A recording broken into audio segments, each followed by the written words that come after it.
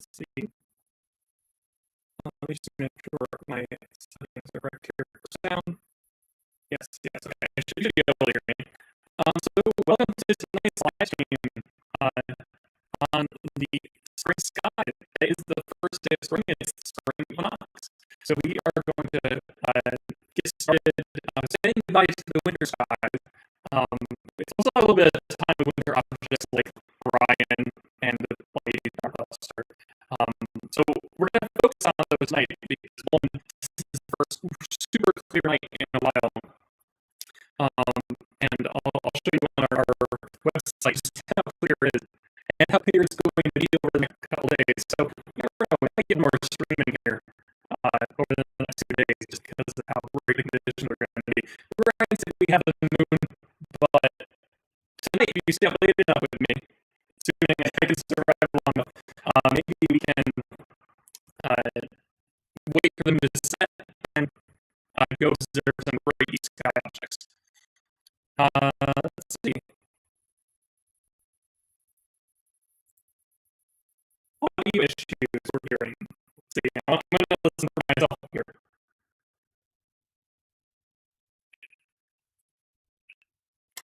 Okay, yeah, it sounds really bad. So let's see if we can rectify that. In 1 moment.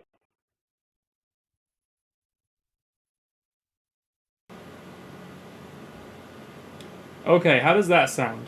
Let me know in the chat if that sounds any better.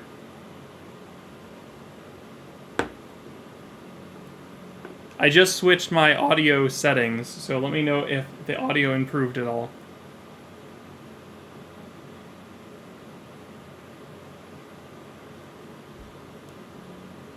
I'll wait for clarification in the chat before we move ahead. This is good? Much better. Okay.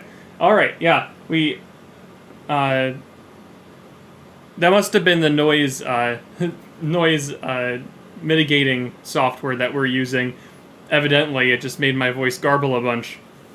So we're not going to use that. We're just going to go straight from the microphone, and that should be a lot better for you. So let's try this again, because I like to cut the videos accordingly, so people later can watch it. I'm going to start the intro again, and then we'll run through this one more time.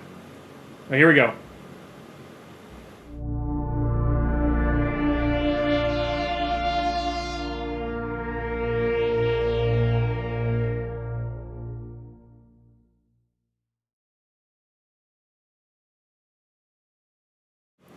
Okay, hello everyone. My name is Jeremy Cartie. I am an educator here at Kopernik Observatory, and tonight I am your live stream astronomer.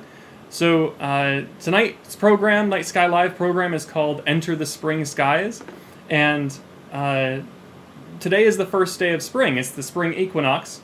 So to celebrate, we're going to say goodbye to winter objects. We still have quite a bit of time with them over the next month and a half. We'll still be able to see Orion and the Pleiades, but they're starting to wane, and we'll have to eventually wait again till the fall or a very late summer if you stay up late enough for those objects to return. So we're going to celebrate those ones.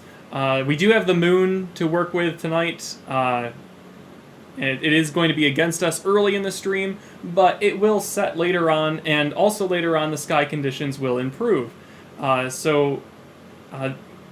Ultimately, that if we stay up late enough, we will be able to see more deep sky stuff. And we can do some deep sky hunting of galaxies, star clusters, and what have you.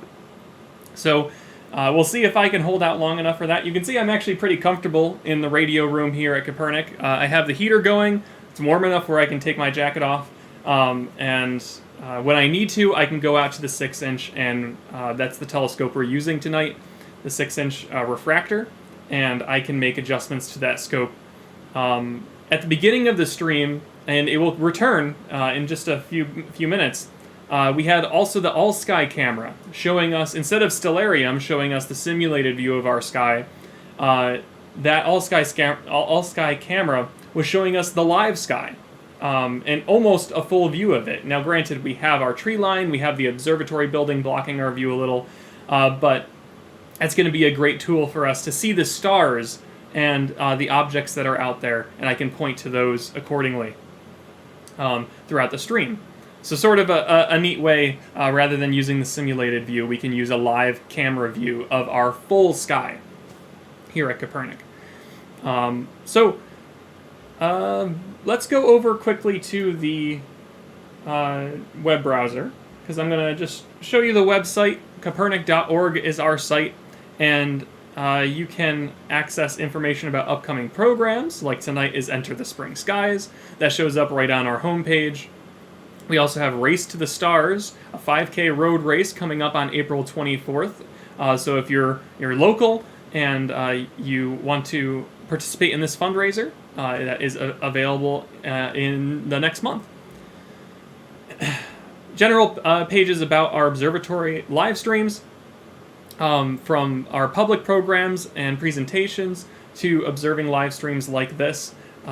These are all sponsored, like you saw in the intro, by Broom Pediatrics, and we're happy to keep these going. You'll see a program posted shortly, next couple days, for Friday's presentation. I won't give it away just yet, but that'll show up here, and we'll also post a live stream link on our site. Scrolling down here, we can go all the way to the clear sky conditions, so the clear sky chart. This will inform you about what the conditions are like here at Kopernik. You can access a similar chart for observatories all around, or dark sky sites all around the globe. This one, though, you see Saturday night, things are looking excellent. Cloud cover, excellent. Transparency, really good. Seeing, really good. Especially as we head later into the night, seeing will improve. And again, tomorrow, oh my gosh, brilliant. And Monday, currently forecast, the current forecast is a little bit worse for seeing, but it's still really impressive. We might have 3 days of observing at Kopernik right in a row, and that's awesome. Now, the problem with that is every night you go on, because it's a waxing moon, you are going to have more and more moonlight to work against. So tonight is our best chance to get some deep sky stuff early on. Over the next 2 nights, if you're observing, you do have to work against the moon as it brightens up and approaches full moon. So be on the lookout for that. Just set your expectations over the next couple days. We have super clear skies, but deep sky objects are going to be a problem for sure as the days go on. So feel free to access this clear sky chart. It will inform you of upcoming weather conditions for the observatory, and that'll be especially useful not just for these virtual streams we're offering you, but when we open up, hopefully in the near future, for in-person observing once again. That'll be a great tool to determine if we're going to have clear skies, and whether or not we'll open up the telescopes.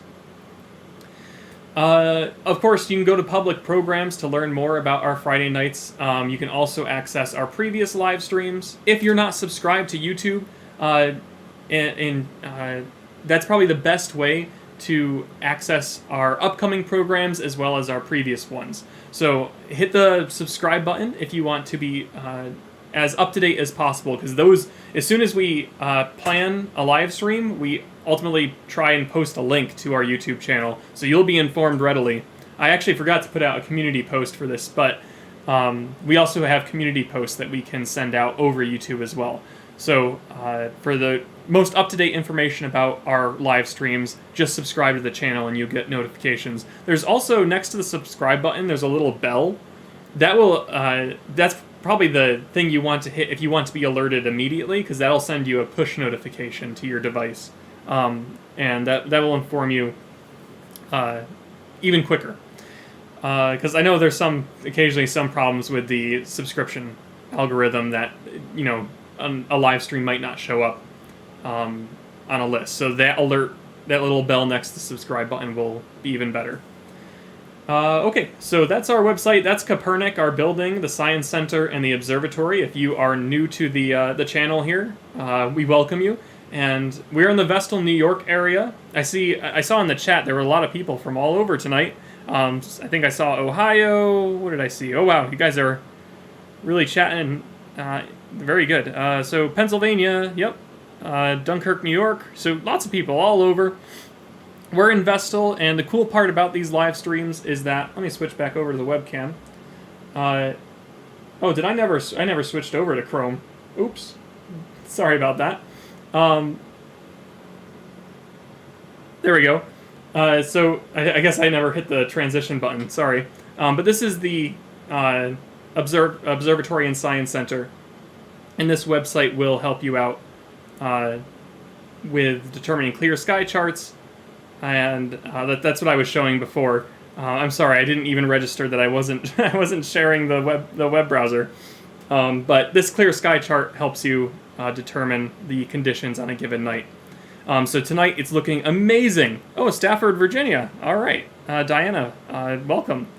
So yeah, the great part about this is that we can share the night sky with people all over the world. And the more observatories that do this, and we're not the first by any means. This is live stream observing has been around for some time. But the more that do this, the more accessible the night sky is to everyone, especially those in cities or in areas with really poor weather conditions or light pollution and so on. It just opens up the opportunity to observe at any given time for anyone across the globe. And also the cool part about it is those in the southern hemisphere can get a chance to see what the northern hemisphere is like. And I'm on the lookout for live streams that are going to that show the southern hemisphere, so that we can view it, and maybe I can get in touch with someone that offers that. So, oh yeah, GH Fear from Sweden. Yeah, very cool. I'm so happy that we can share this with people across the world. Okay, let's bring my webcam view back for just a moment. I just like to say one more time, if you like what we're doing here and want to support Kopernik, of course, hit the subscribe button. That's the best way for you to receive our content and for you to support us. More than that, hit the like button. That shows that you shows your support, but also shows what content you like, so we can better cater to you. The last thing, of course, is that we do have a donation link in the video description, and that is another method of supporting us. We are a nonprofit organization, so those donations help keep the lights on ultimately, and help our educators as well. So we have the donation link in the video description. We also have super chats. So if the chat gets really congested and there's a question you really want to ask, that is a fun way to both support Kopernik and get your question posted right at the top for me to see and announce to the audience. So that dual benefit there on that. Okay, so let's switch over to the observing view. Like I said, we have you'll be able to see me and what the telescopes are seeing. Let's transition here. Okay, so let me explain what we're seeing right now. We have in a big window, largest window, we have a view right from our 6-inch telescope. That is my Sony a7 III hooked up to that system. That's the camera hooked up to the 6-inch refractor telescope. Now this telescope is huge.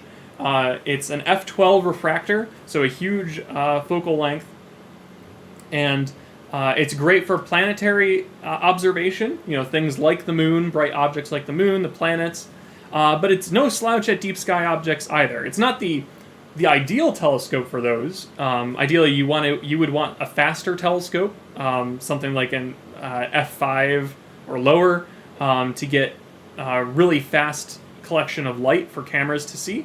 But we'll definitely be able to do quite a bit. Our Orion live stream a couple months ago was through that 6-inch refractor, and we got some great views of the nebula. So it's no slouch when it comes to deep sky. It's probably this telescope we'll stick with tonight. If we do another stream in the future, I'd like to do deep sky objects with the 14-inch reflector. A lot more light collecting ability, and it's a lot faster in terms of light collection. So or f-stop. So let's see, or focal ratio, not f-stop. I was checking the chat here. I always like to check the chat to involve our community in the conversation. If you have any questions during the live stream, please let me know, and I will announce your name, read your question, and I'll do my best to answer it. I don't know. By no means am I an expert in all things night sky related. This is just as much a forum for you to communicate to me and me to communicate to you. So if you want to share something, inform the audience about something, please feel free. It's a open forum to discuss both astronomy but scientific topics in general. Especially as we head later into the night, things begin to become less formal, I guess, and just more. Let's chat. So at the beginning here, we stay relatively formal though. So we try and stay on topic for now, but later on, who knows? So in that big window again, that's the moon. A live view of the moon. I will be able to adjust our settings from right in here.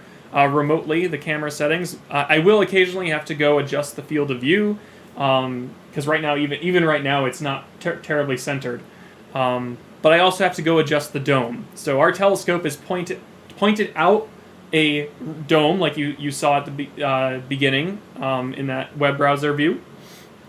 Pointed out a dome, a window of this dome, and the dome is not automated, so it won't move as the telescope tracks the object in the sky, the moon in the sky. It will have to be adjusted. So I will have to go in there and manually flip the switch to move the dome so the telescope isn't pointing into the solid part of the dome, it's pointing out the window. So that's something I'll have to occasionally do. If we want to change magnification, I will have to go in there for that. Or if we want to change objects, of course, I will have to go in there as well. So occasionally I'll switch to a transition view where we're just focused on the all-sky camera while I make adjustments to the 6-inch telescope. Jason, let's see. Let me make sure I read this right here. Jason Deli Carpini, is that a live look of the moon? And he also says, I also love the streams. Well, thank you, Jason. And yes, it is in fact a live view from our 6-inch refractor telescope of the moon. So we are nearly a first quarter moon. I think technically the first quarter is tomorrow. You can see it's not a perfect half moon. It's not straight. The terminator is not straight down. It sort of has a curvature to it. So it's still a light crescent there. And so tomorrow is the real first quarter, but effectively this is a first quarter moon. And we're seeing some really nice shadowed craters along the terminator there. This is when you're dealing with a crescent moon like this, or not a full moon ultimately. That's one of the better times to observe because you get really nice details along that terminator. The terminator is where the light of the moon meets the dark, and all spherical objects in the solar system have that terminator. The Earth has a terminator, and the moon does in this case as well. So you can imagine the sunlight is hitting from what looks like in the image here, the right side, and if you could position yourself where you're looking face on, sort of face on to where you get a full moon, where the sunlight is hitting. The half of the moon is always lit at a given time. It's just we can't see that right now. Now eventually all the sun's light will be hitting the side that faces us, and that's when we get a full moon. So in the next week and a half, we'll get a full moon there. Actually, it should be just since it's first quarter, it should be 1 week until the full moon.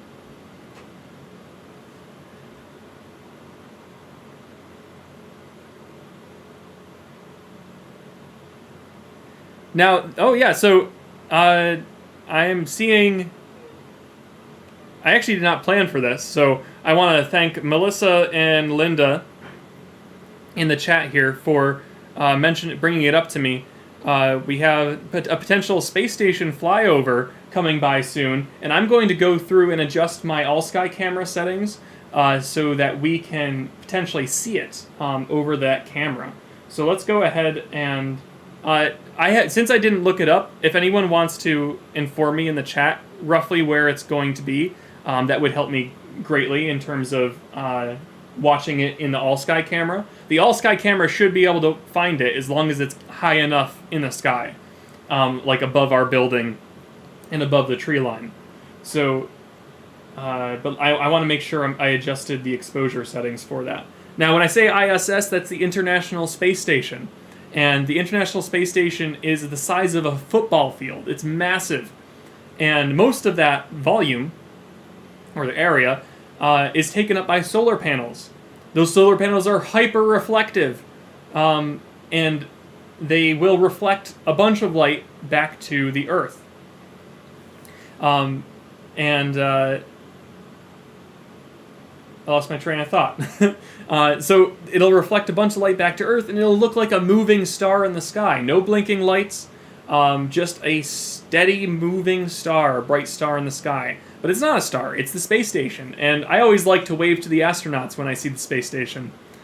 So if you spot it tonight, if you have clear skies where you are, make sure you go wave to the astronauts that are aboard. So let's go through and make sure our settings are correct. The all-sky camera is going to get a little bit crazy in the window there, but just bear with me while I adjust the settings.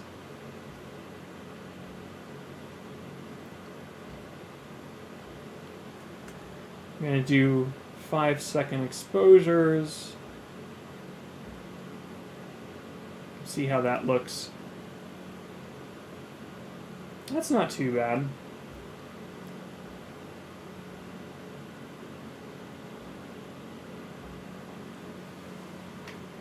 We still have that really bright light. I'll have to go out and maybe see if I can minimize that. I forgot about that from the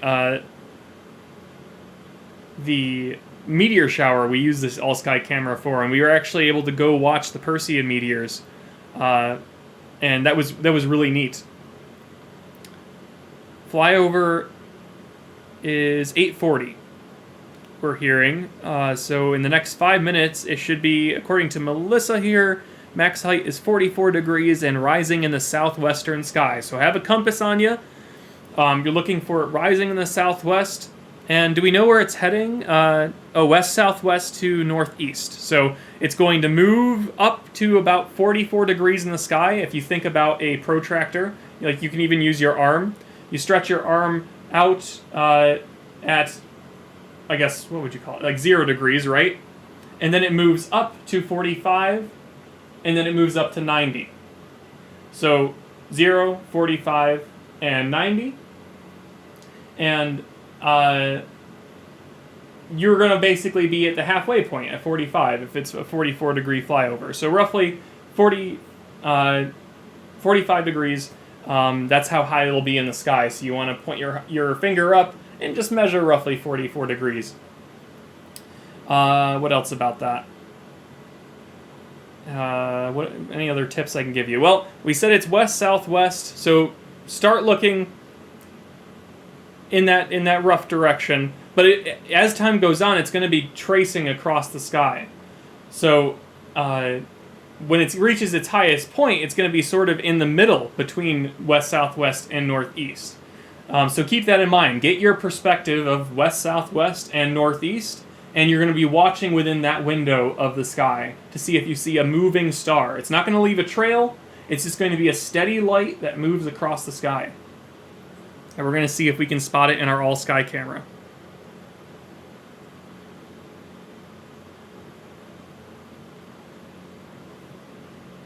I do have a better full-screen view of the all-sky camera that I'll switch to in just a moment. And those that see it, let me know in the chat if you spotted it.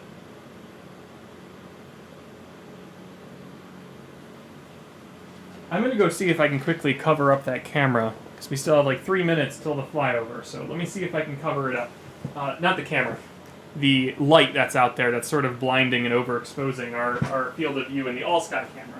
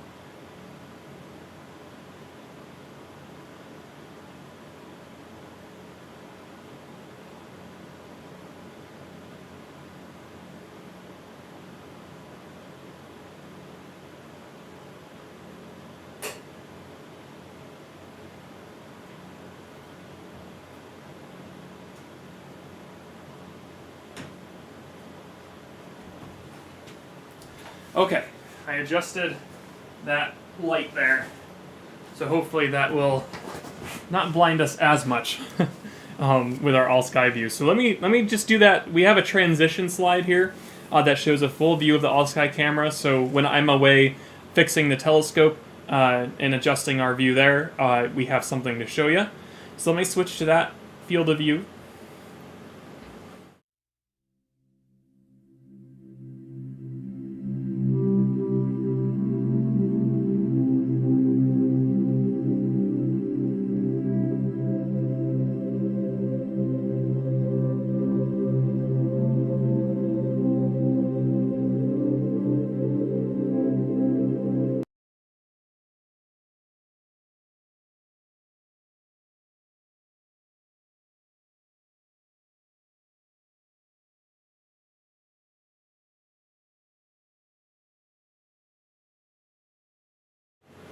There we go, now you can hear me. So let's just be on the lookout. Let's see. Trying to get my bearings here. So the moon is obviously... Oh wait, yep. There it is, I think. Is it time? 41, yeah.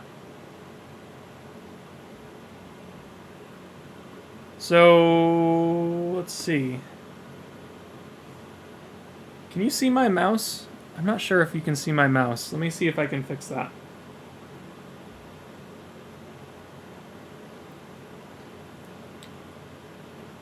I think it's just about to rise or head towards the leftmost dome in the image there.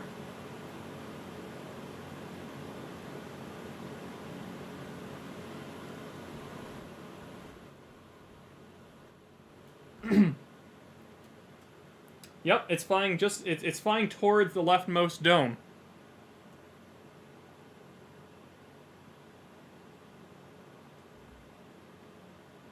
Yes, it should show my cursor. Okay.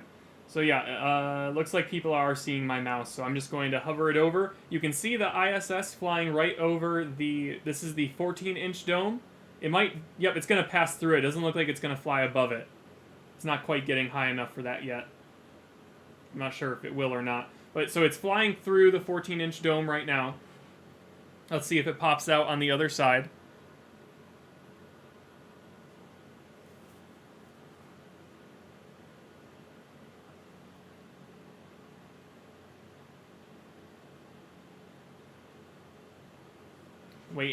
Waiting for it to clear the other side of the dome. Right now we're looking at the 14-inch dome here.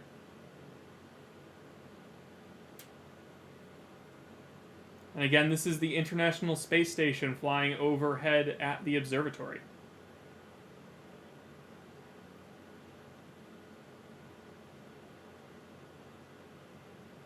There it is, yep. It passed through the 14-inch. Wow, how cool, huh? So you're seeing it as a bright streak there instead of a single point of light because we're doing 5-second exposures. So that's worth mentioning here. You would see it with your eye as a bright star. Yeah, this is really cool. We haven't had the chance to see the space station fly overhead here during one of our live streams, so this is exciting. Brand new opportunity. It looks like there's another satellite or plane, hard to say at this resolution, but there's another streak. It looks like it is a plane flying overhead here. So you can see the difference between the two. This has staggered points of light. This is a steady point of light. Looks like it's just about to pass through our building, and that will be the end of our view of the ISS over the stream. But perhaps you can still see it where you are. So that was awesome. We got the chance to see the ISS here at Kopernik over this live stream. So first time for everything, and hopefully we'll get a shot of that again someday. One thing we really want to try out is imaging a transit of it passing over the moon or passing over the sun. That's tricky to get because the timing has to be perfect, and you also have to be at the right location. So we might have to do some traveling to make that work. It's hard to say. I haven't looked recently at the websites to look that up. I think it's ISS Transit is a website that you can go to, or at least if you searched for that, you'd be able to find a website that would offer those upcoming transits where you are located. Yeah, you can still see this plane flying overhead here. Well, while we're on this view, let's see what we can point out. Again, the moon is really blowing out some of the shot here, but it's nice because there's not a lot of haze in the sky tonight, so even though the moon is out and it's nice and bright, it's not blowing out a ton of the stars in the surrounding area, which is really nice. Well, we can point out some constellations while we're focused on this full view screen here. This is the moon, of course, this bright one. And down here we have Orion. So here's the shoulders of Orion. Down here are the start of the legs of Orion. Here's Orion's belt, the 3 stars right in a row. I believe this would be Betelgeuse then. This shoulder is Betelgeuse, the really bright super red supergiant star on the verge of going supernova. And right here is where we'd find the Orion Nebula in this region. So that's one of our targets for tonight. What else do we have? Over here is Taurus the Bull. This V shape of stars is Taurus the Bull. And over here, next to Taurus, is the Pleiades star cluster. You can just about make out that that's just a small group of stars in the sky. That actually should show up, I think, pretty well on your end. Yeah, not too bad. You should be able to see that that's just a small group of stars there. It's 7 bright stars, but there's even more in that cluster. It's just, to your eye, it looks like you can count about 7.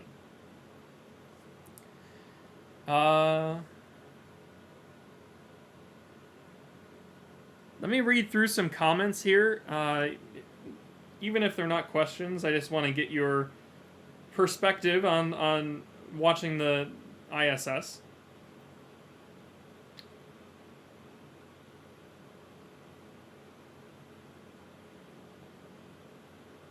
Stacy says we see it and caught a meteor too. Awesome. That's a great combo. So for those that are looking for meteors, it's not necessarily a particular meteor shower tonight, I don't think, but meteors will be streaks across the sky.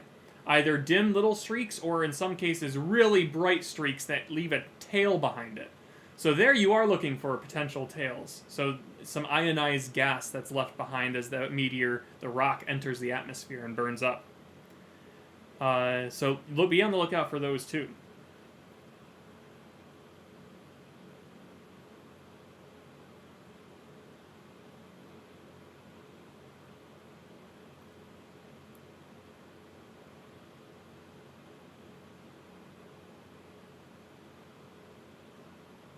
I can relate to that. Jcash says, wandering around the backyard with a laptop is a real trip. Yeah, sometimes like last stream, I'm hoping I don't have to do it tonight, because I'm hooked up to way too many things. I don't think I'll have to do it. So you won't get a trip into the dome tonight, but our previous live stream, I was bringing the laptop with me, and we were going in to make adjustments. I don't think I can manage that tonight, but I agree. When you're bringing your laptop around trying to either find objects in the sky or do some observing or what have you, yeah, it can be interesting. Brenda says, I assume gone. Yep, the ISS has now moved below the horizon, but also mentions it's so clear out, and yeah, it's an awesome night. I can't believe. I just wish the moon wasn't there, because it's been so long since we've had a clear sky like this, and that's why I'm leaning towards staying up later tonight. And if you're willing, you can either tune in tomorrow or stay tuned with me, and we'll do some deep sky observing after midnight, because that's when the moon will set.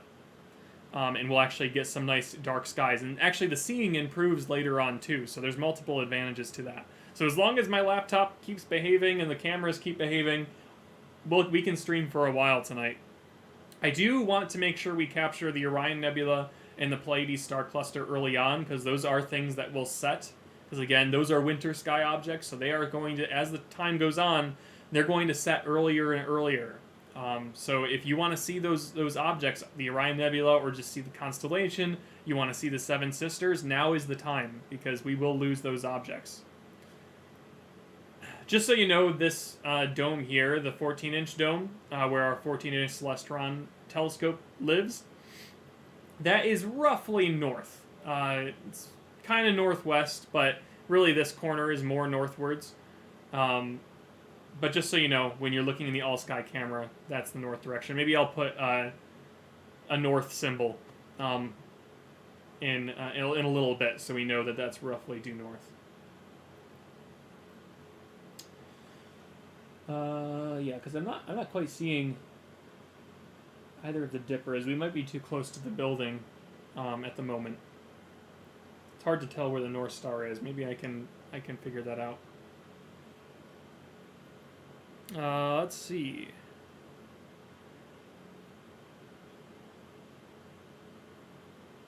Brenda says, I live on a second floor, was able to see it from the front balcony, then ran to the back balcony to see it till it disappeared. That's neat. So you have your balconies were facing in just the right direction for you to see it start and see it end.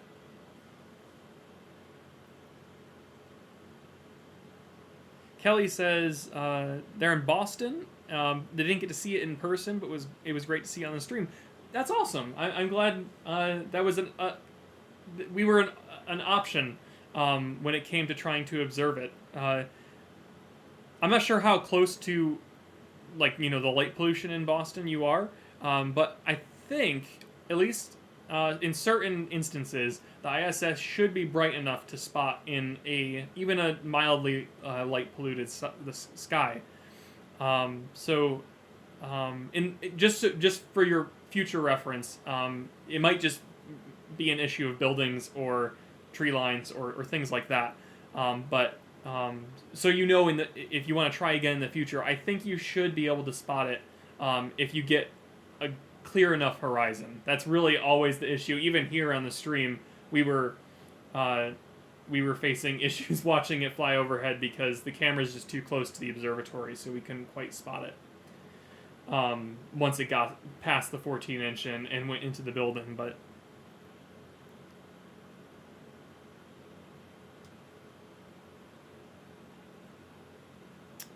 All right, let me switch back over to our lunar view. Actually, before I do that, let me go make my adjustment to both the dome and the camera to make sure we're nice and centered, so we can do like maybe 15 more minutes of lunar viewing, and then we will switch on over to either the Orion Nebula or the star cluster. Put in the chat what you want to see next. If you want to see the Orion Nebula, we'll go there. Or if you want to see the Pleiades open star cluster, we'll try that out. So let me know.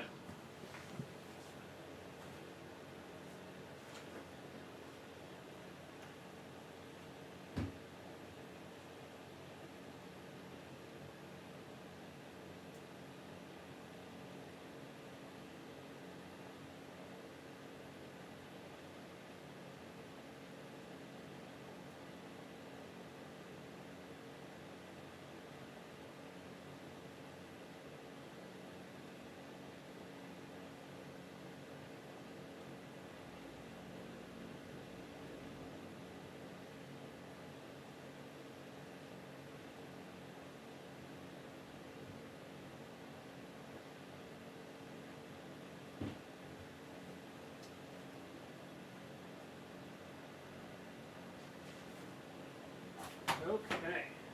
Oops. So many cords around, I gotta be very careful that I do not trip. Alright. So let's switch on over to our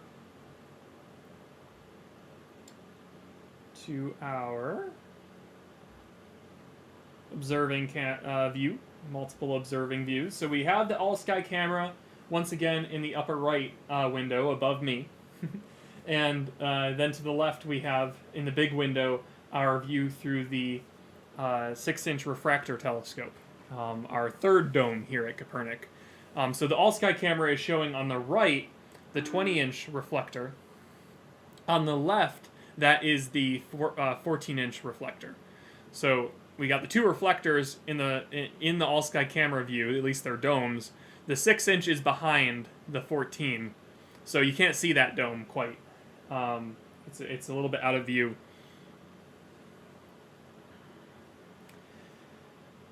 So, as you see there at the title, where this is called Enter the Spring Skies, if there's anyone new watching, new to the stream tonight, today is the first day of spring. It's the Spring Equinox, so we're saying goodbye to winter objects, and we're saying hello to spring and eventually summer objects. Including the Milky Way. I cannot wait for the core of the Milky Way galaxy to return. I'm so excited to get back to doing some really fun imaging. I got my camera, the one that we're looking at the moon with right now. That camera towards the later summer. So while I still had some time to mess with the core of our galaxy, and I didn't have as much time to mess around with that as I could have if I started earlier in the summer. So I'm excited to get some more detailed views of the Milky Way galaxy. The summer is the best time to view that structure. Right now we're sort of pointed. We can still see part of the Milky Way, but because we're on one of the more outer-ish arms, on this side we're looking out of our galaxy, and because of that you don't get that nice bright band, you get a dim band, so it's harder to pick up. The core is amazing to look at.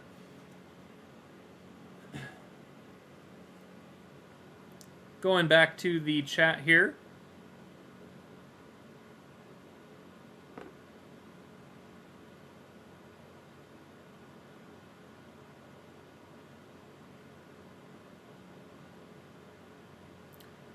Oh wow, I missed a little bit here. Stacy says, I just love how much we all love the sky and the things we do to catch a glimpse of something. No laptops or humans were hard. Yeah. So, yeah, that's what's awesome about this community that we've built together. Is we're all getting to share in this experience, both where you are, where I am here at Kopernik, and we get to make comparisons and discuss what we're seeing, and I think it's a great community we have going.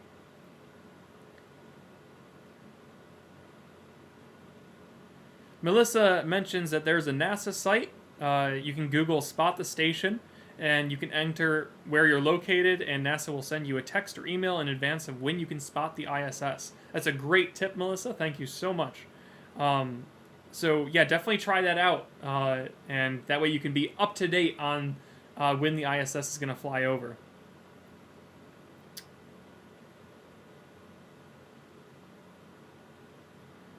I might not pronounce this name correctly, but R. Tricello says, I'd like to see the Seven Sisters. I see more Seven Sisters.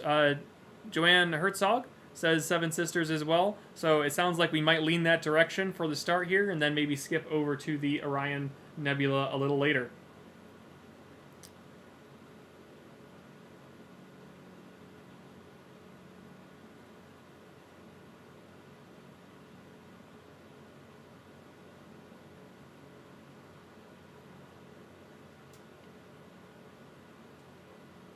J Cash says last night was an even better view. It looks like higher in the sky. I think we might have.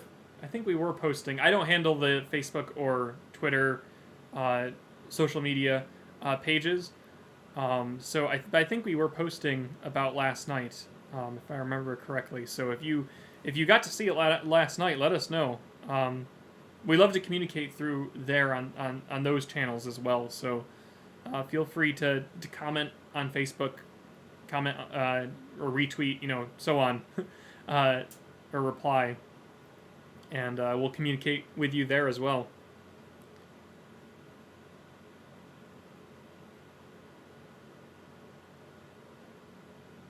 Oh, good, Kelly. I'm glad you got to see it last night. Yeah, it sounds like, from what I'm reading in the comments here, it sounds like it was a lower flyover tonight. So that would make sense why you didn't catch it, because maybe the houses and trees were in your way.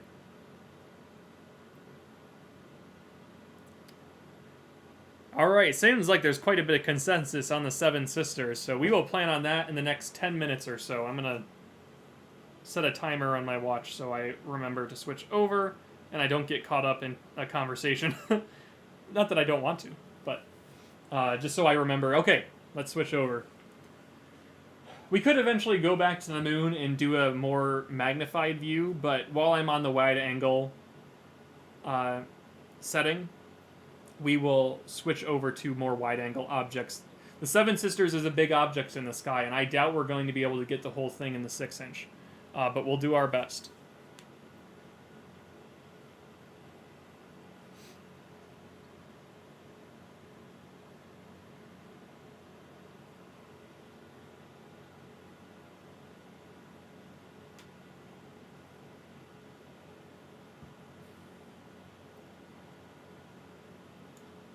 Let me see if I can just mark north with the all-sky camera so we know what direction we're looking. I want to make sure I have my bearings correct on that, though, first. So if we're looking at the moon, there's the moon, there's Orion. Moon is western sky. That makes sense.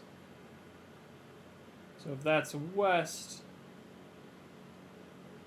then yeah, just about that corner is north. So we're going to mark that corner north so we know which way north is.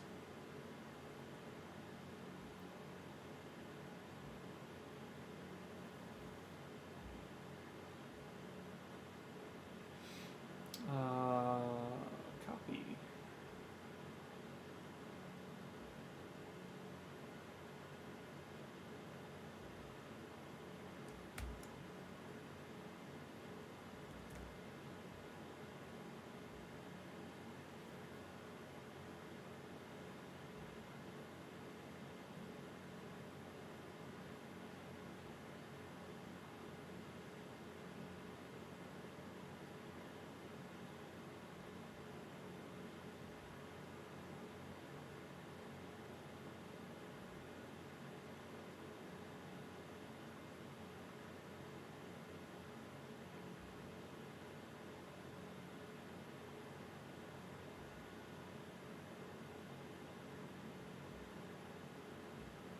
All right, now we have a little bit of a coordinate to go by. I'm going to do the same thing for the transition screen here.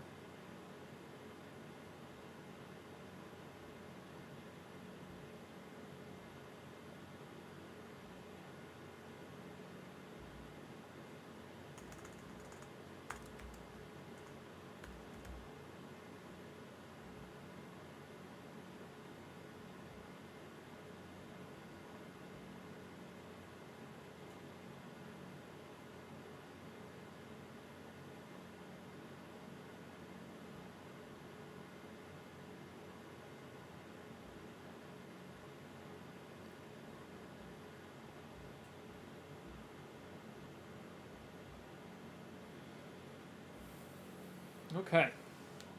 We'll spend a little bit more time with the moon. Why don't I do some adjustments to the picture, though, and see if we can... It looks like it's a little bit dim right now, so I should adjust the shutter speed. Brighten it up a little bit there. Yeah, there we go. That's improving a little bit. Don't really need to do too much with the ISO. The ISO is the sensitivity of the sensor to light. And the more sensitive it is, the more noise you end up getting. So I don't really want to bring that up very much. We'll minimize ISO because we have plenty to work with shutter speed. There's plenty of light coming off the moon, so you really don't have to worry about ISO too much. You can keep that nice and low and just focus on how long the sensor is being exposed to light every update. That's looking pretty nice.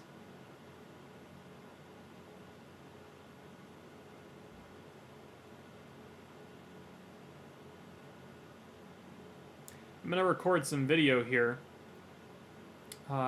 because we might be able to get some image stacking later on. And we can post that to our Facebook page or maybe do another video on it of the results of tonight once I've gone through and processed the image through stacking, through Photoshop, and so on to get the most detail out of the image and focus on the details I want to look at. If we want to talk about the moon here for a second, we can do that. So let me bring my chat log back up here so I can listen to you as well. So the moon, while we, as astronomers like to joke, it gets in our way with deep sky objects and the like. That's true, but it's also, our nearest celestial neighbor. And you get, it's very dynamic too in terms of the way it's lit. So that opens up a lot of opportunity for photography because on a given night, the moon will look completely different compared to a previous night. So tonight we are at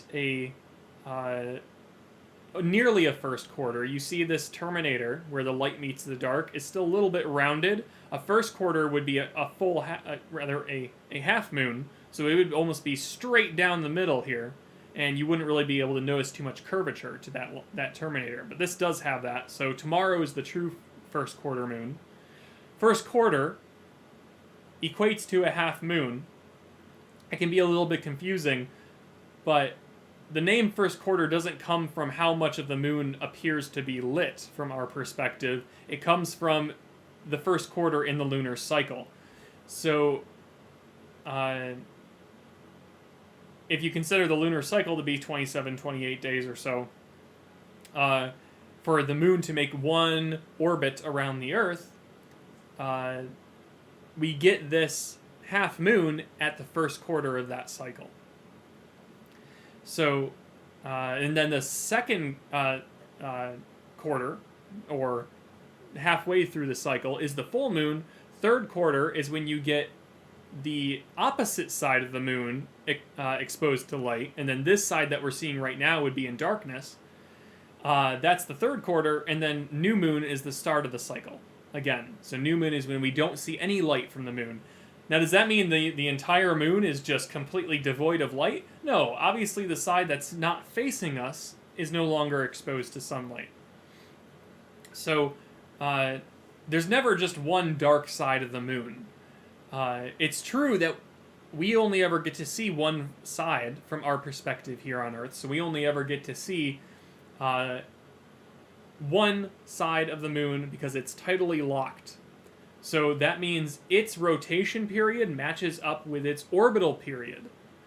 And that means as it orbits around the Earth, it also rotates at a similar rate, and that is what gives us the one side of the moon. It will never orbit in such a way to show us the other side, or rather, it'll never rotate in such a way to show us the other side. We only ever get to see the one side of the moon. Now, doesn't mean we don't know what's on the other side. We've sent satellites there. The Apollo missions flew in orbit around the other side of the moon to see what that other side looked like. We have complete maps of the opposite side of the moon. So the neat part about our side is that we get a lot more mare, or seas, these darker regions on the moon. These are cooled plains of ancient lava, and a lot of them are still untouched by craters, or no impacts happened at those zones, or at least not many large ones. Now that's not to say that won't change. The moon does still get hit by meteors from time to time, but for the most part, it's what we see on the moon has been that way for many years, centuries, thousands of years. A lot of these craters happened when the solar system was a little bit more dynamic, in that you had a lot more impacts happening.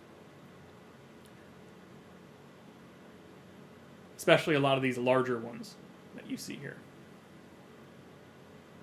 So those are the two main features of the moon. You have the dark patches, which are the seas, and you have the cratered areas, and those craters came from impacts. The moon does not have an atmosphere. It is a vacuum when you're at the surface, just like space.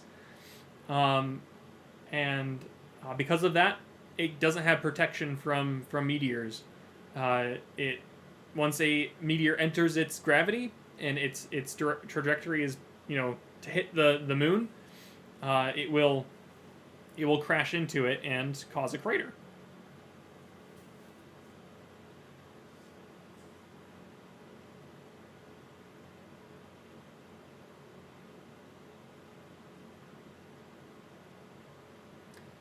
Let's see, check the chat here. My buzzer just went off on my watch, so that does mean we are going to switch over to the Seven Sisters star cluster in just a couple moments. Before I go out to the 6-inch telescope, I am going to check in with the chat here. Brenda asks, so these Seven Sisters are visible without a telescope or no?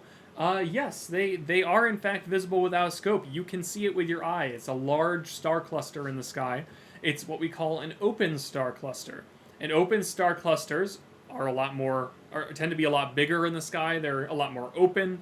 The stars are further apart as compared to globular star clusters. Globular star clusters are ancient stars that have grouped into almost a mini galaxy. You can have groups of 500,000 stars in these globular star clusters, whereas you can count the number of stars easily in an open star cluster like the Seven Sisters. It's in the tens, and these are brand new stars versus ancient stars.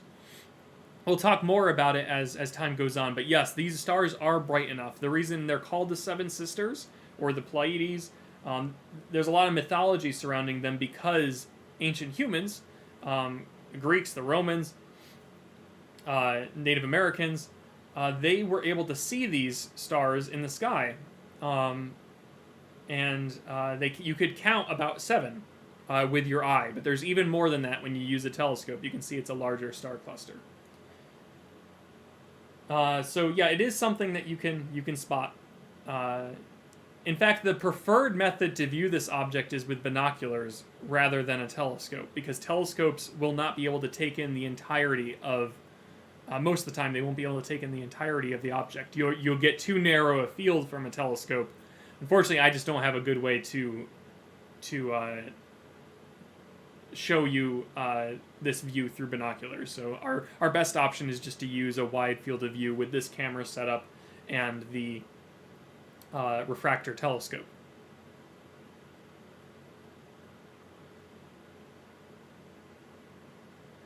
Take one last look at the chat here before I move on.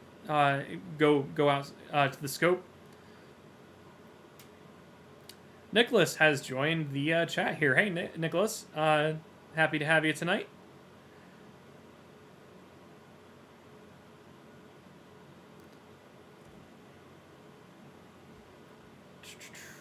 So I had a question about the moon. So before I move on, I wish I could say I've memorized all the features of the moon, but I really haven't. So I'm going to use my lunar map. So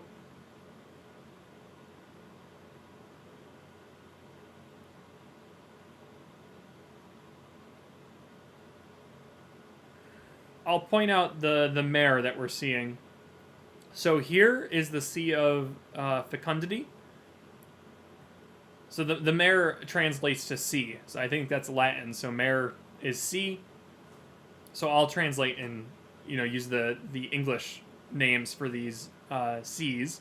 Sea being just a ancient cooled lava lake. That's all it means by these darker regions. This is the Sea of Crises right here. And this is just about accurate in terms of how the moon is positioned in the sky. It's a little bit rotated, but it's not flipped or anything. This is pretty accurate. This here is the Sea of Tranquility. That's one of the biggest seas on the moon. And this is the Sea of Serenity. And if we can talk about craters, this part's a little bit trickier, but I can do my best. Before we move on,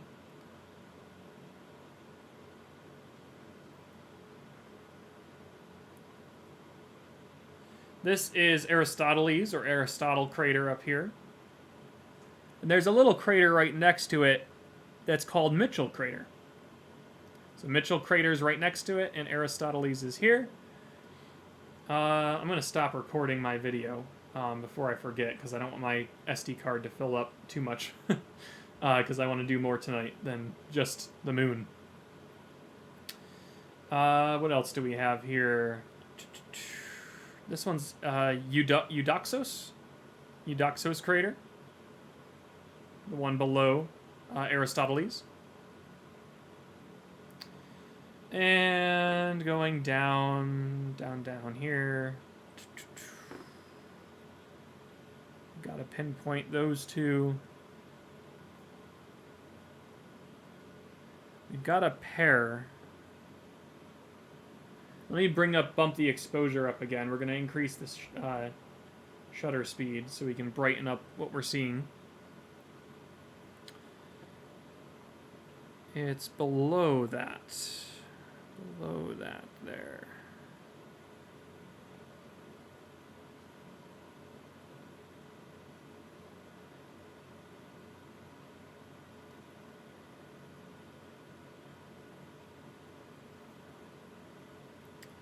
We have, this one is, that's an interesting one, Albedogenous?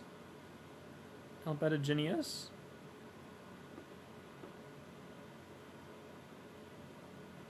Oh no, this is Albedogenous. This is Hipparchus.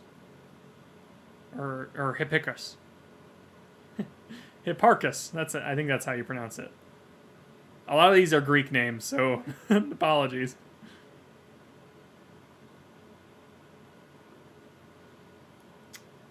This one is Proclus right here. It's a little bit overexposed. I remember that one, but that one's one of my favorites because it's like a tri-star like crater next to the Sea of Crises. Yeah, that one's Proclus. You can see part of the tri-star effect. One point goes here, one point goes there, and one point goes there. And then the crater's right in the middle. Those lines were formed, those points of the star were formed by ejecta. And ejecta occurs when you have a really significant impact and material from the moon actually flies off from that impact. And that's a really interesting pattern. You get different patterns across craters, no matter what the object. But that one's really, really cool. Tycho on the moon, which we can't see right now, is one of the largest impact zones, and you really get some really nice ejecta from that impact. So you see it stretching across the moon for miles and miles and miles. This one does as well. This one is quite a few miles. Okay, so that's touring around the moon. We can come back to the moon, of course. Let's switch over to the Pleiades star cluster. Now, I haven't imaged the Pleiades in a while, especially not with this camera system. So I'm not exactly sure what to expect as we get higher exposures. So if we did like a 20, 30 second exposure, it's possible we might see some nebulosity. And we can talk more about what that is when I return. But if you want to do a quick search, feel free to look that up, because that's might be what we end up seeing in addition to the star cluster itself.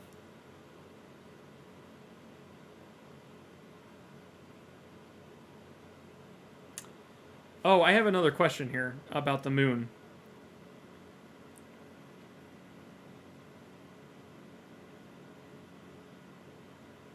GH Fear is asking, anyone know how often we see new large craters appear on the moon? I don't know the rate, to be honest. It hasn't happened in recent memory, from at least on the side that's facing us. We've had some minor impacts, and I think we can see the craters from those. But I don't think we've had any significant large impact zones that I know of. But if anyone else knows otherwise, then please share, because I would like to hear about it. Nicholas asks, is the American flag still on the moon? Yes, it is. It is still flying on the moon. There's no reason it shouldn't, or it should have fallen over. They worked it into the lunar surface pretty well, so it should still be standing. And because there's no erosion to worry about, there's no you do have sunlight, and that's one thing I don't remember, is if the pigmentation could be affected by ultraviolet rays. That's very possible that's the case, in which case it would have been bleached. So it might not look much like an American flag anymore, but otherwise it's still standing, and the footprints from the lunar missions are still there, the Apollo missions.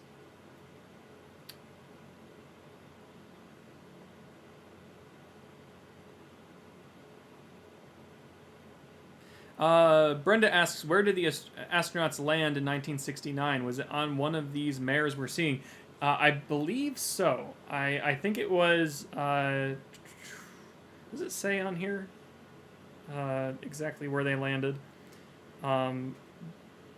Because those are flatter, smoother regions on the moon, so they are ideal locations. You don't want to land in an area that's too rough. Just like with the Perseverance rover, it had to find a nice... gentle spot to land. Yeah, there we go. Here's Apollo. So they landed all over. Apollo 11 was in the Sea of Tranquility. Actually, they were all sort of...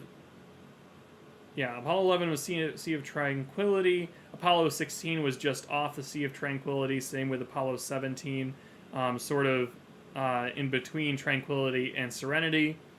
Apollo 15 was on the western side of Serenity. So this is... I'll show you where Apollo 11, since that was the first one. Apollo 11 was right in here. So that's where you would find the footprints of Neil Armstrong, where you would find the flag, and same with the other missions. Those ones have flags and footprints, of course, as well.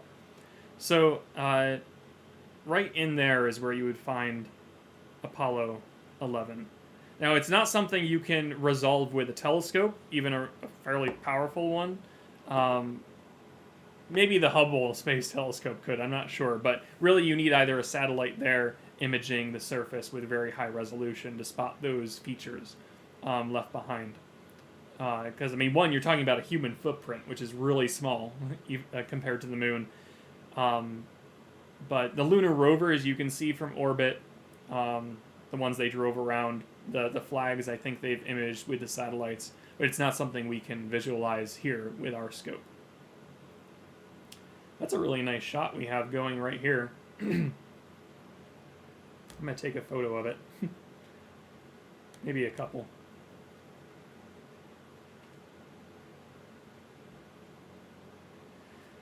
And I took a recording. Let's take one last recording. I'm going to just do it for one more minute. I know I said 10 minutes for the Seven Sisters, but we got caught up on the moon here, which that's how these streams go. I like to listen to you and hear what you have to say.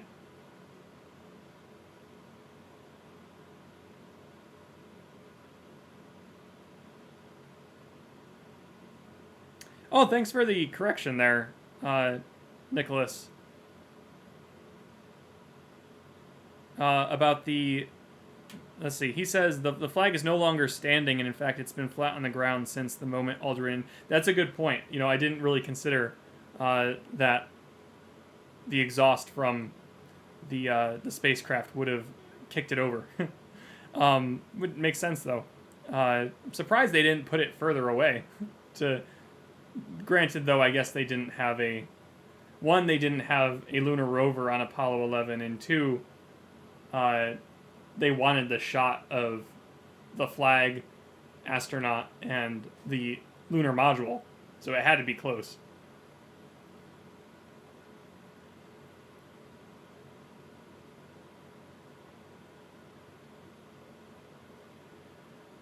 Are the other flags from Apollo missions still standing? Again, that's another question we'd have to assess on a case-by-case basis, because I don't know where they put them exactly. So if they put them far enough away from the lunar lander rather, they could potentially still be standing, but with the exhaust and those plumes, that is an issue.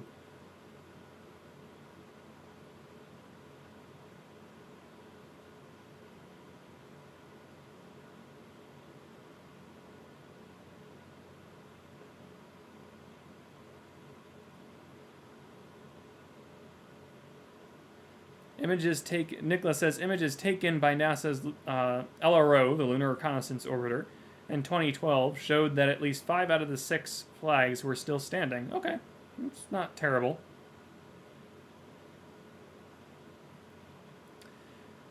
Oliver says, I hope we can put more footprints on the moon soon. I hope so too, and that is in the works for NASA with the Artemis program. Part of the Artemis program is also to send the first woman to the moon, in addition to just humans in general. So I think one of the astronauts in the running is a local astronaut, Jeanette Epps, from Syracuse, New York. So we will keep our fingers crossed on that and watch her career with great interest.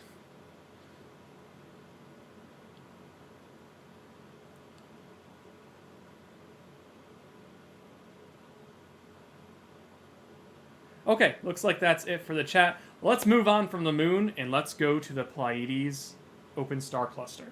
It has many names, Seven Sisters, Pleiades. Different cultures have different names for it. It's a bright feature. So I'm going to switch to the all sky camera view, giving us a full view of our sky up here at Kopernik. You're seeing that up in the right-hand window, but I'm going to expand that out. That will be our transition screen for tonight while I move the telescope accordingly. Let's go do that.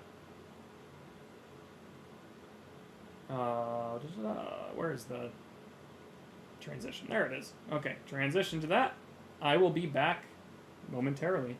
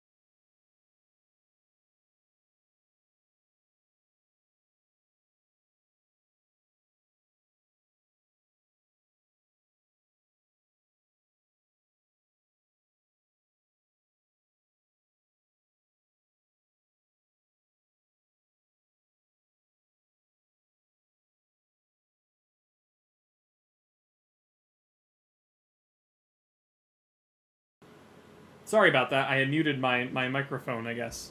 Or it had muted it for me. You just never know what's going to happen in these streams, I guess. But anyways, so this is an open star cluster. This is part of the Pleiades open star cluster. This is the Seven Sisters. And I got lost in my thought. I was already in one spot and I had to reverse. So the open star cluster of Pleiades is after a nebulous region of space. So you think about the Orion Nebula. Sorry, I caught this comment. G.H. Beer says, he's so expressive with his hands that I can hear what he's saying even without sound. That is humorous. I enjoy that. Thank you. So, yeah, the Orion Nebula is a stellar factory. That's when you have stars forming. The concentration of hydrogen and helium in that region is so dense, especially hydrogen, that it condenses down, and once you get these particles of hydrogen moving fast enough, they basically curb atomic forces, opposing atomic forces at play, and they actually collide. And when hydrogen hits into another hydrogen, you get a fusion process, the process of nuclear fusion, which is incredibly high energy. And that process produces a star once you have it in a condensed enough area of space, with enough of that material. And that's what's happening in the Orion Nebula. Like I say, it's a stellar factory. This is after that. This is when the density of gas has gone down due to stellar formation, and now you have all these newborn stars spreading out into space and forming their own solar systems. It's a really nice thought, isn't it? So these are effectively baby stars, and they're or really, I guess the more astute analogy is like, stars moving away from home or something like that. Because, the baby stars are the stellar factory, and these ones are all spreading out, forming their own solar systems now. And that's what we're seeing here. We're seeing a bunch of young stars moving out and spreading out into space. And these are in the Milky Way. I want to emphasize that point. These objects are within the Milky Way galaxy. We have not moved outside of that just yet. So I'm going to take some pictures of the Pleiades here. I'm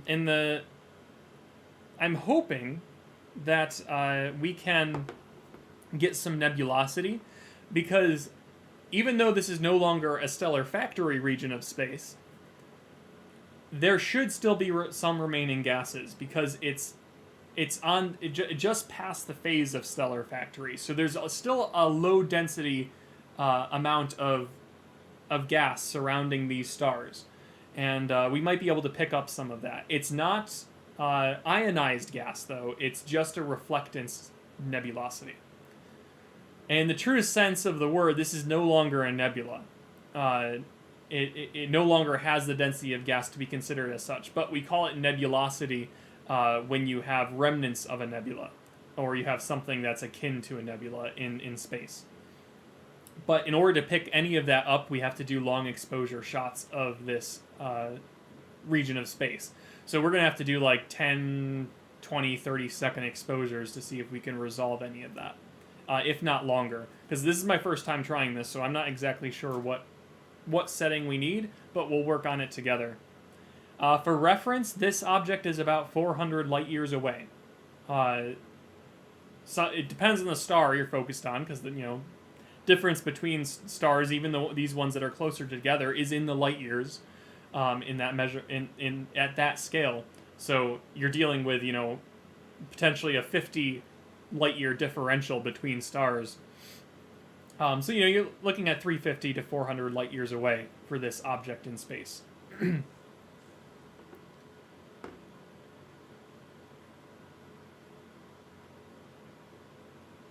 Oh, here's Oliver asked how many light years away are the Seven Sisters. So yeah, this one is about 350 to 400, depending on what star you're looking at.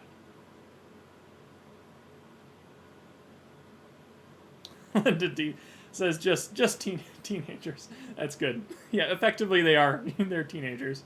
They want to be on their own, right? They want to spread out. They're rebelling from their parent nebula. Okay, so I want to quickly. I don't have this view here, but I want to make sure I duplicate.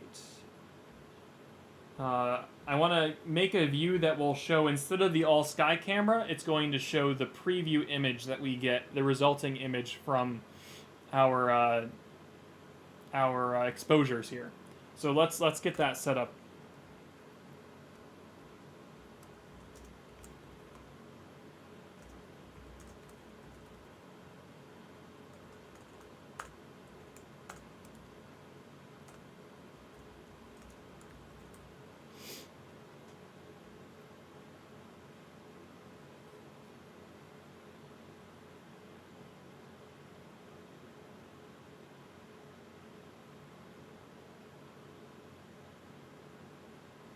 Actually, I should edit this text here too, while I'm thinking about it.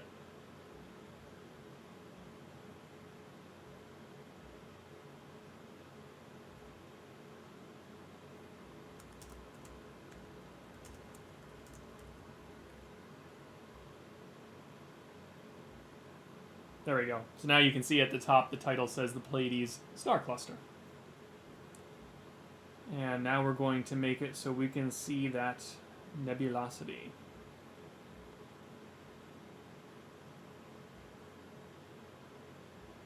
Hopefully, by doing long exposure shots.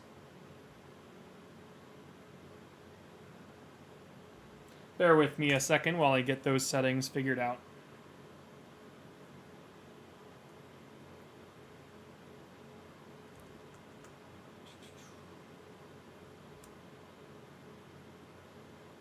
Uh-oh. That's not what I wanted to do. Go back to this view. Oh, it got rid of that. I know why it got rid of that. Let's see. How do I want to fix that?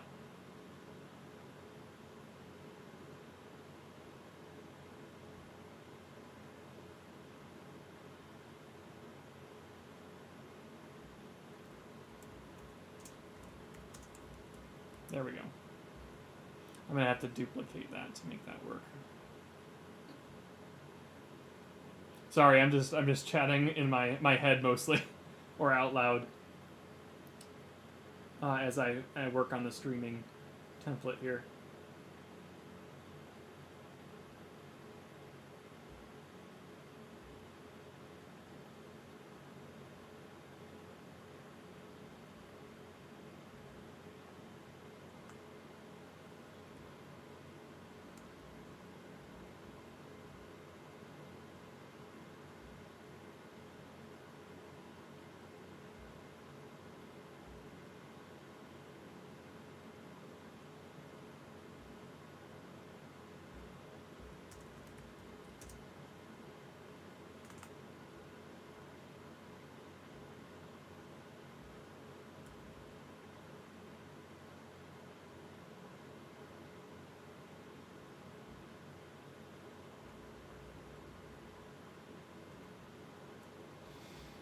Okay.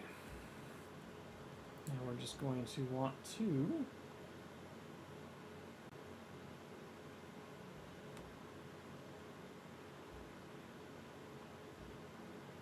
switch over to the preview window.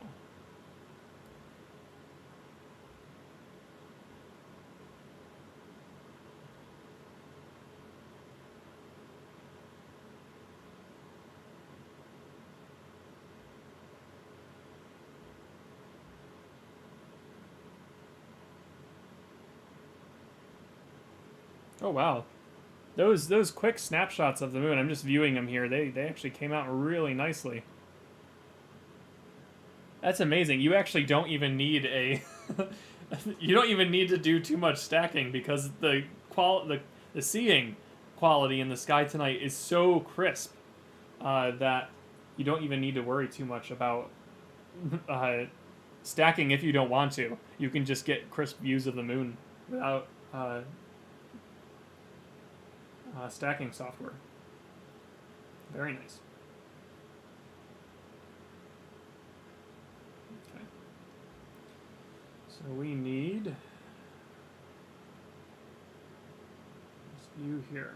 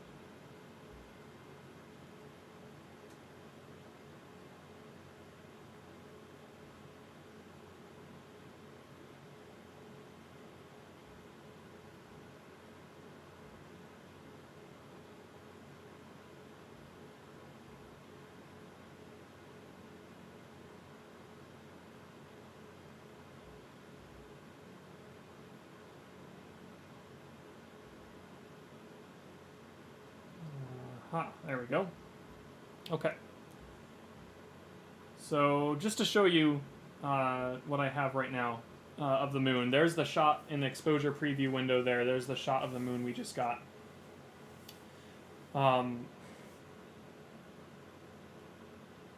And that was just one frame, one exposure. So now what we'll be able to do is take pictures of Pleiades, and it will show up in that exposure preview. It's just a small thumbnail, I know. Maybe we can switch the, switch the preview to the bigger window. But I think I'd like to do a brief video showing you the results another time.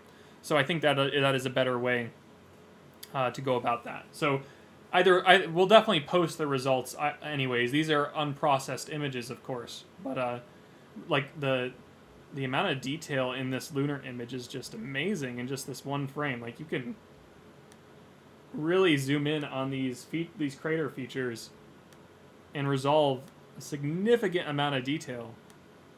And like there's like barely any noise, if at all, because I had the ISO so low, and like there's no it's like significant atmospheric disturbance, because again, the seeing it in the transparency is really nice tonight. So this is incredible. Like I'm glad I got those videos, because we'll do a really nice processed. Look at the texture on those mountain ranges there. That's just phenomenal. It is a terrific night tonight. This is a great way to sort of set your expectations on a given evening. Test out with the moon. This is a good, I guess, good purpose for the moon, because the resolution you can identify these mountain ranges at, and the texture across the moon is a great indicator for how nice the skies are. Again, especially just going by one frame, not even doing any processing on the image. This is really nice. Like, you're seeing craters that are like 2 miles across in this field of view.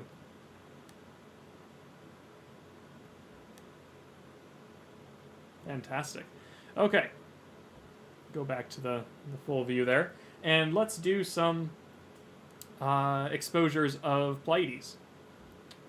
All right, so we're just going to start with a 10-second exposure and see if we can get any nebulosity.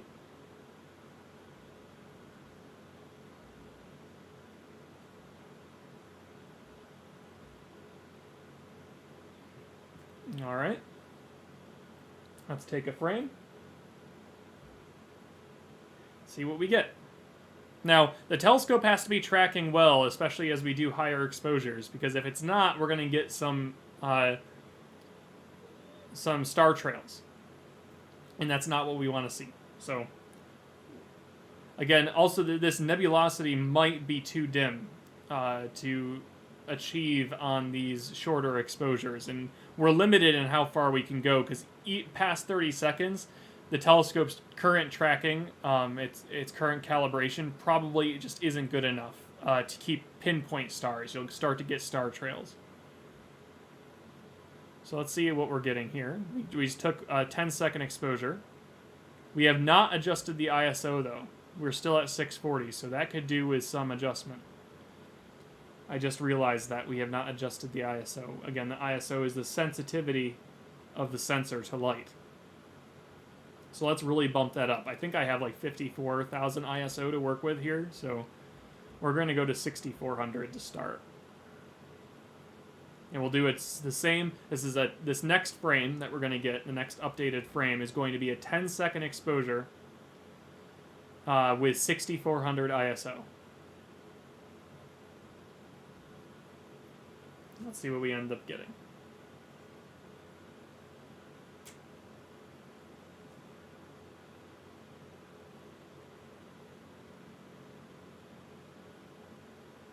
I don't think I hit the camera. There we go.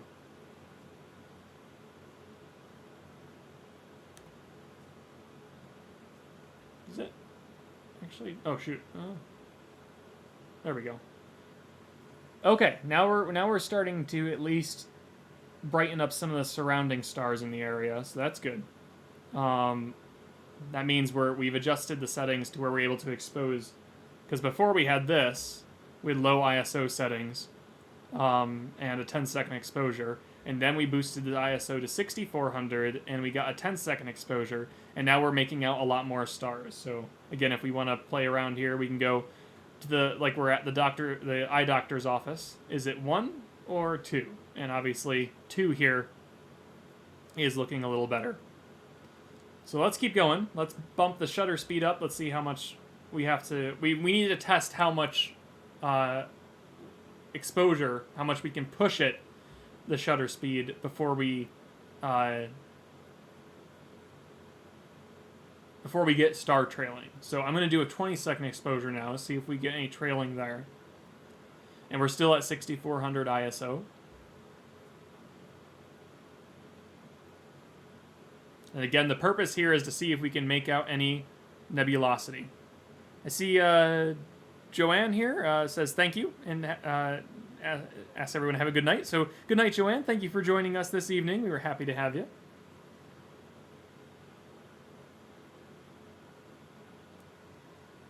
All right, let's see what we got on this one. This is it doesn't look like we got any star trailing, so that's a good sign. Maybe we can push it to 30 seconds. There's a little bit. There is a little bit of trailing.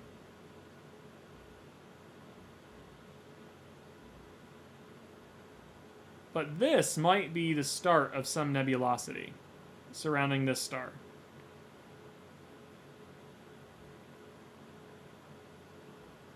You can see how it's a little bit... It's hard to say if that's just like a lens effect on the refractor, some chromatic aberration, or if that's the start of some nebulosity, but why don't we keep pushing it?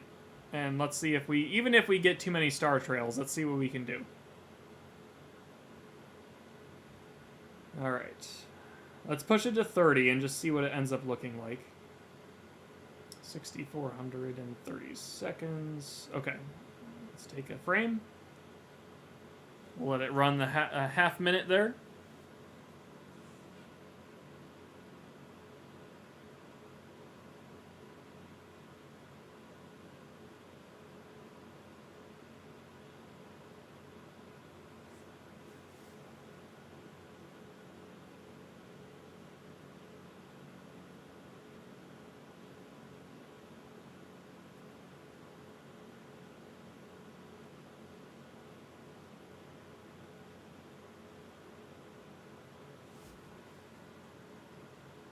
Oh yeah, we're getting some significant star trails there.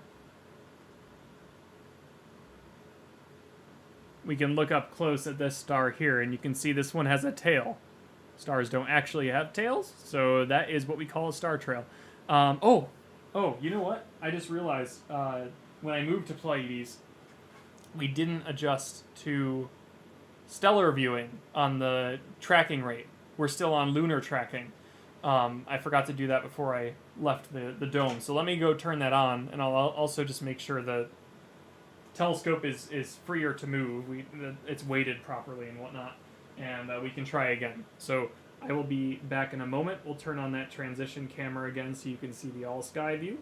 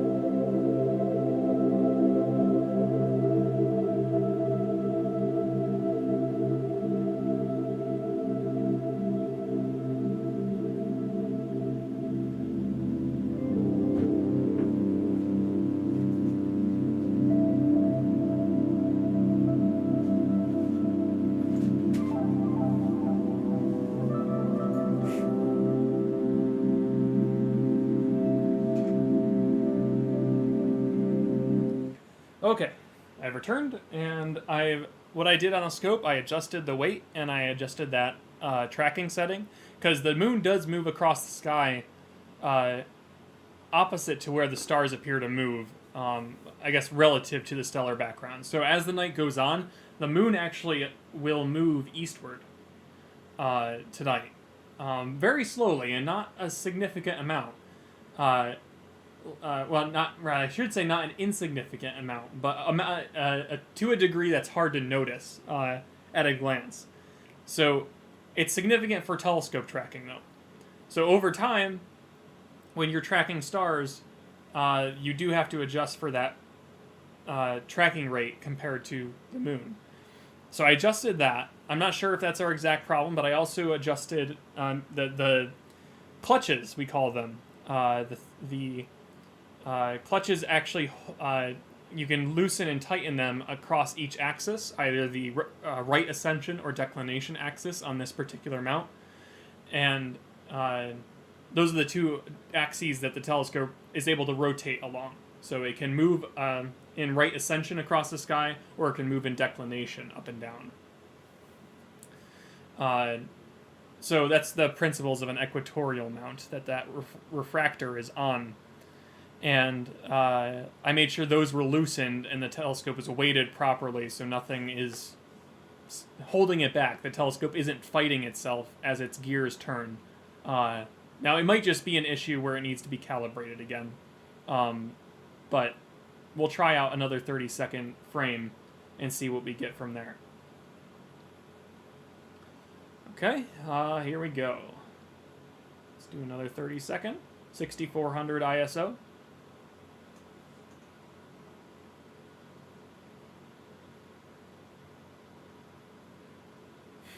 Melissa says the standby music sounds like the music they play in the tunnel between terminals at the Detroit airport. Maybe it's the same stuff, I don't know. It is just royalty-free music that YouTube provides. So it very well could be that it's something that is used elsewhere. Oh, we're too zoomed in here. Oh yeah, all right. Oh, that definitely helped a lot. What we adjusted there, whether it be the weight issue or the tracking issue. Look at that, pinpoint stars for the most part. There's a little bit of wiggle, it looks like, in some of these. Yeah, but an improvement certainly, and we are starting to see indicators of nebulosity here, here, and here. So let's keep going. Let's see what we can do. I'm going to bump the ISO this time. Let's try 16,000 ISO. And a 30-second exposure once again.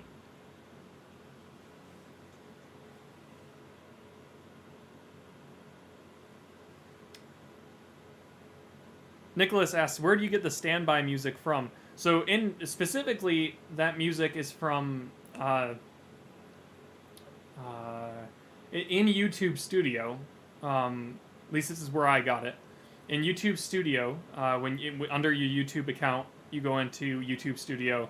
Under the audio section, they offer a bunch of royalty-free options in there. And, oh, that's too much ISO. Yeah, that's we're getting way too much white in our image. So we're going to bring that down again to 6400, and maybe we'll do a bulb. A bulb just means you can run the camera as long as you need to. So we're going to do a 1-minute attempt and see what we get from that. I'm going to do a timer. I'll get back to your question in just a second, Nicholas. Oh. Wait, hang on a second here.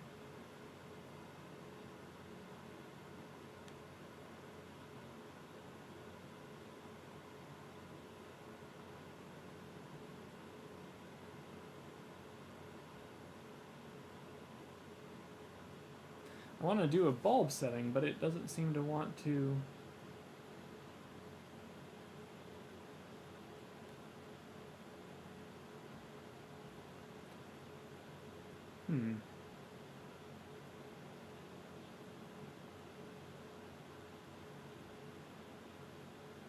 I think I had this problem last time.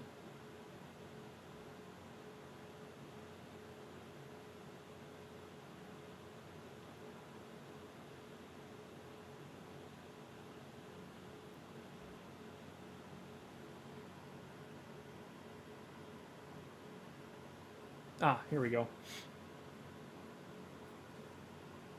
Capture interval. No.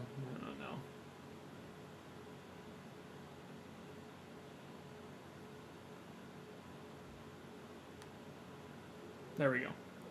Okay, now we will count 1 minute here. Okay, so yeah, in YouTube Studio, there is a setting, there's a section called Audio, and Audio has a bunch of royalty-free pieces of music, sound effects, and so on that you can use on your videos. So it's a really handy tool if you're looking for something like that. There are some exceptions to what's in there, or some requirements for the audio that's in there.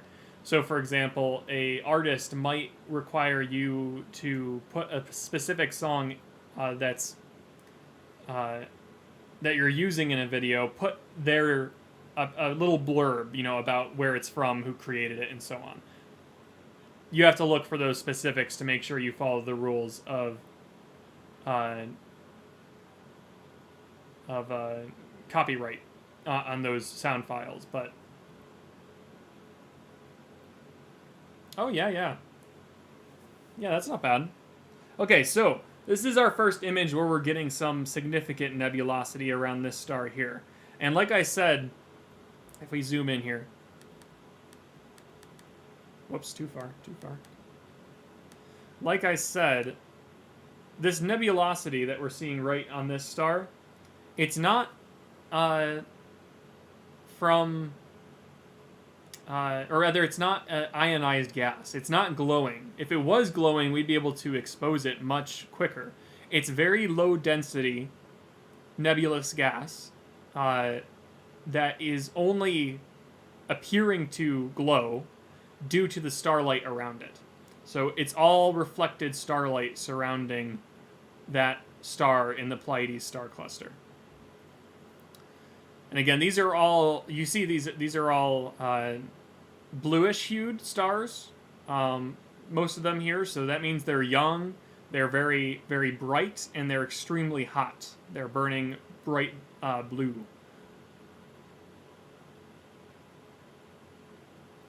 Okay. So let's keep going. Let's do another bulb. I'm thinking with our current stability of our scope, I can lower the ISO a touch, and I can do a 2-minute exposure. Let's see what we get from 2 minutes.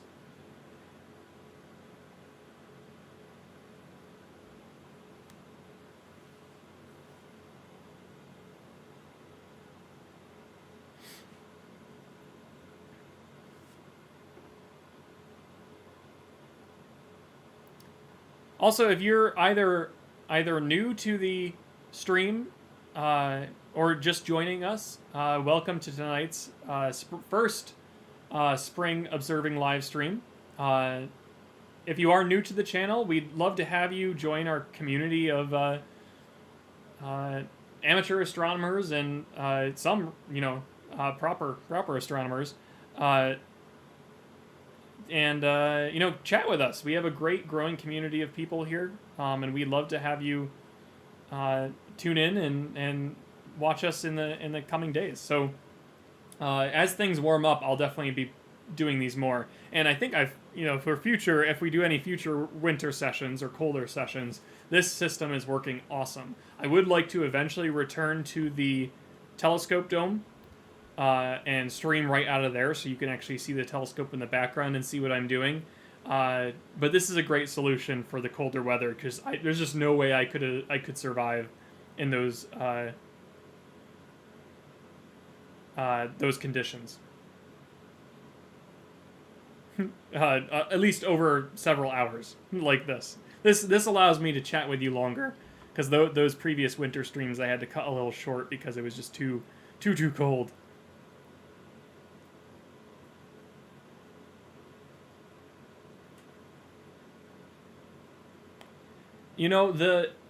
The actual I'll see what I can find for you, Nicholas, because the mix you're hearing, it's actually just that. It's a mix of different files from that YouTube Studio audio tab there.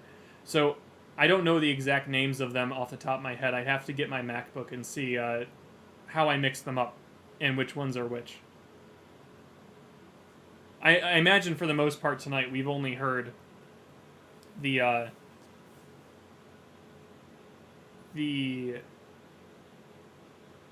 what was I gonna say? Yeah, we've only heard that first bit, that first song at the beginning, so that might be the one you're looking for. So I'll see if I can find the name for you. Turn down the ISO again, and we'll do one more 2-minute. That might be the only bit of nebulosity we're gonna get from our image here. I wish I could show you the full view of Pleiades, but we've already minimized, or I guess maximized, the wide-angle view of our scope. So we're not able to push or widen up our view of the Seven Sisters anymore. We'd have to switch the telescope effectively, or get a focal reducer or something like that to widen our field of view a little more. Like I said, this is an object to view in its entirety. It's best viewed with binoculars. So let's do one more 2-minute exposure with lower ISO, and then we will move on to the Orion Nebula and then some other deep sky objects as the night goes on, because eventually we're seeing, at the start of the stream, the moon was almost dead center in the image, and it's since moved on quite a ways to the western skies. So it is going to set probably around, or rather just after midnight, I believe it sets. So, or at least gets below our tree line, and that'll open up the sky a bit more for us.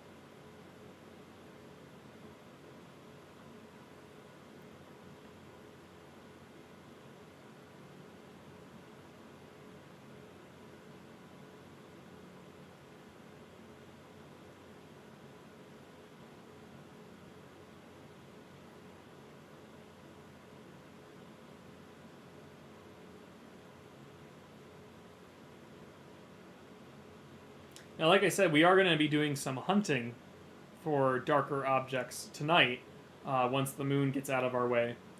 So if there's a particular object you know of that you want to see, both in a live preview form and in a long exposure, we can do that. So let me know in the chat if there's something you know of that you'd like to look at. Like I said, we're going to move on to the Orion Nebula after Pleiades here. That's a little better. Must have gotten a gust of wind because we can see there's a bit of stellar trailing there. But this is good info for me because I know my limitations with my current setup for our future dim objects that we observed tonight. I think we did okay. With our first couple of images.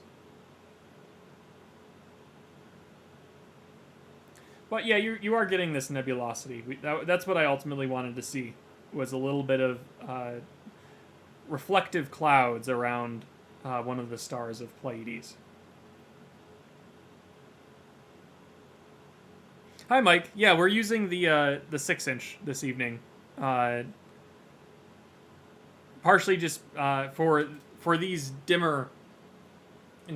these large objects in the sky, like Pleiades and the Orion Nebula, that's going to give us or yield a wider viewing angle to view those bigger objects in, versus the 14 that would just be way too zoomed in. Even with the 6, the Seven Sisters is still too big of an object to get all encompassing, but with a camera, with a nice lens, or a set of binoculars for visual observing, you'll get a good view of Pleiades without a problem. Like I said, I just don't have a good way to hook up my camera to a set of binoculars, and I don't have quite a wide enough lens, nor do I have a tracking mount to stay close to Pleiades and track it without major star trailing. So why don't we move on to the Orion Nebula before that sets? It's getting pretty low in the sky. So before we lose Orion, let's get to the nebula one more time. And we might observe it again this year, or rather in the spring.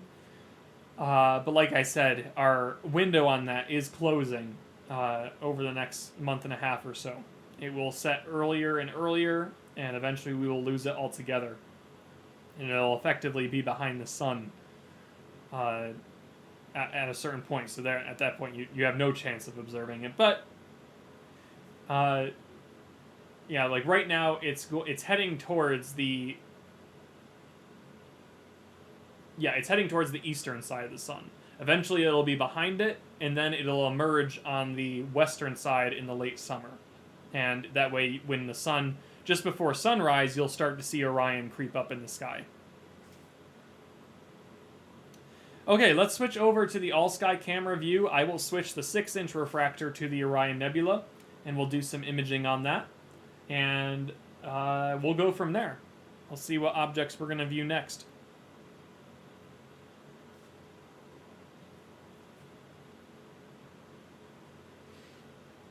Okay, let's do that transition here, and I'll see you in just a couple minutes.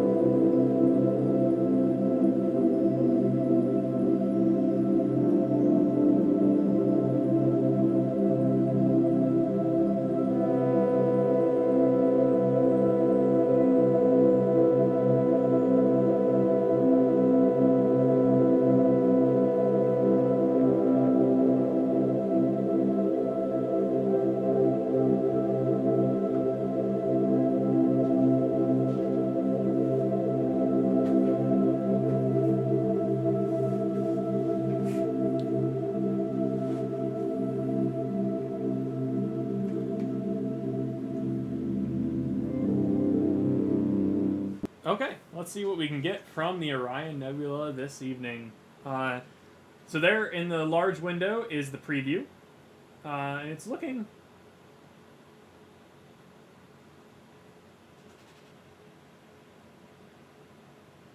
It was moving on me. That was weird. I was just watching to see what it was doing. I don't know why the telescope moved it a little bit like that, but anyways, that's fine. Okay, so that right now what you're seeing in that field of view, the live preview of the Orion Nebula, you're seeing the cluster of stars at the center. You can just about maybe make out there's about 4 there. Almost one on top of the other. And that's this cluster, this trapezium they call it. And the trapezium is that small cluster of stars at the center, but there's also a bunch of other stars funneling out from the Orion Nebula. Now, I want to know why it's appearing to move on me. I'm trying to get my frame of reference to see if it's actually moving or if it's just an optical illusion on my end.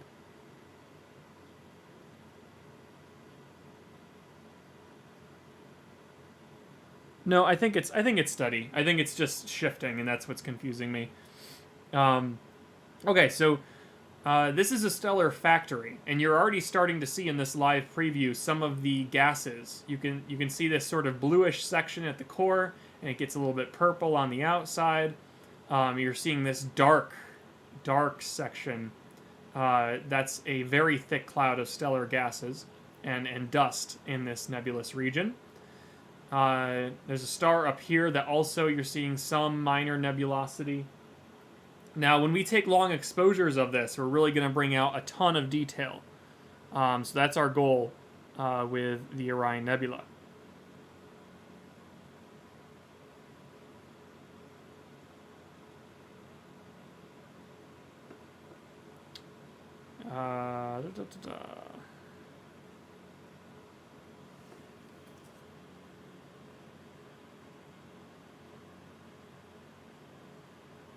Bear with me for just a second.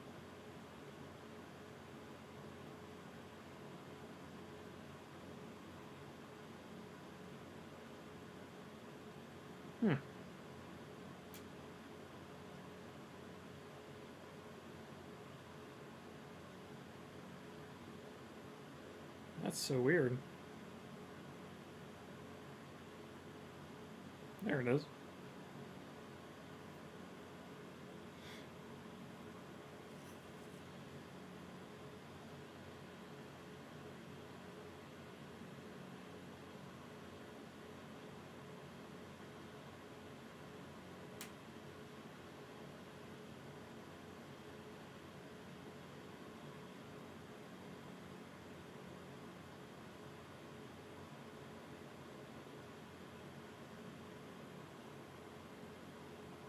Okay, sorry about that. So let's take some frames. We're going to, again, work our way up in exposure and ISO. So we'll bring down the ISO to about 1600, and ISO is the sensitivity to light of the camera's sensor. There's a Sony a7 III on the 6-inch refractor, and that camera can get some nice exposure settings. It can go up to 54,000 ISO. That's way too much for what we want to do right now. And we can, of course, expose the sensor as long as we want to get some clear details out of the nebula.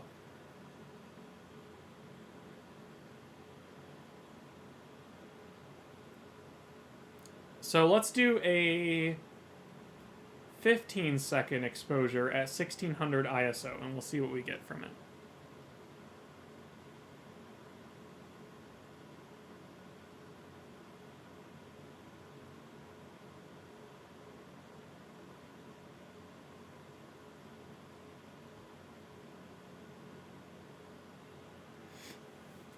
Oh, hey, not too bad, not too bad.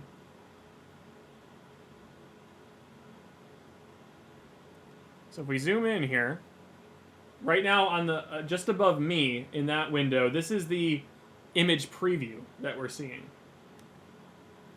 So I don't have the, I think that was the difference last time, is I don't have the Barlow on this object. So we're not super zoomed in. We're getting a more wide-angle view of the Orion Nebula. And this was a 15-second exposure. You can really see the trapezium pretty clearly there. You're even making out some stars around it behind the nebula, or within. But these are the bright stars coming right out towards us. And these are brand new stars. You got about 4 there. And they're baby stars just being born in this this nebula. And you're seeing the structure of the gas surrounding them as well. And you're starting to see how big this object actually is. It really is massive. So if we zoom out a bit here, you're seeing that it stretches out into sort of wings. It almost looks like a falcon. Like this is the head, and these wings start to stretch out. So as we bump up the exposure, we'll be able to see more and more of it. Again, we're looking at a stellar factory. Okay. Let's push our luck here, and let's do a 30-second exposure. See if we get any major star trailing. And again, the window to, or rather, oh, I'm pointing the wrong way. Window over here, there's my finger. Window over here is the live camera view. The window above me is the exposure preview. So it's an unprocessed raw image that we see there. And this is the actual sort of video feed coming out of the camera. So that's the live image. All right. It's coming in clearer now. Getting some more wispy details. You're starting to see the nebula goes even across down here. There's diffuse gas there, and then here is the dense gas. And you're starting to get some nice violet and blue colors out of the core.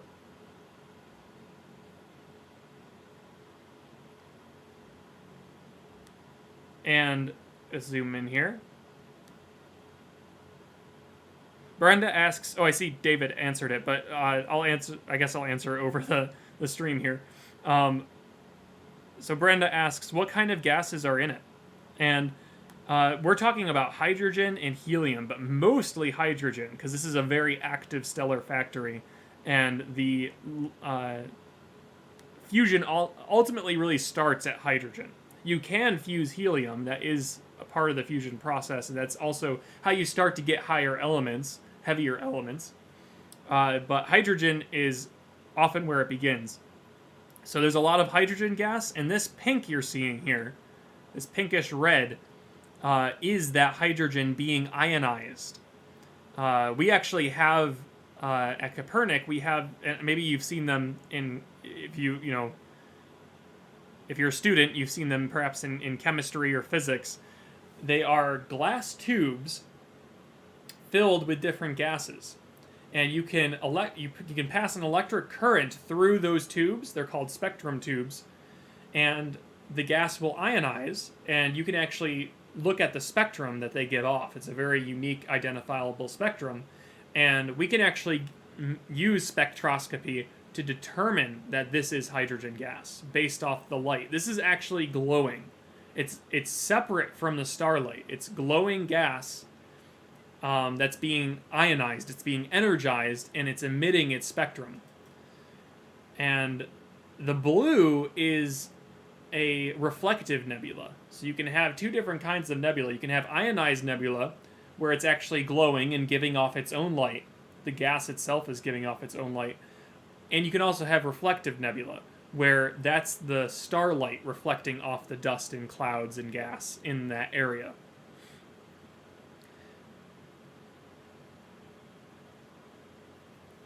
Stacy says, this nebula is always so beautiful. That's why I really wanted to do it one more time, at least as it's setting tonight. Maybe we'll get to it again in the future. Definitely in the fall, we'll return to it. But I wanted to get it one more time in the spring before we lose it for the summer. Because it is mostly a winter object. Though you can see it if you stay up late enough in the late summer.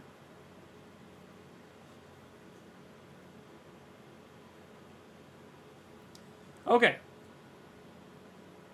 Let's do another exposure here. You're really starting to get the full look at the nebula. I think I want to bump up the ISO and just see what we have to work with there. Let's do a 3200 ISO. We'll double it from our 1600. And the shutter speed is 30 seconds again. So we're doing a 30-second exposure. So the sensor is opened up for 30 seconds, letting it collect whatever light comes its way. And like I've mentioned before,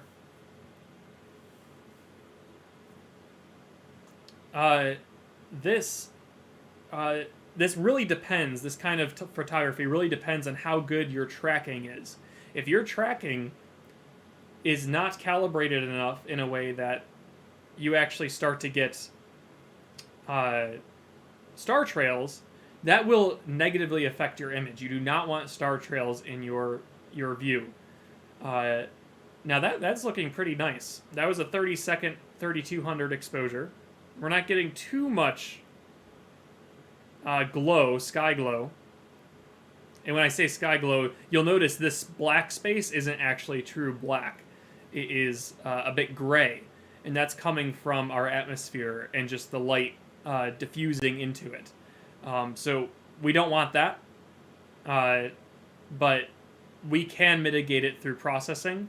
So I don't worry about it too much. I just lower those levels and work with what I can. So we might even continue boosting the ISO. Part of this is coming from the moon. There's just so much moonlight that it's diffusing in our atmosphere, and we're getting some glow there. But you can see, we can zoom in here. The core is starting to brighten up a bit, so that trapezium is becoming less defined. But in this process, we're bringing out so much more detail in the nebula itself. So you can see, if we do our before and after view, years before. Well, here is, I think this was like maybe one of our 15-second exposures. And here's a 30-second at 3200 ISO. So we're really starting to bring out more and more detail. And we'll be able to do this same thing with other deep sky objects tonight. The Orion Nebula is especially bright, and like we've had some people saying in the chat, like David said, they say it's the most photographed deep sky object. That's very true, because it is such a bright one. And it's so easy to at least get some detail from it, even at short exposures. The dimmer deep sky objects we try tonight, it's going to be very dependent on the tracking of the scope and how long we can run it for, how long we can run an exposure for. So why don't we do a 6400 ISO at 30 seconds and see what we get from that. See if we get too much sky glow. If we do, then we will adjust the... Well, either way, we're going to go to the bulb setting and do some 1 minute, 2 minute exposures.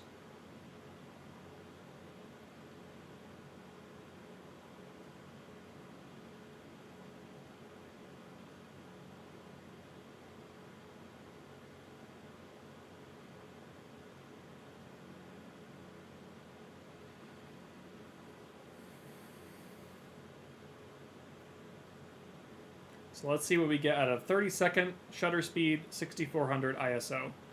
And that time, the telescope must have moved. It must have shifted a little bit. So this was a bad batch of data here. But I can at least get some idea. Yeah, I think I like the 3200 ISO better right now just because of the moon. So we're going to bring that back down, but we will... Let's do one more 3200 at 30 second.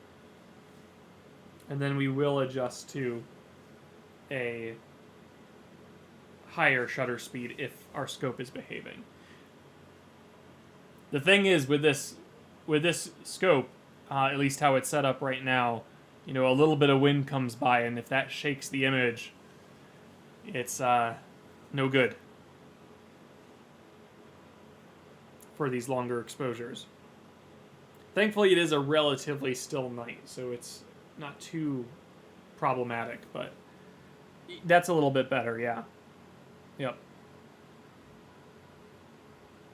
Yeah, not as much trailing there. Okay. I feel confident maybe we can try a minute. So let's go to the bulb setting, and we're going to try a minute-long exposure. See what we get from that.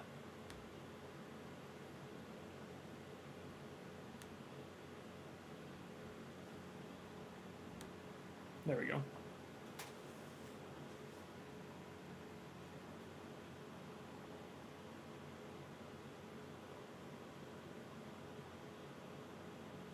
And while that's running, let's see what we got here.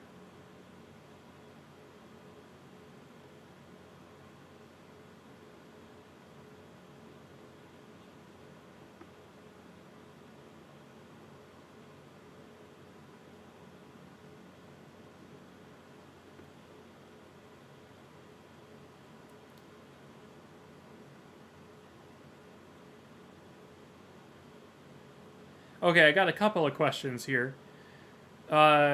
Stacy says, what things do we have to look forward to in the spring sky?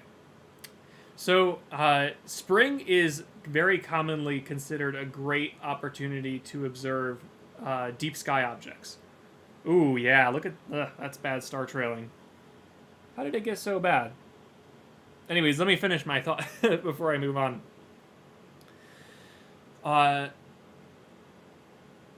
Spring is considered a great time to observe deep sky objects, from galaxies to nebulae, star clusters. Part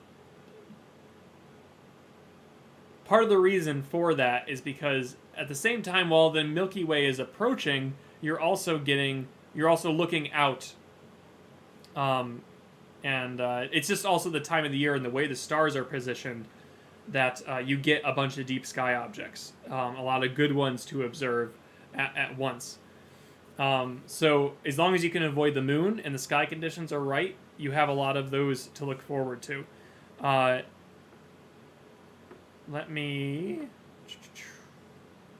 There's a lot of globular star clusters. Globular star clusters are a little bit different from what we viewed earlier, where you got, your open star clusters spreading out into space. Globular are more dense. You have hundreds of thousands of stars in one area. It's almost like a mini galaxy. But you also have, like tonight,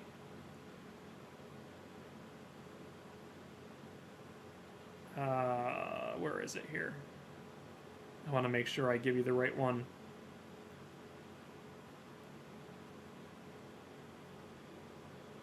Yeah, like M13, if we wait long enough, M13 is a globular star cluster. Like I was mentioning. And if we might be able to catch it tonight. It's in the constellation Hercules. That's a really nice bright one.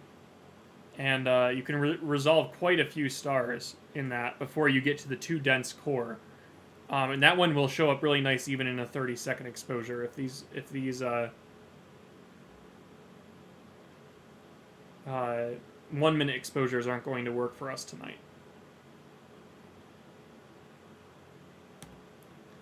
Okay, so the M13 is a good one. There's a few open star clusters. Again, we have to wait for those to rise, and that's why, like, later spring is a little bit better than this start of spring, because they're all just starting to rise right now. So they'll start to rise in the sky earlier and earlier, just like Orion is setting earlier and earlier as spring goes on. So we have to wait a little bit before we get to a couple of these objects, but it'll come. And let's see, yeah. How big is the beehive? I wonder if we can resolve that in full. It's a bit big, not as big as Pleiades, but I don't know if we'd be able to get the whole thing.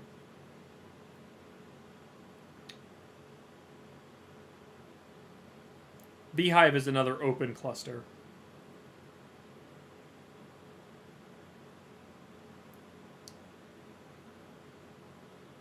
Ah, yeah. M51 is a good target for tonight.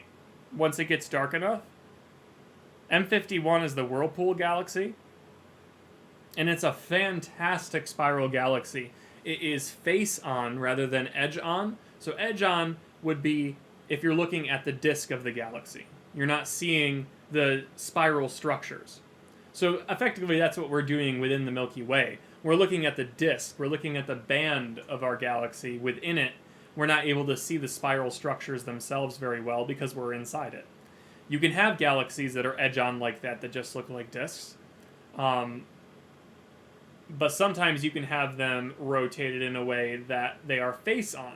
So you can see the core, you can see the spiral arms, and that's what the Whirlpool is. And the cool part about the Whirlpool is it's also a collided galaxy system. So there was actually a smaller galaxy that came in its path, and it's now getting absorbed by the M51 system. So that's a really nice object to observe tonight, and it is on the opposite side of the sky, I believe. Yeah, it's in the east, rising in the east. Like I said, that's an object that'll rise earlier and earlier.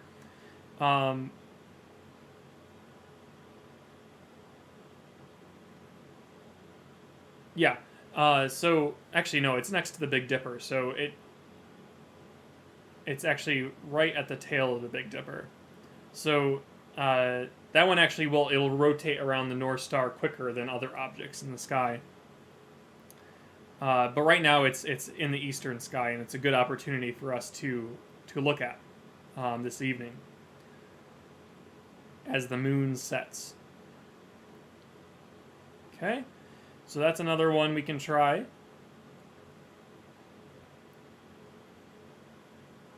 There's another M53 globular cluster, if I can speak. M58 is another deep sky. We can try that. Is another spiral galaxy, excuse me. M61, which, if I recall, that one had this... I think M61 had the supernova last year. And I got an image with that with my iPhone. Again, that was before I got my current camera, so I couldn't get a lot of detail from it beyond a couple of spiral arms from this galaxy and the supernova itself. So with these, especially when you have these face-on galaxies like M61 or M51, you can actually see supernova happen, and you can take pictures of it. Now, it's just going to look like a super bright star, but it's really like incredible that you have, even with an iPhone, you have the power to collect supernova light and resolve it and within a galaxy. In fact, face-on galaxies are one of the better ways to study supernovae, because you are getting away from all of the galactic dust of the Milky Way, and you're just looking and able to observe that galaxy in the process. The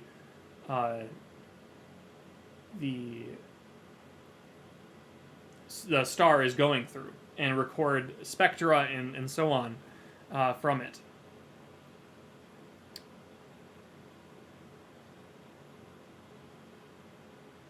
There is a galactic cluster that we could try if it's the sky but continues to behave. Let's see how high up that is. Oh yeah.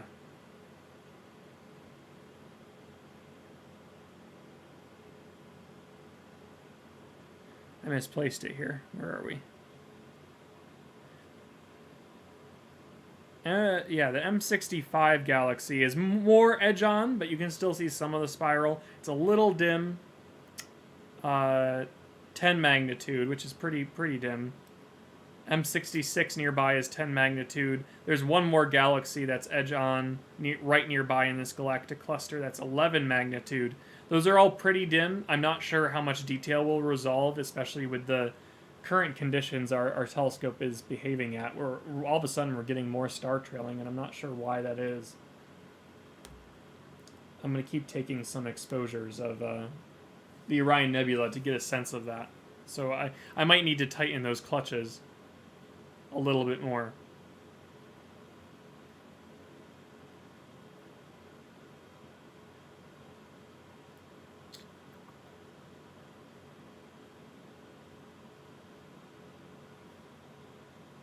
M82 is another one, the Cigar Galaxy.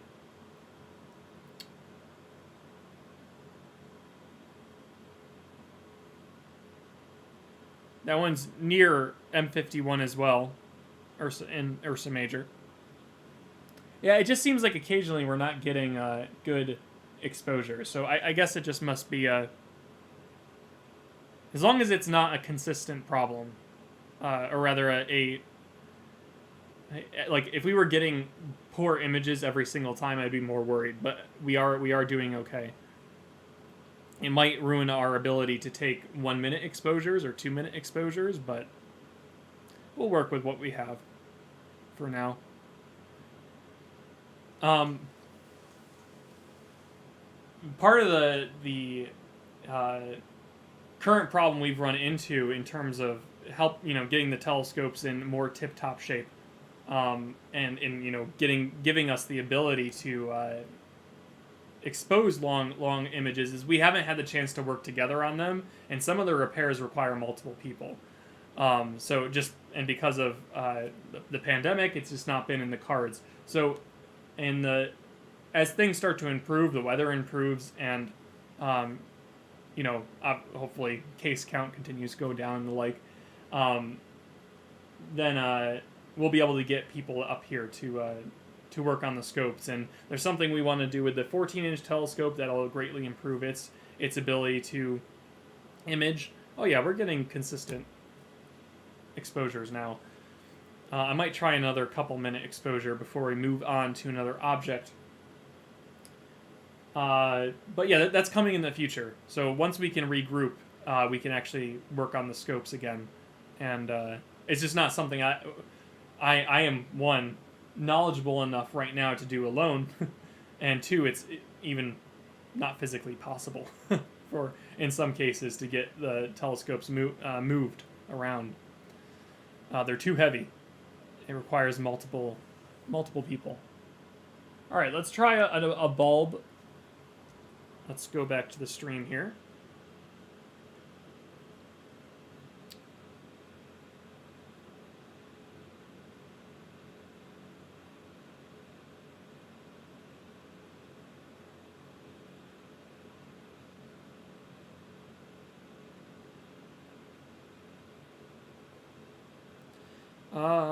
I saw a question here. I'm trying to look for it again.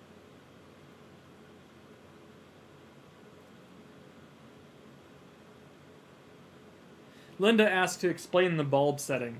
So, I'm not exactly sure where the name came from. It might be more like a film term, perhaps.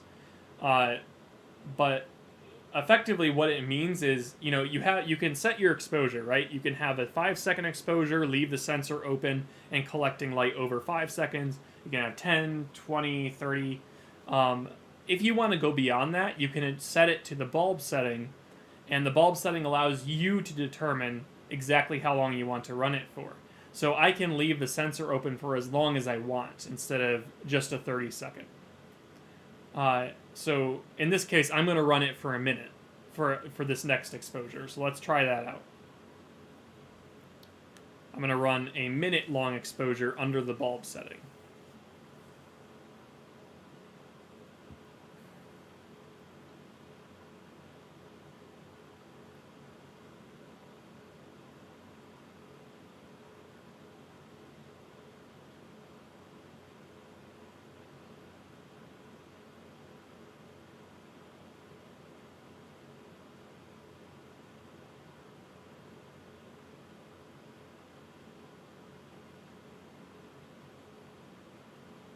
Oh, thanks, Nicholas. I will change the title in just a moment.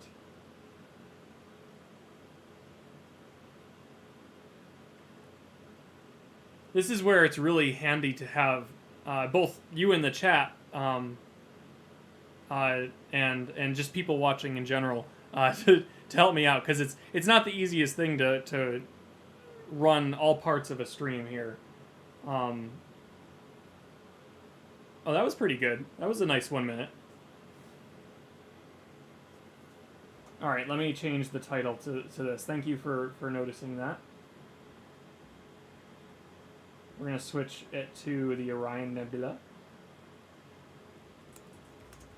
This is where, Orion Nebula. Okay. We're also having...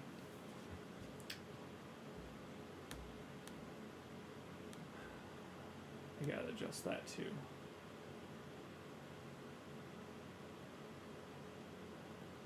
Okay. Where when you develop video and and content beforehand. You record everything, you get all the image data and so on, and then you edit a video together. You can fix any errors you need to in the moment while you're editing. But here, I have to do it live. Otherwise, we've been on that title has been saying the Pleiades star cluster for the last probably half hour or more since we started imaging the Orion Nebula, and there's nothing we can change there. So that's the unfortunate part of live streaming. But I think I prefer it because I like talking with all of you in the moment.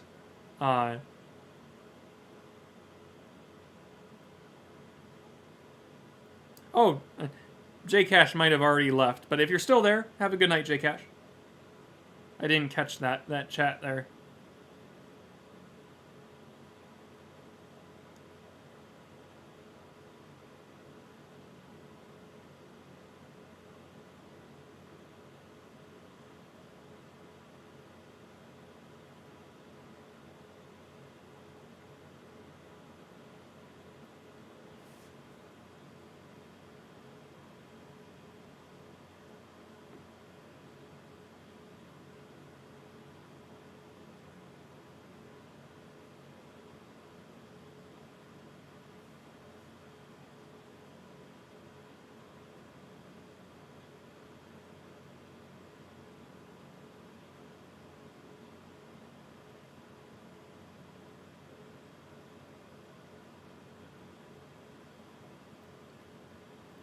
I missed a question here. Where is it?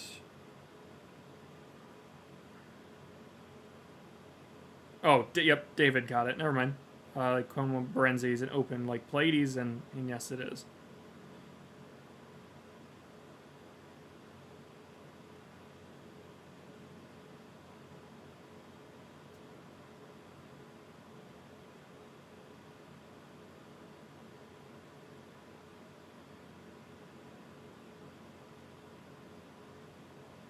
That's certainly something we're looking into.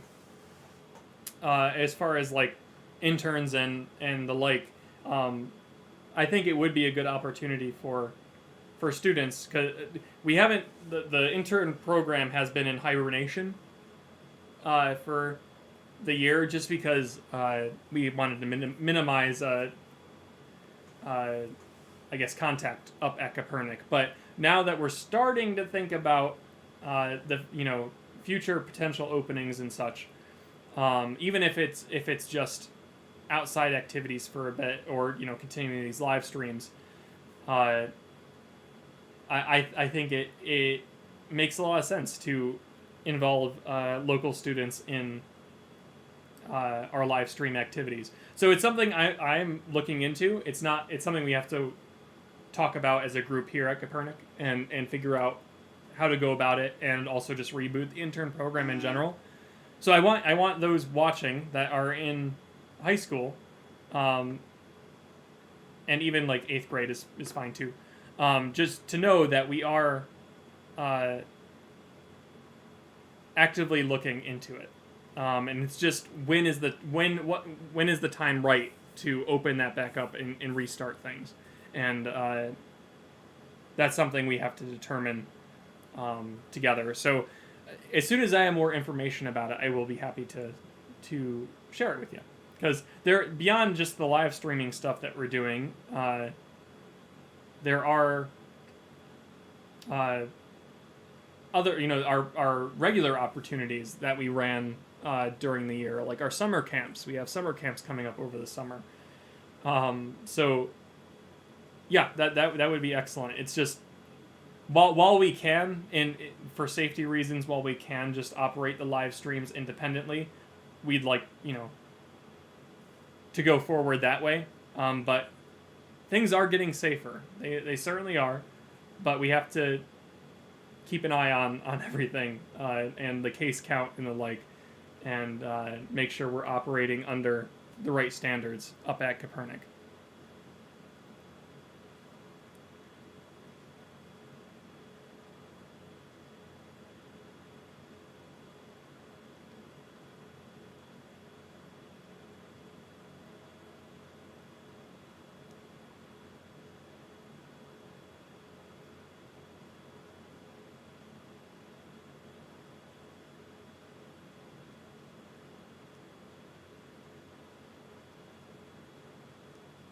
Oh, good night, Melody. I'm reading through the chat here. Sorry, catching up.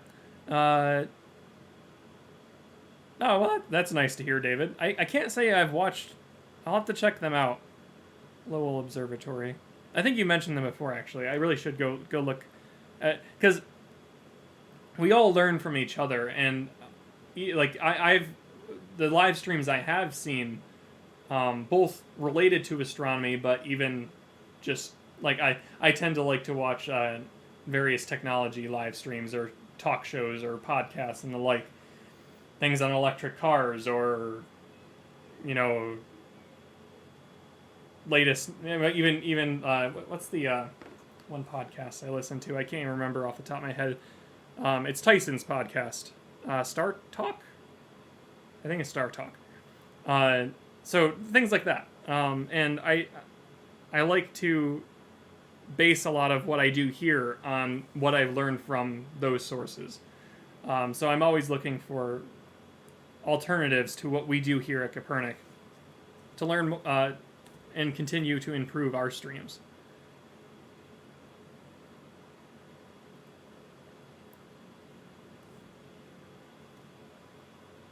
Okay, let's do a couple 1 minute exposures here. This one we have here is a 1 minute.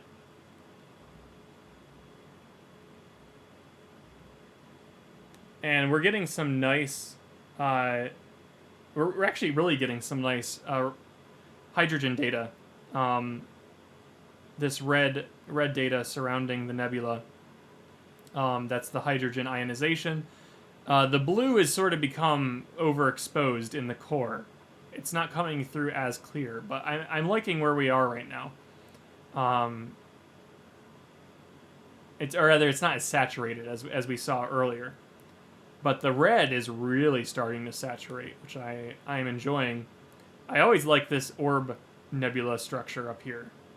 You can really get a sense of like the 3D nature of that object. I mean, the Orion Nebula as a whole, even though it's effectively it's a two-dimensional image, right, that we're seeing in the sky. But your brain can start to piece together how these layers connect. And even though this looks more like a circle, using the gases surrounding it, you can sort of piece together how it's almost more spherically shaped. Almost like an orb. So I really like that structure up there. But the trapezium has mostly gone away in this 1 minute exposure. It's really hard to define any of those stars. It looks more like a irregular blob rather than a group of 4 stars there. So not a bad 1 minute exposure. Let's try another minute. And if we want to get really risky here, we can try a 2 minute, but let's start with 1.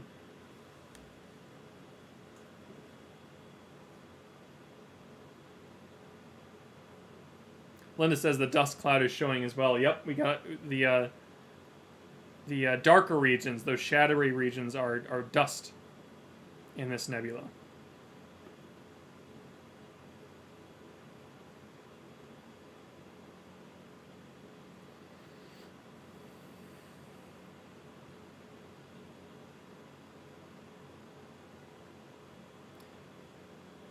Brenda, yeah, there are prints that you can certainly purchase. It's not something that we have like at Kopernik. We don't have like an online store, for instance, and our gift shop has been shut down since the start of all this. But we do have astrophotography prints up here, and it really should be something we should maybe look into an online infrastructure for in the future, because that'd be pretty cool, I think. Whoa, what happened there?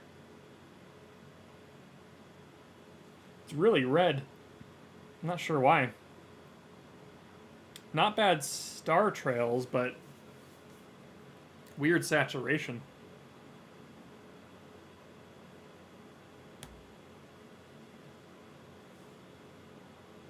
Oh, you know what? Maybe I think it might be the dome. We might be just hitting the dome and there's some red light in there that's reflecting off of it. Let me take that. Yeah, it looks like we're still getting it. Let me go adjust the dome. We'll spend 15 more minutes on the Orion Nebula, and then we will move on to some galaxies.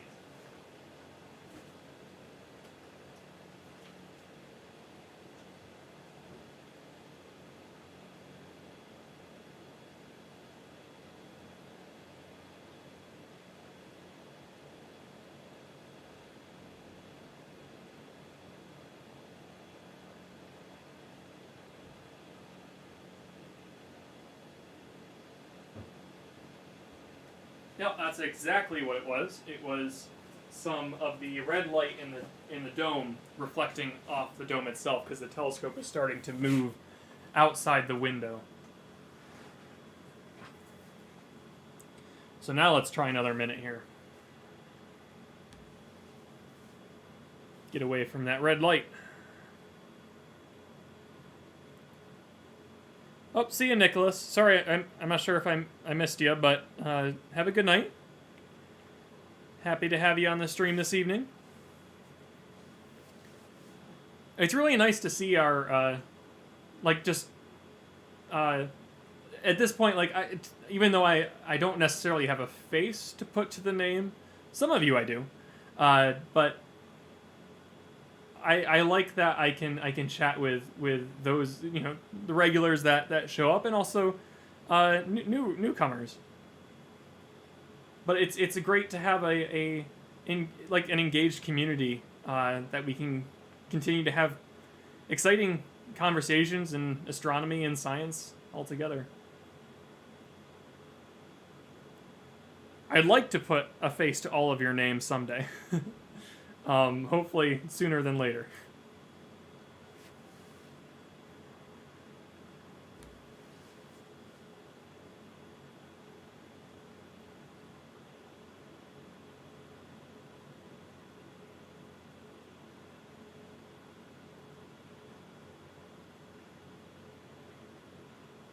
Thanks, Jason.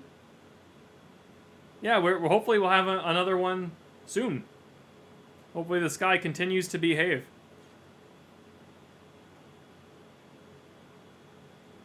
Because tonight was a great night for seeing, but that's probably why I will stick around for a while this evening.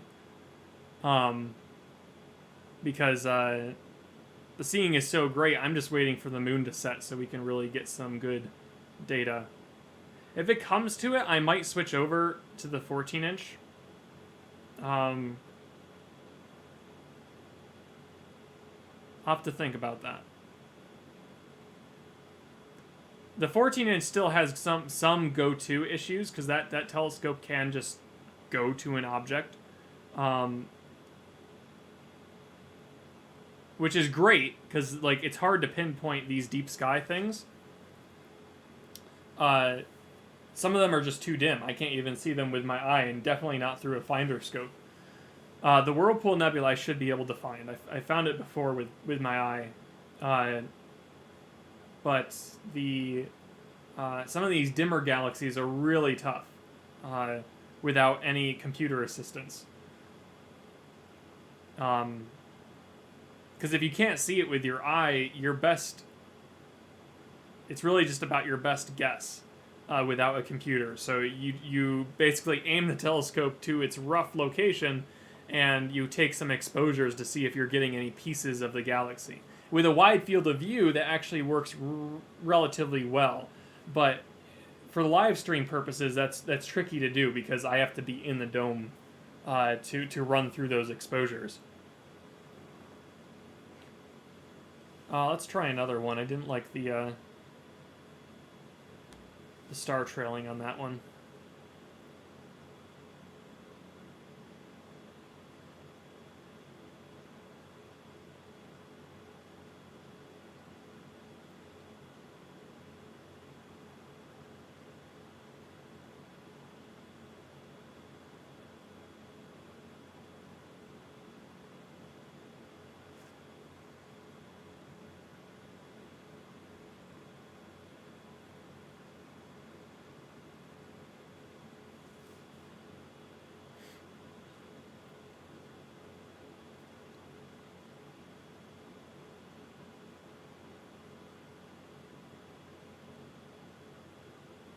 After this exposure, I'm going to get a drink of water, I think, because I always forget to hydrate during these streams.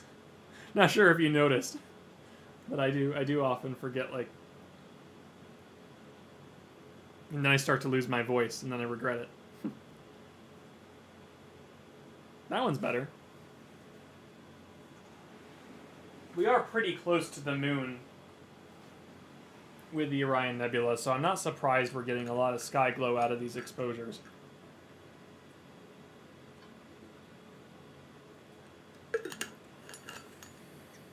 Hard thing to mitigate. You can do it in processing, but...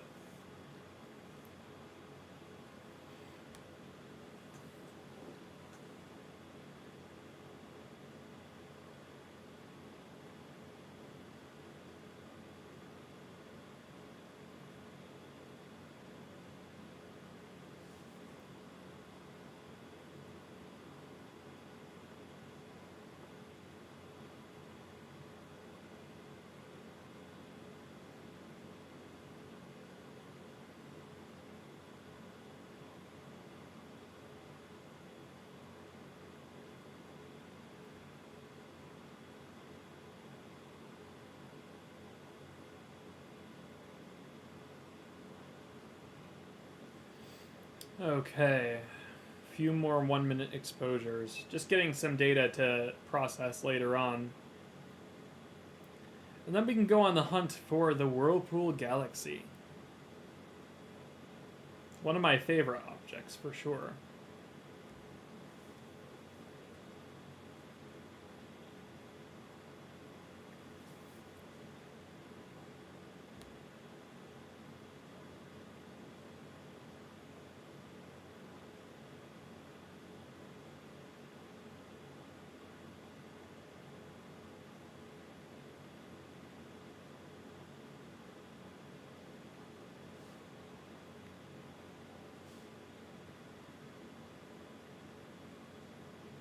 It feels like it should be later than it is. It's only 11 o'clock, but I guess that's still that's daylight savings time getting to me a little bit.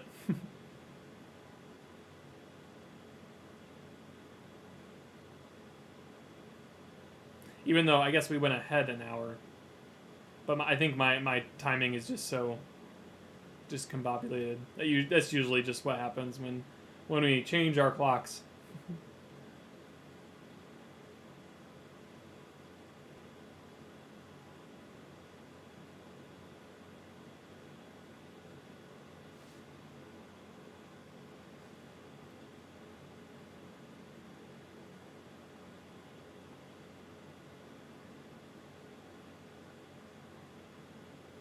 I'm not sure if I set a timer on... Oh, I didn't. Okay, we're going to let it go then. Didn't set a timer on that one.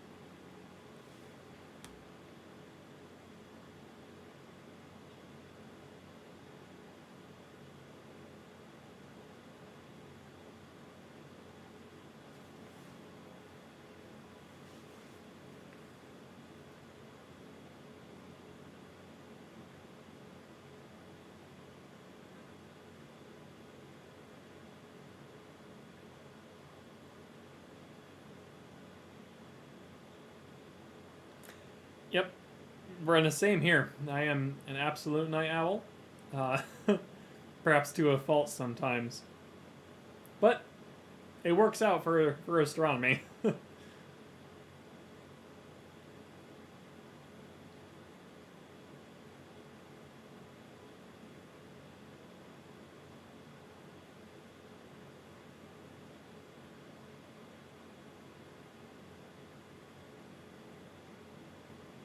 There's another minute. And just because we haven't really done it yet, we haven't tried it, why don't we try a 2-minute exposure?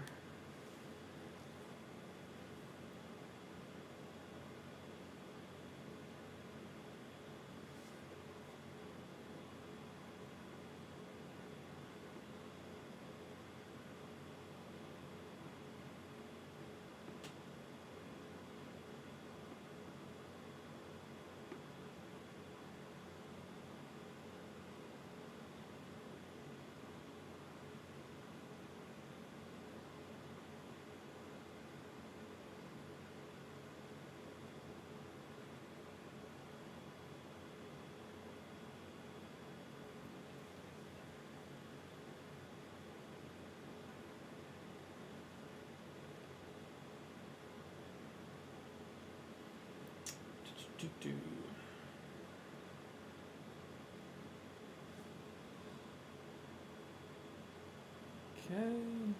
how much time left here? 1 minute left.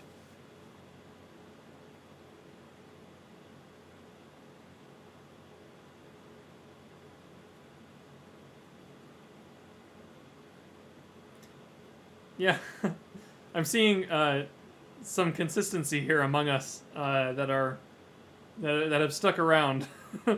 Perhaps we are all night owls. Most of my family are night owls as well.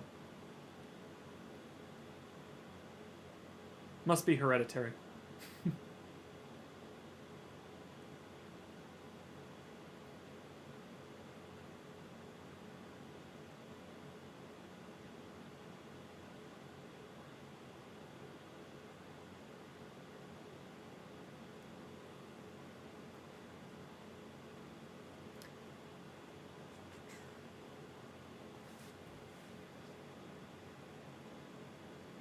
Yeah, too much star trailing and too much sky glow there. I think we're just too close to the moon.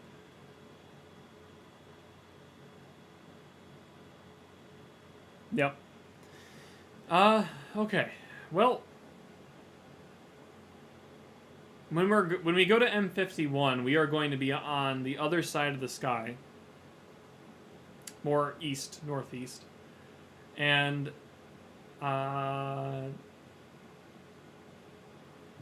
I mean, there will still be some sky glow as long as the moon is up, but we should have some success, at least resolving it, and it'll be our first go at a galaxy.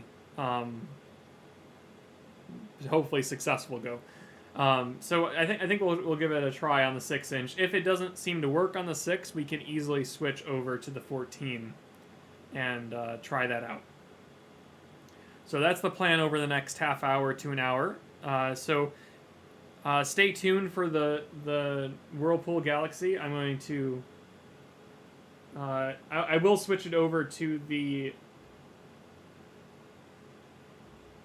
let's see. I'm gonna mention it in the standby window that the Whirlpool Galaxy is up next.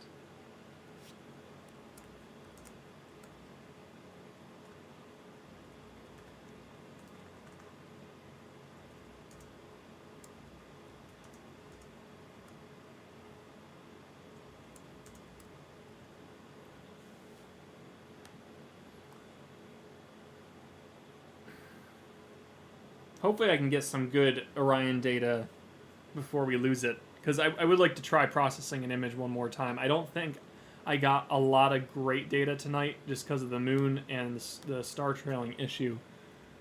It's not bad, but I think I've seen I think our previous stream we got some better data.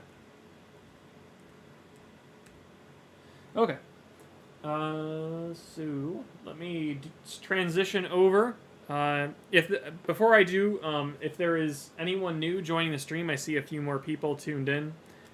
Feel free to introduce yourself to those in the chat. We are a very friendly community, so we'd love to hear from you. If you're liking the observing live stream here, don't forget to subscribe. We'd love to have you for future streams and chat with you. Also, for anyone in the chat, don't forget to like the video. That helps show your support for our programs.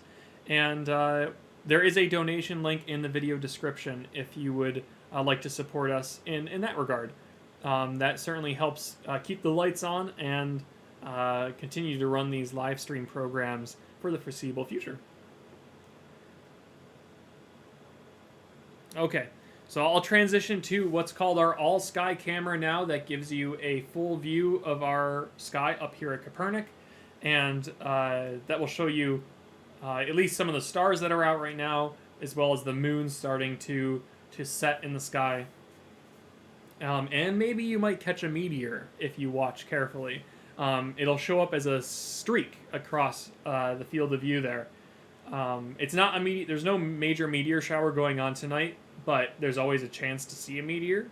So, especially on super clear nights like this. So pay attention on that all sky camera view, and maybe one will show up. All right, so I'm gonna go transition to the Whirlpool Galaxy.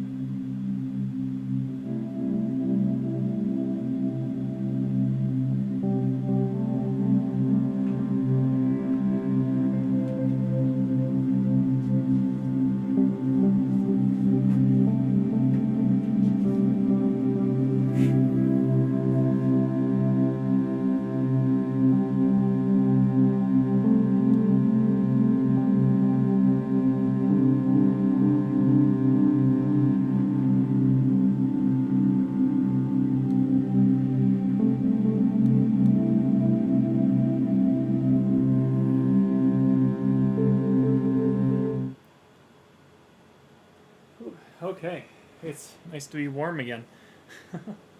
So, looks like we did find the the Whirlpool galaxy. And you're seeing one of the first exposures of it there. Okay. So you're just about in the almost center at the top of the exposure preview above me. In the center at the top of that image, you're seeing the Whirlpool galaxy, our first look at it.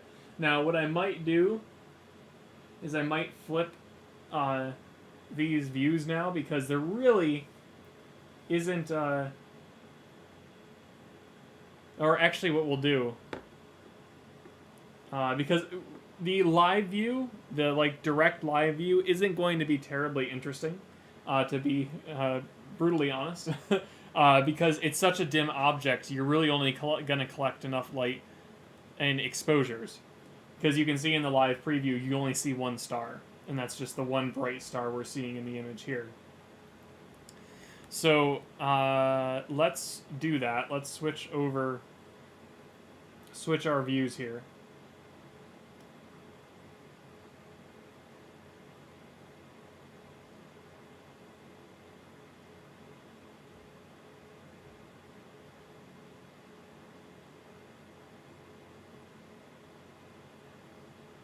Okay.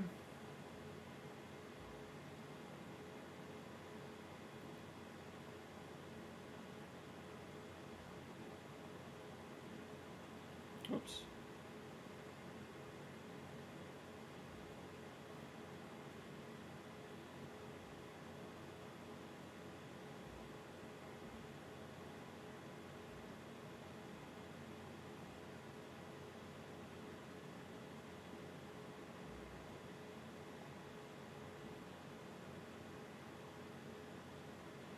Alright, I may need to adjust that as needed, but we'll start there. Alright, so that was what was it, a 15-second exposure at 16,000 ISO. Alright, so let's do some longer exposures now. We're going to do it, let's try a 30-second.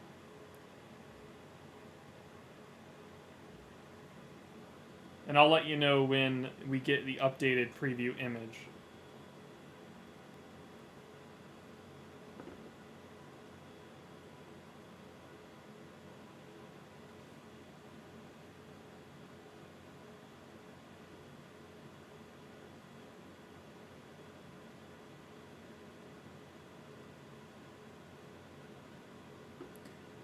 Brenda says that music really is very cool. I'm glad you enjoy it.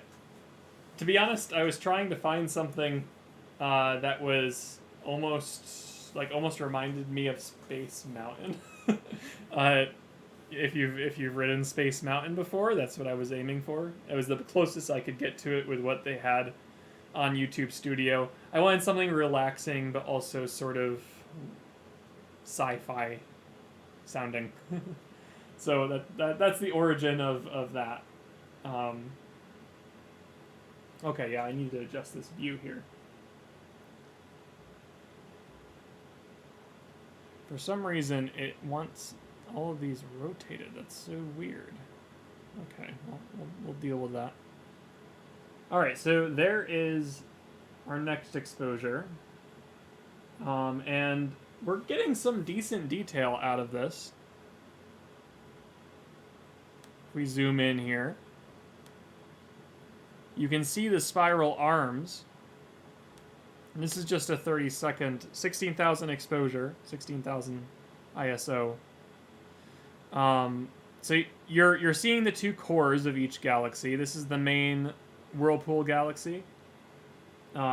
This large spiral galaxy here. And then you also have this sort of tag-along galaxy. This is the merger.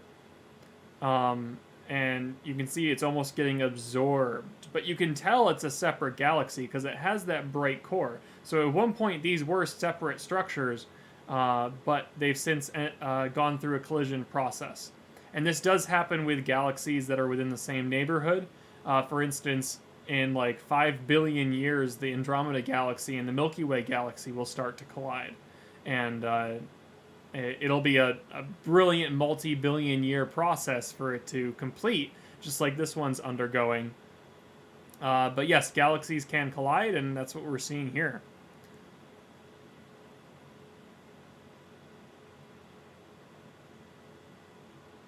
That's a good question, Brenda. Brenda asks, is there noise in space that we can hear? So, because space is a vacuum, we can't... the way we hear sound waves require some kind of medium to propagate through. So, for instance, if you can tap on the table, and if you put your ear against the table, you can hear that tap. And that's because the sound is propagating through the table. So, in that sense, if you're working on the International Space Station, and you're tapping on the body of the ISS, hang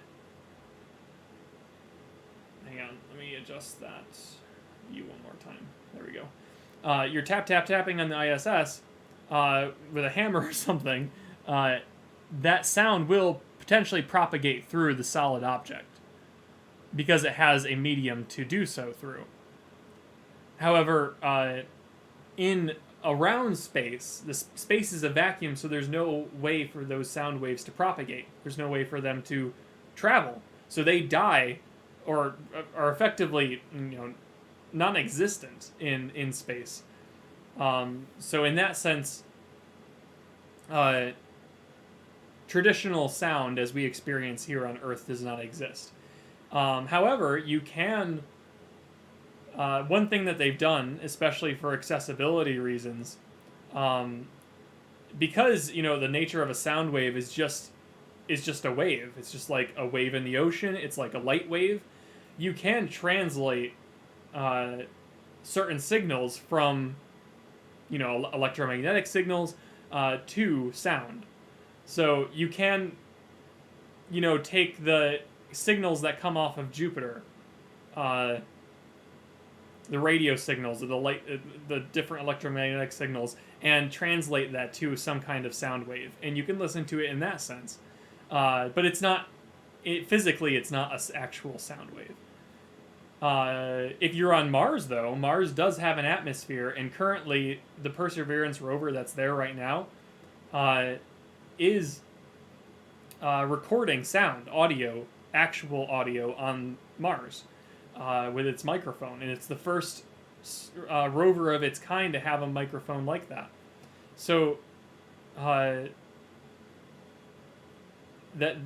you can actually go and listen. Like the other day, they released an audio file, a 16-minute audio file of its recording of itself roving on Mars, and you can just listen, sit back, and close your eyes, and listen to the Perseverance rover traveling along on the Martian surface and all the little noises it makes as it, as its wheels rove over the Martian rocks and pebbles and gravel. And it sounds similar to, something traveling on Earth, but, you put yourself in the moment and in the place where that audio was recorded, and with a little bit of imagination, you just really feel that experience. So there is value in, sound in astronomy and space exploration, but only in places where sound can actually propagate. So we can't really experience it out in space, but if we travel to another location that has an atmosphere, we certainly can. And that's one of the coolest things I think they've done during this Perseverance mission, is put a microphone on it so we can hear the sounds of Mars.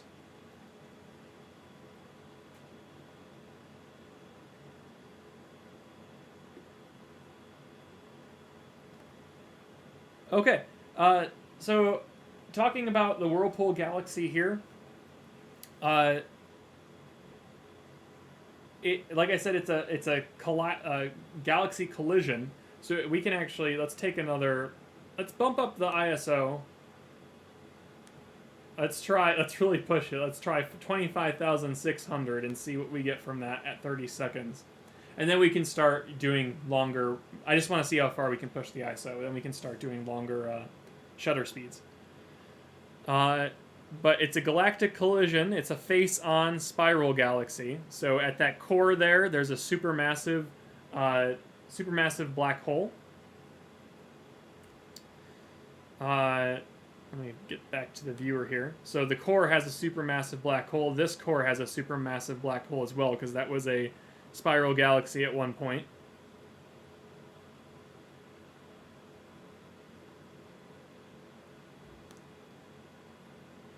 And there's higher ISO settings. So you're actually seeing the separate arms. You can see one way out here, you can see it stretch here, and you can see it spiral in towards that supermassive black hole core.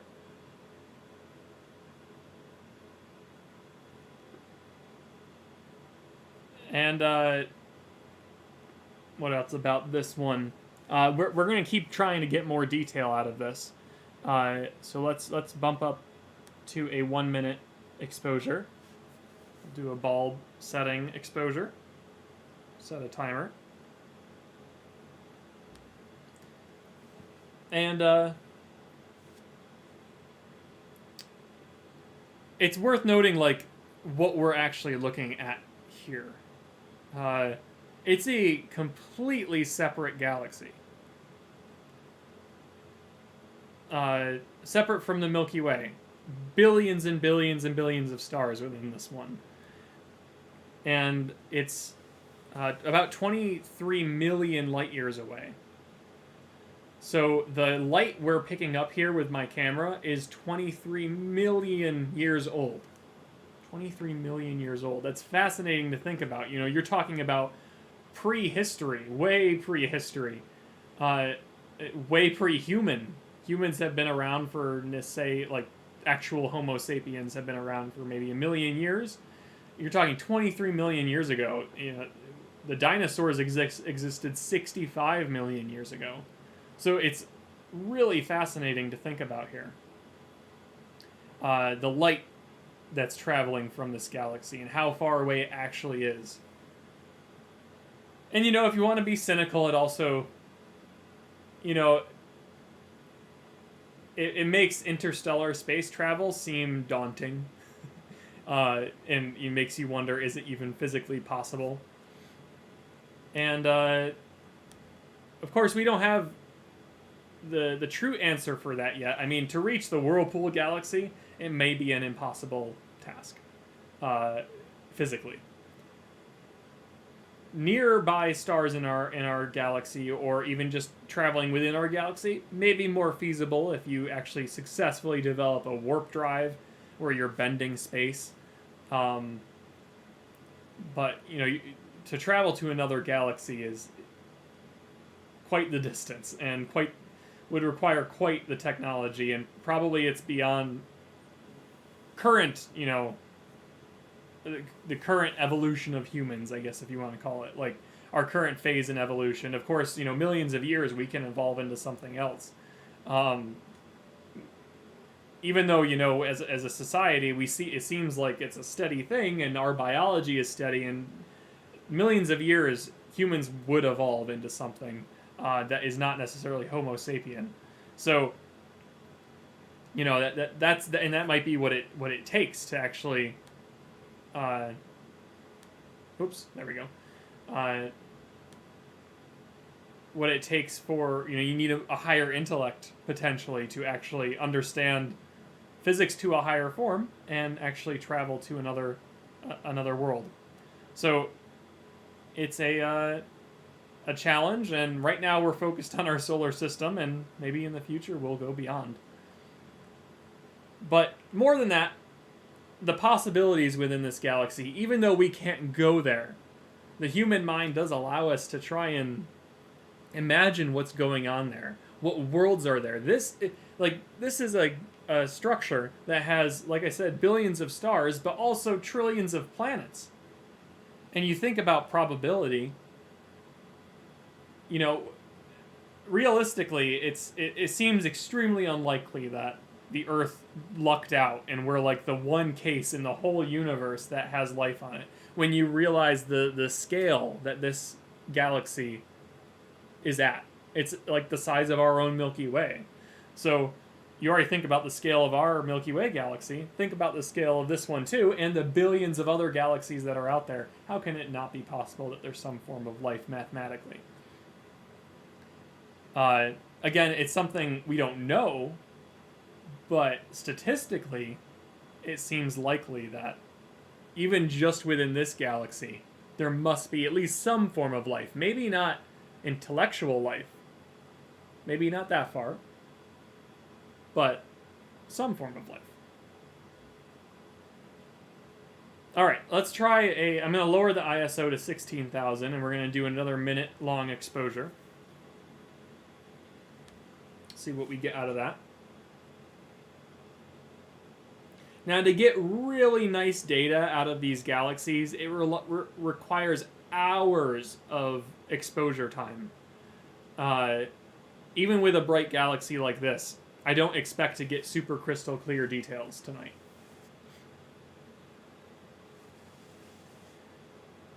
But we'll see what we can resolve from it, and see what our telescope will allow us to do.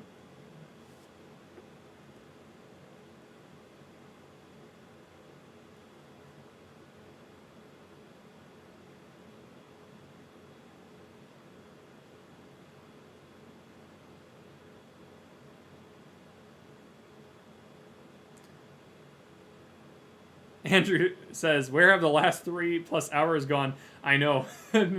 You're telling me. No, I agree. Time flies when you're observing and chatting with people and having fun.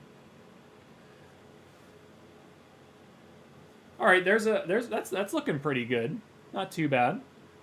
That's a minute long. We're getting some star trailing, but for diffuse objects like this, it's not as critical. So I'm not as worried about that. I think we should bump it up to a 2-minute exposure. So let's try 2 minutes.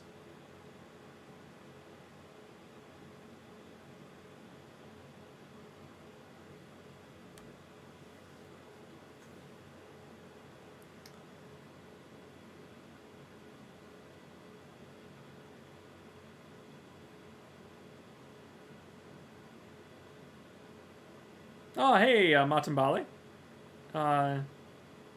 Almost heard Carl Sagan's voice there. Oh, thank you. That's sometimes, I don't sound like him for sure, but he's a source of inspiration for me. So if I ever do sound, am I saying similar things, it's all him, not me.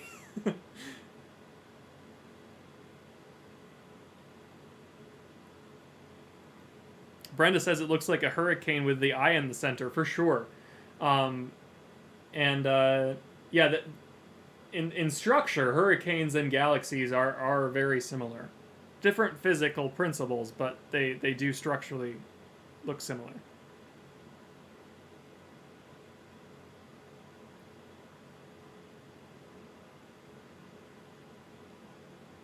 Brenda asks, is the Hubble Space Telescope still in operation? Yes, although they did recently have a... I can't remember what the issue was, I apologize. But they did have a problem with it that scared them, and I don't know if that's been rectified yet.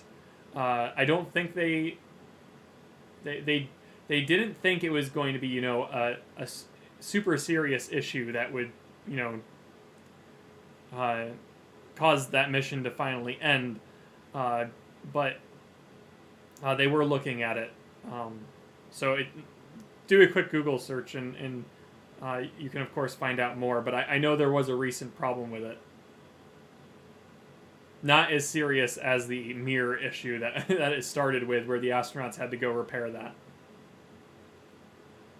I think it was more a communication issue.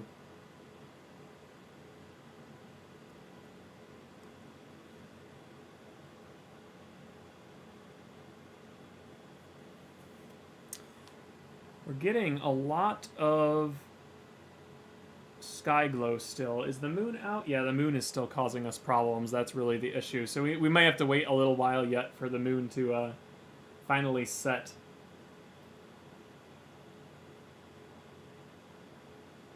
The problem with this time of year is the ecliptic is so high. Like you saw at the start of the stream, if you were here, the moon was like way up at the top. So the ecliptic, the imaginary line that marks the plane of our solar system, it's so high up, we have so much of it in our sky, it takes a long time for things to rise and set. Versus like, I think in the summer, deep into the summertime, the ecliptic is lower. That should make sense, right? Because in the summertime, in the daytime, we have the ecliptic way high up because we get a long period of daylight. So it takes a long time for the sun to go from one point in the sky to the other.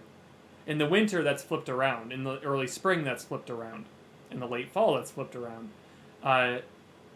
You have the ecliptic low in the sky during the day, so the sun, you only get a short period of daylight. The sun moves across the sky, appears to move across the sky pretty quick. And then at night, you have a long time for things to move across there. So that's why it's taking so long for the moon to trek across the sky this evening, compared to other times during the year.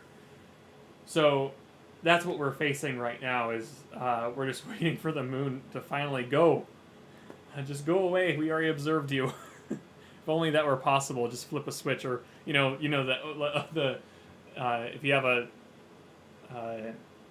pull switch on a light bulb, if only we had that, pull the switch and the moon turns off.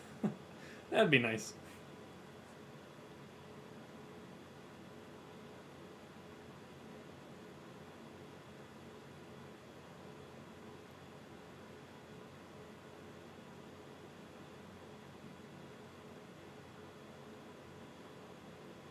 Linda says, maybe we're supposed to keep our distance. Everybody has their own swimming pool. Yeah, it very well could be. Like, that's just the nature of the universe. At least our universe, if you want to get into multiverse theory. The nature of our universe is, it's just everything's too far away. And you can ponder the mathematics of life being elsewhere, but you might not ever be able to determine it. Because, think about an intellectual life form that's maybe, relatively in parallel with our galaxy, but you look at the intellectual life form on M51, that's at the same technology level, and they're trying to send a signal to us, or we're trying to send a signal to them. It takes 23 million light years to get there. So even all the signals we've been sending out, all this, for the past, since radio was invented, all the signals that have been coming out of Earth, the signs of intelligence, there'd be no way to within a human lifetime, let alone the time that humans have existed here on Earth, for us to get a signal back and hear like, oh, a response, or just get their signals in general. So it's a, like, in terms of the way we think about the universe right now, it seems implausible that we would be able to communicate with another intelligent life form, unless they were within our galaxy. Because, you know, the nearest star is like 2 light years away. That's not too bad. 2 years there, 2 years back. Millions of years, that's another story.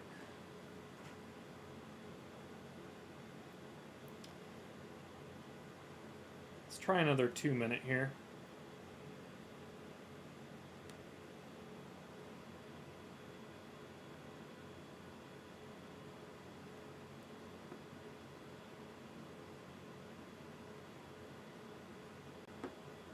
Is moonset really at 2 a.m., 2:33 a.m.? It really goes to show the problem we're having in the... It is getting darker. As the moon sets, it is certainly getting darker, but let's see when it passes under the horizon. Oh my gosh, you're right. 2:33 a.m. is when it hits the horizon. It will get progressively darker, and the skies were reaching moonless skies. What time is it now? After midnight, it was saying it was, you know, almost moonless skies.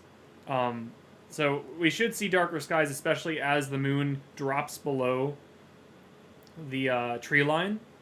We won't have as much glare and such to work against. And it is nearing that. It is nearing our tree line now. But, yeah, definitely... This time of year is just not ideal when you have the moon out, because it just takes so long. If only we could have backed up just a couple days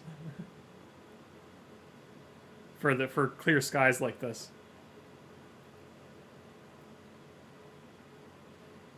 Well, thank you, Stacy. I'm glad you guys are still here too, because it's nice to have company. Virtual company, especially right now, when you're doing imaging and such. Otherwise, I'd just be like listening to a random podcast, and where's the fun in that?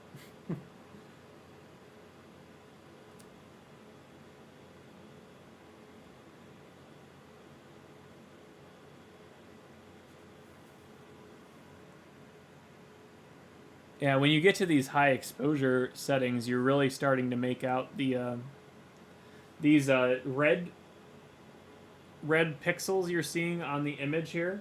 Those are not from the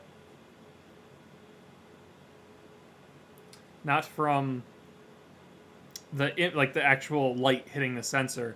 It's those are dead pixel regions on the sensor itself, and when you expose to a certain point, those become more prominent. So we just did an exposure for 2 minutes, and that's where we ended up. Now, this dim object we're seeing here is not ideal for the 6-inch refractor. We really should be using the 14-inch right now, and I'm tempted, since it's already open, to switch over to that. So if you'd be interested, I think I might do it either way, but just let me know if you want to try the 14 with these Galaxies. At the very least, you know, it'll be good to know what I have to work with right now on that scope as we head into the spring and things get warmer. I already have the dome opened up, so it really is just a matter of booting up the scope, which takes a minute or two to get it ready to go. So if you want to try Whirlpool on that one, let me know. I saw another question here from Mike. Have you ever talked about the Drake equation concerning the probability of life? Dr. Gaidosh is probably our resident pro or expert on the Drake equation. He's done a ton of classes. I think I even took one back in the day with him on the Drake equation. And the principle behind it, for those that haven't heard of the Drake equation, is that it's a statistical model for determining what kind of how much life exists based on a given set of parameters. So you can change the parameters in the Drake equation to see how it affects the end result of, like, statistically, of life existing in the universe. So you can model it based on our current understanding of our universe. You can model it to match up with our universe, and then get the output of what kind of life and how much life exists out there. And it's been a while since I've run through the equation myself, so I probably can't speak too much more to that, but I should do it, try it again soon, because it's a fun thought experiment. It's a fun statistical experiment. You can play with it. You can change parameters to change the results and see if our universe was just that much different, how much more life could there be out there. But it's really especially cool to try it out on as close to the parameters of our universe as we understand it and see the results. And the results, they speak for themselves. They effectively say that there is life out there. Intellectual life is less common, for sure, but it is out there, and there is, but like biology itself can be fairly common throughout the universe. Now that's not a tried and true scientific method. Like it's all statistical, and we don't have enough observational evidence to go off of to actually fully prove and develop a theory surrounding it. But as a mathematical equation, that's what it says. So it's a fascinating subject for sure, using mathematics to determine potential life out there.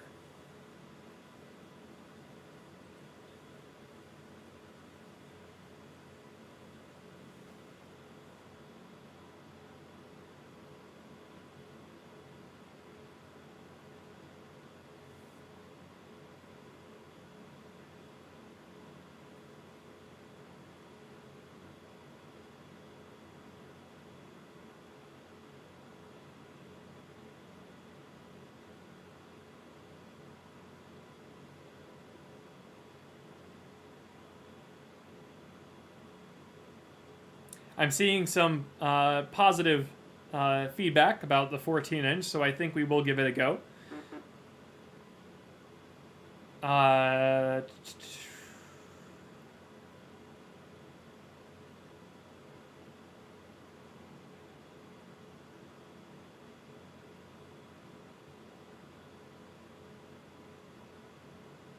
Sorry, I'm just reading through these final...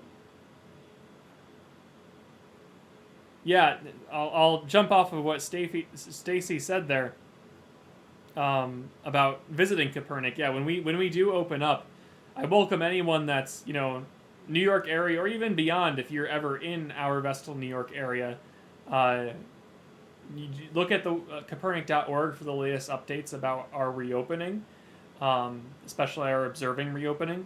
But we'd love to have anyone that swings by visit us. And the cool part is we have a lot to do here beyond just our observing. We like our public programs are always interesting, I think, and we have our science park, our brand new science park that unfortunately was in the end it wasn't timed quite right because we had to have our virtual opening for it, and even still, we can't have like a lot of people up here, so we have to monitor that. So, where was I going with that? So the science park is here, and I just saw people when I got here earlier. People were playing on the playground today. It's awesome to see. So we have a lot of other benefits, and we're on top of that, we're like a pretty renewable facility too. We're partially powered by solar energy, and we have heat pumps for climate control, and of course the telescopes are our main attraction. So definitely on a clear night, you'd want to come visit for in-person observing. And hopefully I can continue these virtual streams too, because I think they are a good way to share with the community what we do up here, and share the night sky with those that don't either just don't have a good sky to go work with, like just because of light pollution, or just have cloudy skies.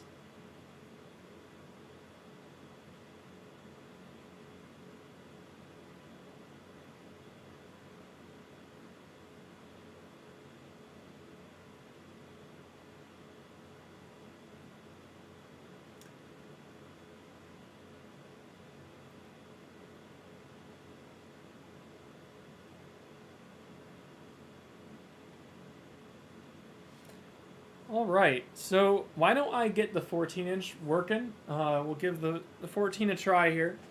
Again, I think it can track okay, if I remember correctly, but it has trouble with the Go 2. But I found the Whirlpool without too much issue on the 6, just by manual movement.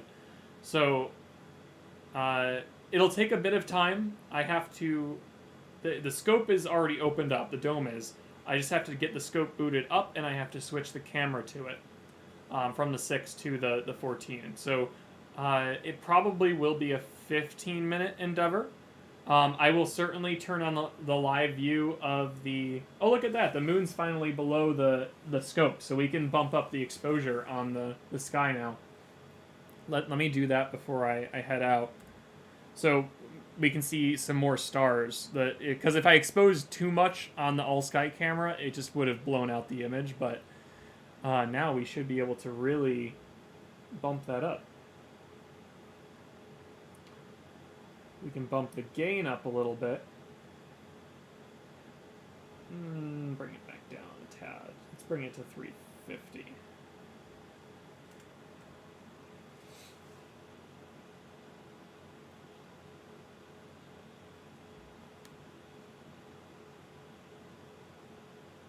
That's a little better. Now let's try a 10-second exposure of the sky.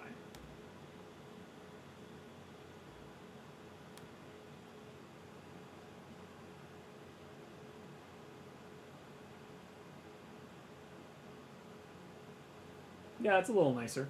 Okay, so now in the all-sky camera, what you will see, the all-sky camera being, for those that are, I see the viewer count went up a little bit, the all-sky camera is going to show a full view of the sky. At least our sky here at Kopernik. It's a little bit blocked out due to the building and where the camera's positioned. But otherwise, it's what we can see here. And you can even see the Big Dipper right here. Here's the cup and the handle. Where we're looking is right in here. Not that star, but right over... Wait. Like right in here somewhere, I think, is where we're looking at the Whirlpool galaxy. So it's just off the tail of the Big Dipper. So it's not too difficult to find, and it's pretty high up in the sky. And we have the moon setting off the 14-inch dome there, starting to set. It doesn't actually get below the horizon until, I think we said 2:30 a.m., but it will get below our tree line pretty shortly here. And you can see this, at least at zenith, right above in the sky, it's not being too affected by sky glow. And the Whirlpool galaxy is sort of in that region, so we can work with what we have there. And this is the 20-inch dome right here. That's where we house our 20-inch reflector telescope. It would be amazing to stream out of there sometime in the future, whether it be with someone who's already trained on how to use the camera systems and is equipped, or if someone can train me on it, then we can do some imaging out of that one too. So that's a possibility for the future. But right now we're going to go into this 14-inch dome, and we'll set the camera up in there, and we will go do some galaxy and star cluster hunting, starting with the Whirlpool in that scope. That scope is both faster meaning the light takes less time to travel through the optical system, which means you can collect light faster in a given exposure. And it is also a bigger aperture. You're talking about a 6-inch refractor versus a 14-inch reflector, a lot more light collecting capability. This telescope is designed for deep sky objects. So I think we'll have a lot more success with that one.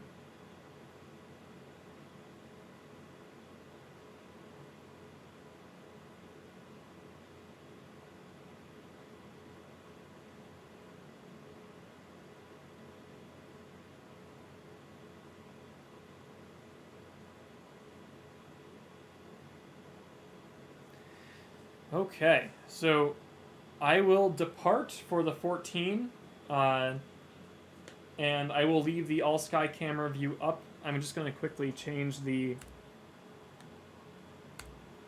Whoops, come on. Ah, that's not what I wanted.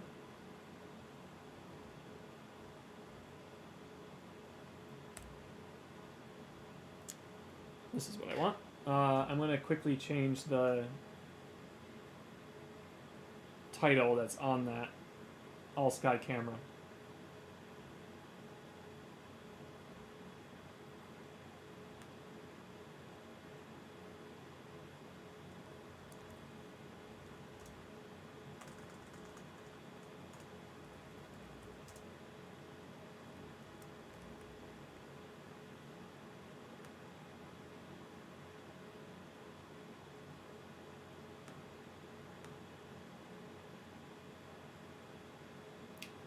Because we're doing 10-second exposures now on the all sky camera, there'll be even a greater chance to spot meteors. So be on the lookout for those meteors in that image. Okay, here we go, transitioning now, and of course you can enjoy the music again. It should start over, I think. Here we go.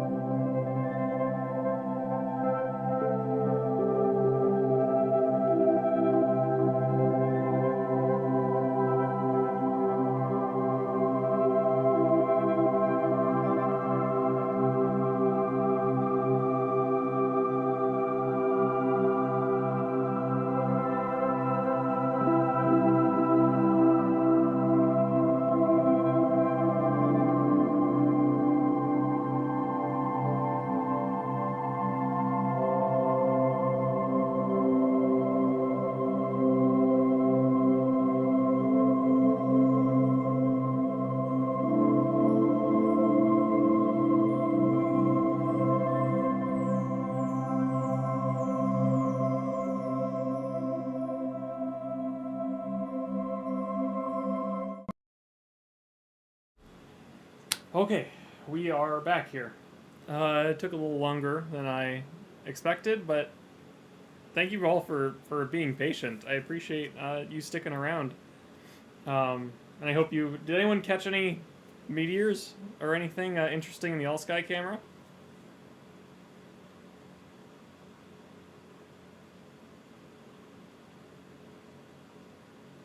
Checking back in the chat here to see if I missed anything.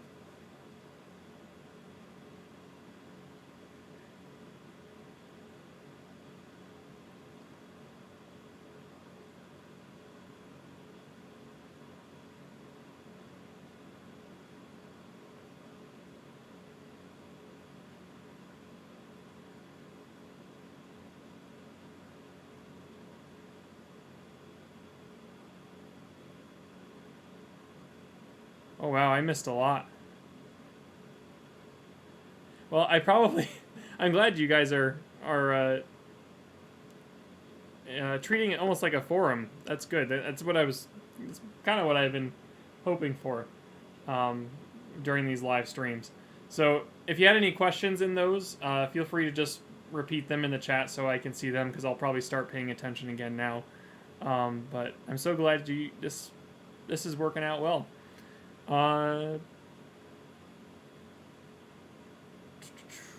Okay, so the 14-inch is up and running, and I have the Whirlpool Galaxy on it. So let's take longer exposure here. Let's try 20 seconds at 6400 ISO and see what we get to start off with. I'm hoping the tracking is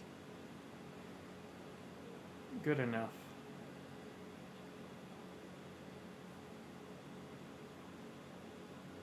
My main concern is that oh,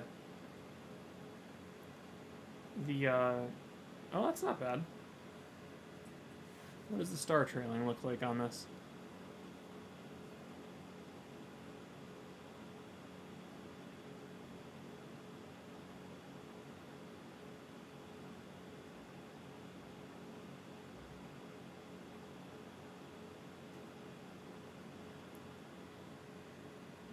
Let me zoom in here. Not terrible. Okay. Let's just go right to a 30. And a little bit higher ISO. And see what we get. 10,000 ISO, 30-second exposure.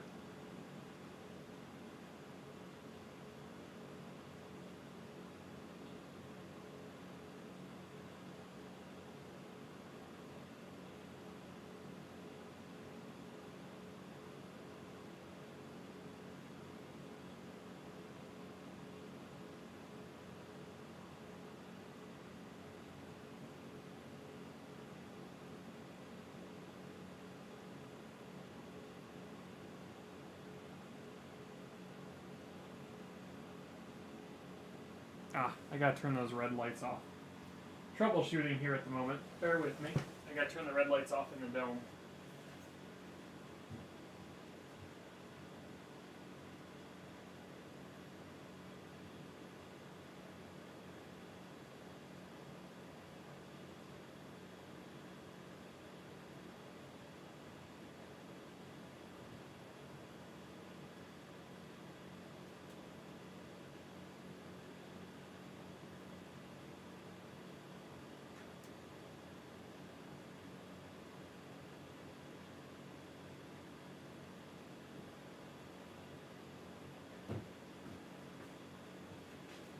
Okay, now we won't have any red light glow there. Hopefully.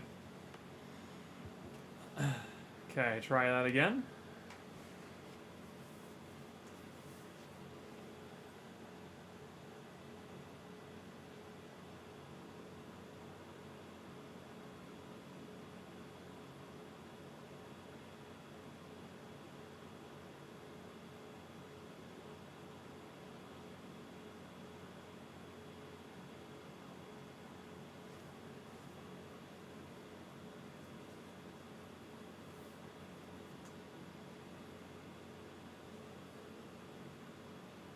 Okay, yeah, that's looking a little better.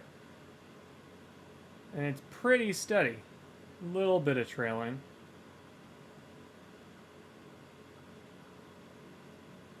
But I think we're already getting more detail than our previous images, so let's keep going.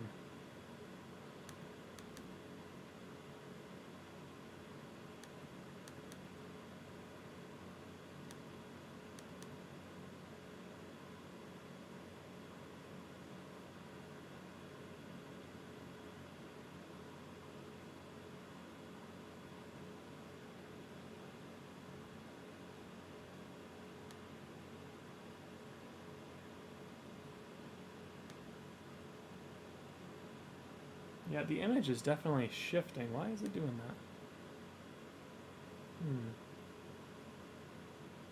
that? Alright, well, let's just try a minute here.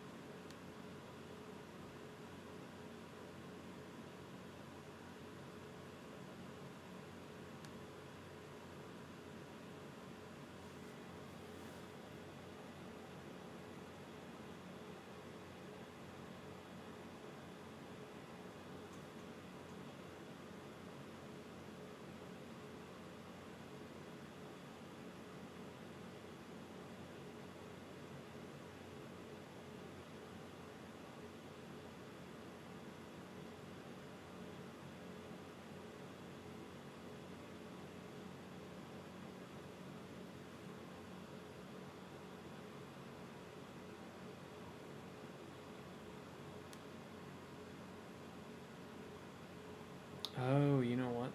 I think I have to adjust.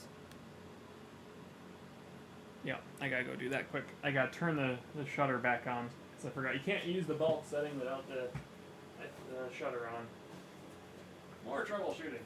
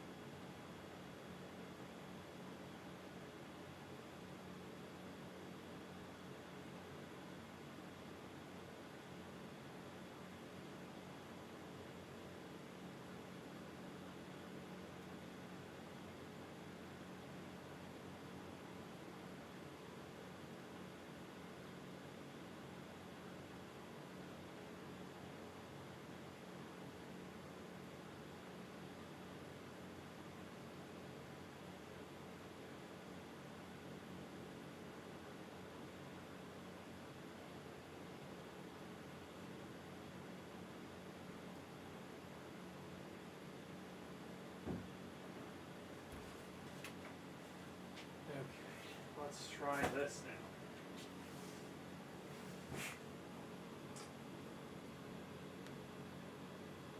There's our bulb setting. Now we can try it. Go for a minute.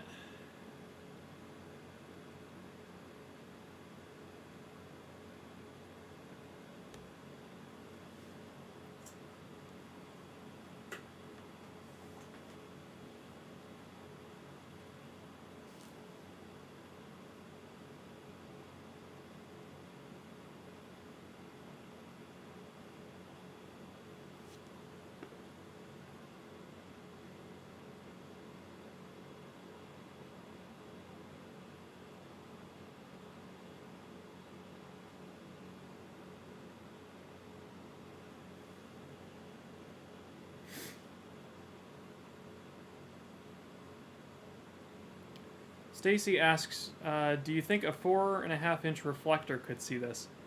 Yeah, I think so. It'll be dim, but I think you'll manage to spot it on a night like this. That's the one caveat. With nice dark clear skies, I think you'll just about make it. Let's see what that looks like. Stop that timer. Well, that's looking pretty good. Okay. All right, let's push it. Let's push it. Bring this down to 6400. Minimize noise, and we're gonna do. Let's try a 3-minute. I'll go back and see if there was any other questions here.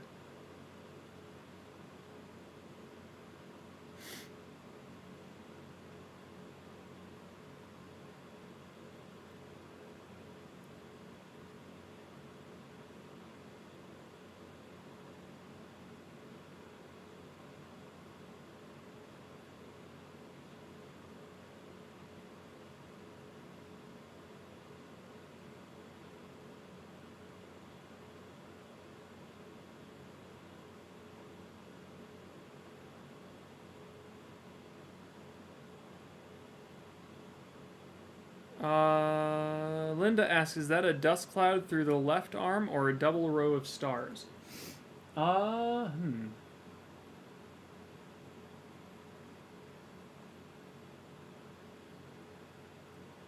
soon as I am done taking this exposure, I can arrow over and try and point out which part you're looking at. It looks.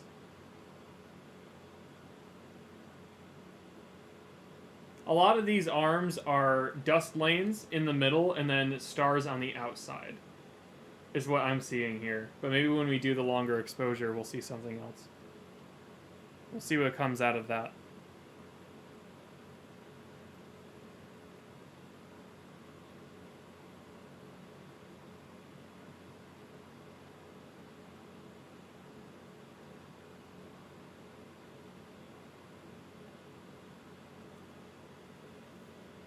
A minute left of our 3-minute exposure.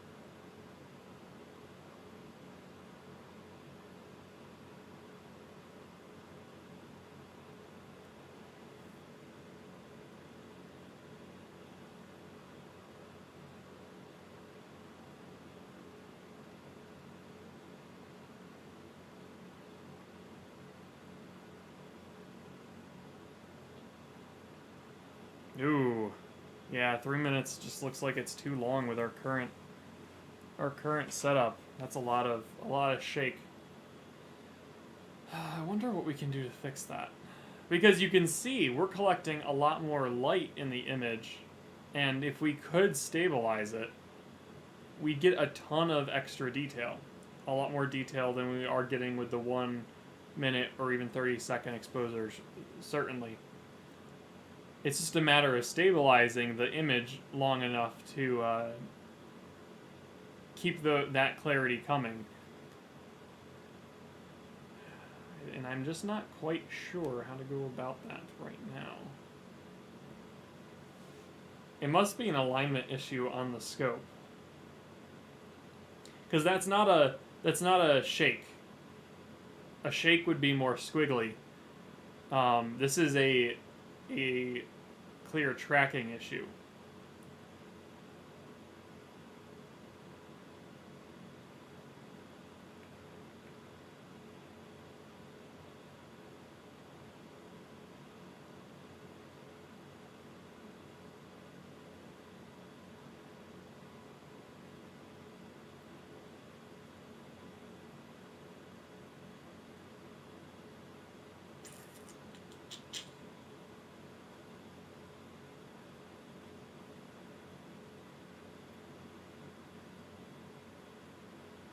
I'm trying to think what I want to do next. I could try realigning the scope. That would only take like 5 minutes to align to nearby stars and just do my best to sync it directly on M51 using the stars in the vicinity. But let me figure out what stars I want to use.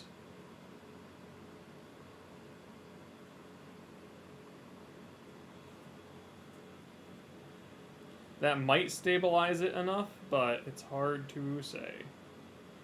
Mizar. Mizar we can use. That's the brighter one. And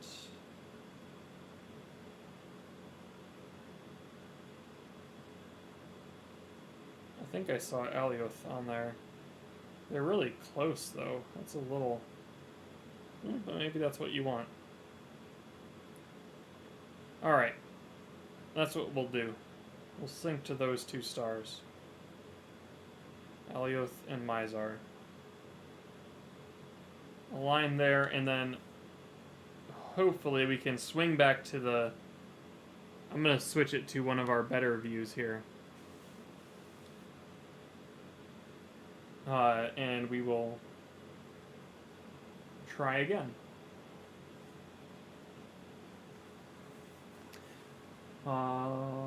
Yeah, I'll switch it back to the all-sky camera for the moment.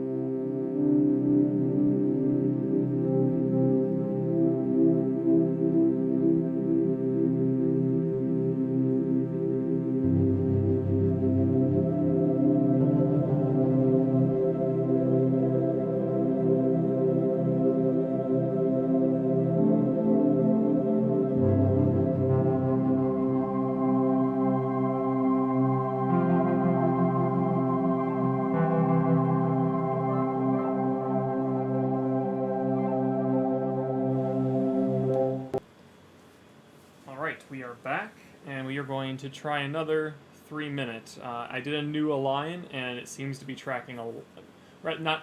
I guess I don't know for sure about tracking, but it seems to be, what's the word? Finding objects better now after my realignment. So let's see what we can do here.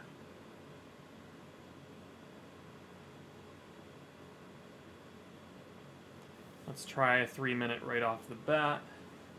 Get my phone back out so I can monitor chat. So I have something to do over these 3 minutes.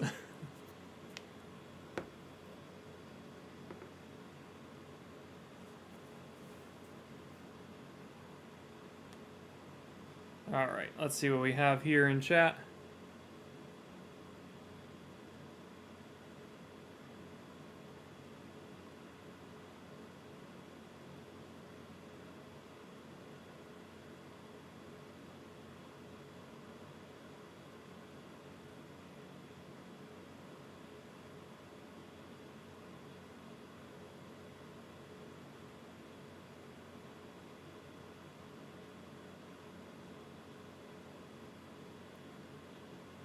Yeah, the moon, I see you talking about the moon. The moon is way below our tree line now. So sky glow isn't as much of an issue at the moment. Especially where we're pointed directly up. Or effectively almost at zenith.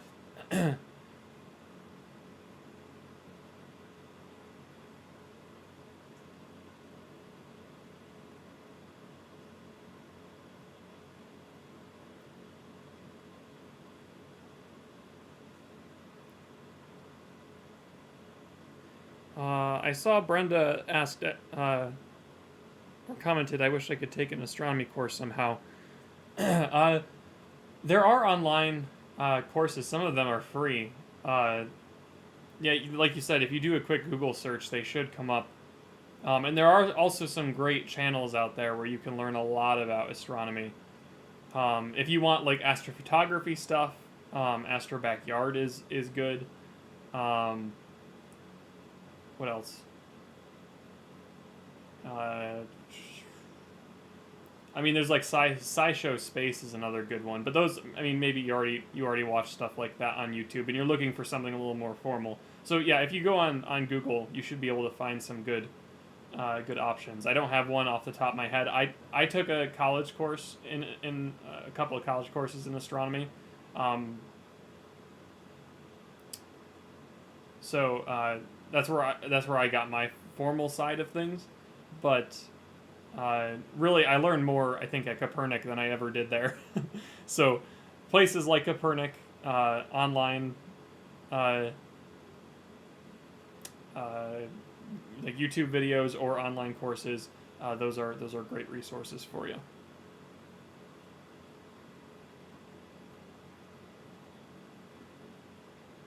20 more seconds on this exposure. Let's see how the 3-minute exposure turns out now.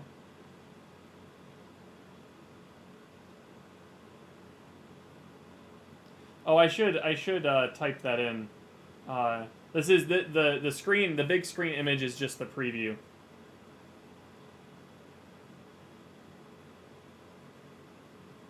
All right, let's see what that ended up at.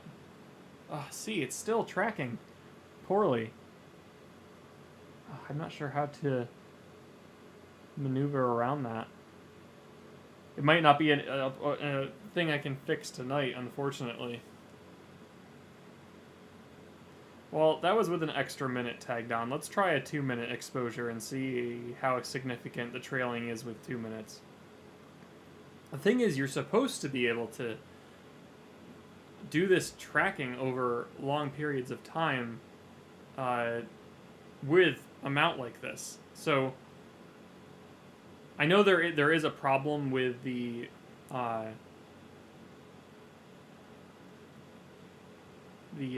positioning of the polar alignment.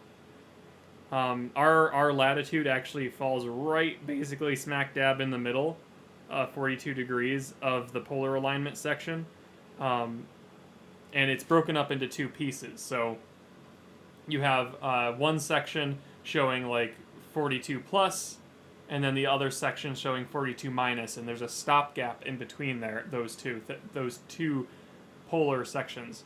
So, and when I say polar alignment, I'm talking about aligning the telescope with the North Star, because that's how you get go-to functionality and tracking functionality. So I know right now it's on the bottom side of it, so it's over time it slowly gets weighed down and it's going to lower latitudes. But we want to stack it on top so when it won't ever drop. It'll just be nice and stable on top of that polar alignment. I'm probably not explaining it super well, but that's the problem with that telescope and why it might not be tracking, because the polar alignment might be just off enough. So while the go-to functionality seems to work now that I got the alignment procedure right, the tracking seems to be off. So let's try a 2-minute and see if that is stable enough for our purposes tonight. But again, you're supposed to really be able to set it up and let it go for a while if you need it to.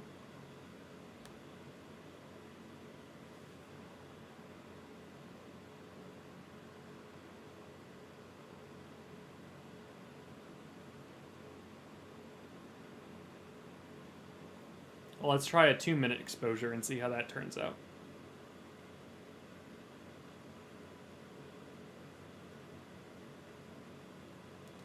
We have Kopernik Astronomical Society meetings every month, so I'll be able to bring this up during one of those next time. It doesn't seem like any KAS are in the chat right now, so otherwise I'd ask about that. But we have the video footage to show exactly what's going on, so I can just present this to the group next time, and we can maybe work out a solution. Because otherwise, the 14-inch telescope would be amazing. We could do so much with it, but if this is a major limitation for us right now.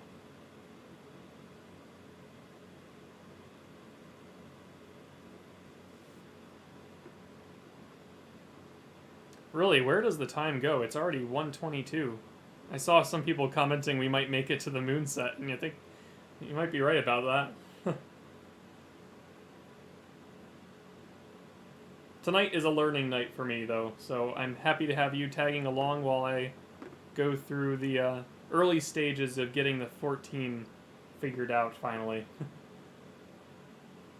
The focusing is figured out. Remember, we had that stream where I just could not get it focused. And it turned out to be a very simple solution, where I just completely forgot about the mirror focus adjustment. I was just using the eyepiece focal adjustment. But, you know, you live and learn, and you build upon that knowledge and figure it out. It's better at 2 minutes, but it's still not ideal. What does it look like? I want to know how much it's moving by. That's not insignificant. So you can see here in the field of view on your screen, this was the image, the 3-minute exposure, and then this one is the 2-minute exposure. And you can see just how far, between these two sets of exposures, how far the object has moved in the sky. That's significant, and that's even across a minute or across 30 seconds. That's significant enough to cause problems with the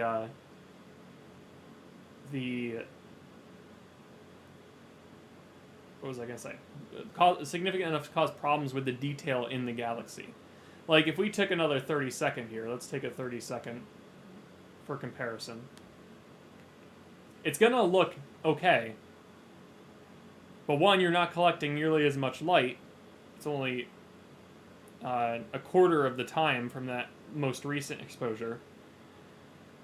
So you're losing out on detail there, and even across those 30 seconds, that tracking problem is presenting us a... it's going to smudge the details in the galaxy, because the actual image is shifting a little bit, just enough where the exposure won't look quite right. So you're seeing here, we're collecting a lot more light, but it's smudged. Here, it's a little bit crisper, a little clearer, but there's not as much detail because you didn't expose long enough. So really our option right now is probably to try a bunch of minute-long exposures and really crank up the ISO. And hopefully that'll be enough for detail to come out. So let's bump it up to 25,600 ISO, and we're going to do minute-long exposures, and we'll see what we can get out of those. Oh, before I do that, let me adjust the title here so people know that this is...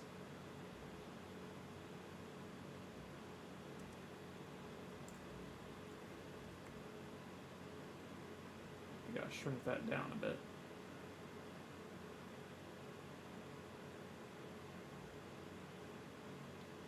People know that this is these are exposures. They're not live from a telescope. I want full transparency here. I do not like... You don't want people to assume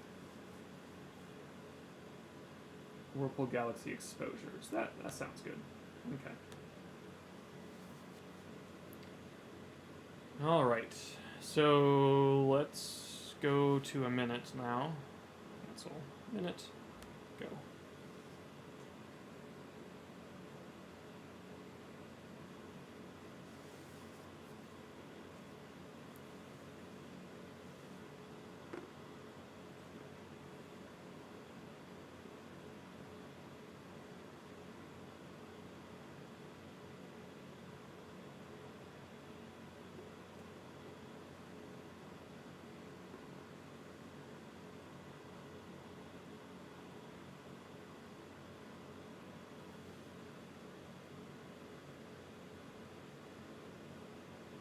Did that stop working? It did. Why did it stop working? Let's try again. Oops, wrong one. Must have taken my finger off.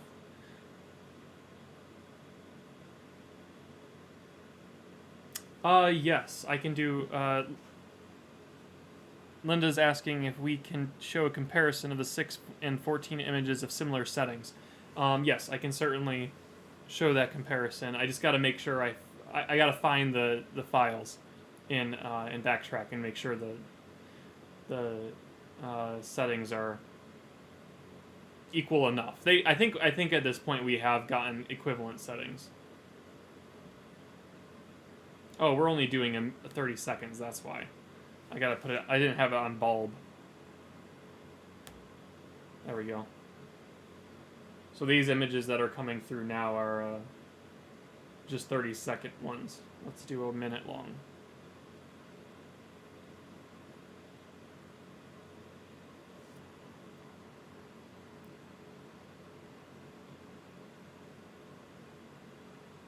Oh, awesome, Stacy. That's exactly how I started. It was just holding up the camera and doing your best to snag what detail you can. Of course, most of the objects I began with were brighter, you know, planets and moon and so on. But that's how it starts. And once you delve into astrophotography, you often can't escape it. It just connects you with the sky that much more. Yeah, these 30 seconds aren't half bad at the higher ISO. It's noisy-ish, but it's not terrible. Okay, that was a minute. Ah, even at a minute. Yeah, even at a minute. We're getting those trailing. If we zoom in here, you can see just how much it's trailing by the stars. It's not awful, but it's really not. One thing we could also do, they make something called an autoguider. And an autoguider is designed for astrophotography. Because right now the 14-inch is great as a visual telescope. This is just what the proper amount of tracking for, like, if we had people coming up here. This is exactly what we'd want. We'd want a telescope that can stay on an object. We make small adjustments as necessary, but otherwise people can just come through in a line and observe. And that's what these telescopes were designed for, especially the 14 and the 6. So the problem we're running into right now is, trying to use them for sophisticated astrophotography, which they've always been somewhat adept at, but they're not fully primed and ready for it. So there's certain alterations we need to make to the 14-inch, and the 6-inch probably will never be a full astrophotography telescope. But the 14-inch we can certainly adapt for both visual and photography. So there's something called an autoguider, and it's designed to add that extra bit of accuracy to stabilize the telescope. So what it does is effectively monitor the sky, monitor the stars, and it, just like the scope itself, it's designed to understand your location, where the stars should be, and it effectively corrects the small alterations in tracking and movement in the telescope, and readjusts it, so or stops it even from making that movement ahead of time, because it realizes, no, that's not where you want to go. You want to stay here. You want to stay locked on that. So it's watching the sky. It has a sensor, and it's watching the sky specifically, not for photos, but for keeping the scope on target. That's something we can look into, and it's something I might bring up in the next meeting as well. Now, the 20-inch already has a lot of that, and it's capable of many hour-long exposures, but I've already mentioned time and time again the problems with the 20-inch right now in terms of making it a live stream telescope. Primary of which is just I'm not trained on it, and before using it, I would have to be trained on it, and it's not something we can do without getting together. Not really something you can teach virtually. So, we will see what happens there. I don't have an auto guider for my personal scope, my 8-inch reflector. Otherwise, that would be a good option, but honestly, I think we'd have the same or worse problems than what we're having right now with that one.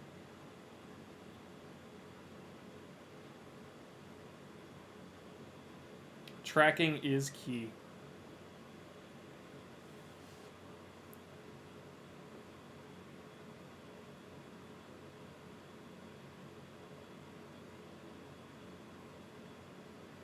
Let me go.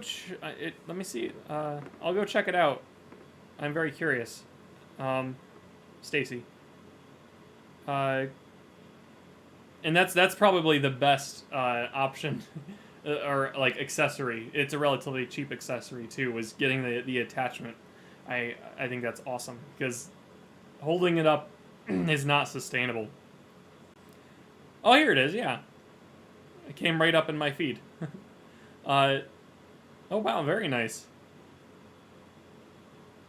Let's check out those craters. Great, look at that Terminator. Really nice detail along that. It's amazing what you can do with a scope, a phone, and a little bit of time.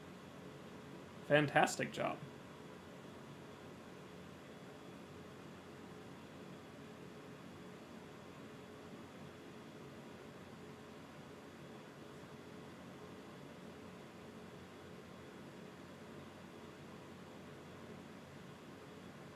Yeah, I'm just looking, Joe, from,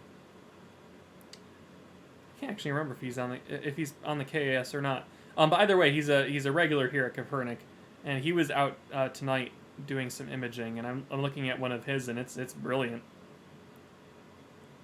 He did a bunch of 5-minute exposures, 11 5-minute exposures, and see that's where we definitely wanna get is to those longer exposures. So I'll bring that up next time in the next KAS session.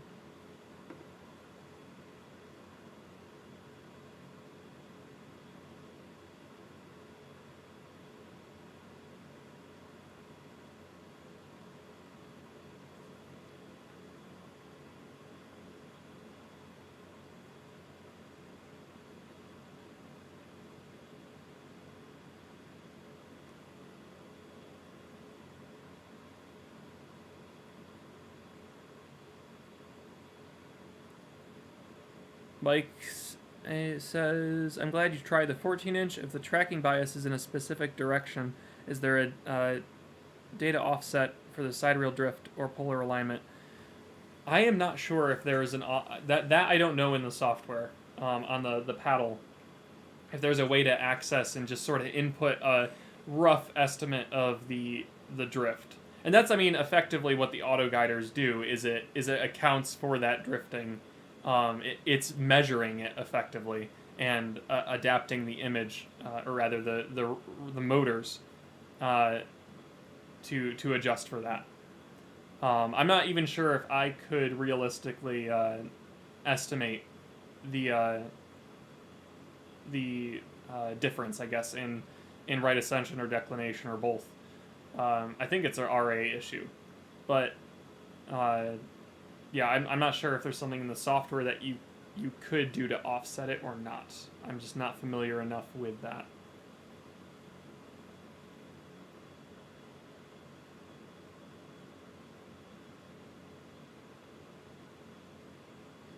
Yeah, that's not bad at all.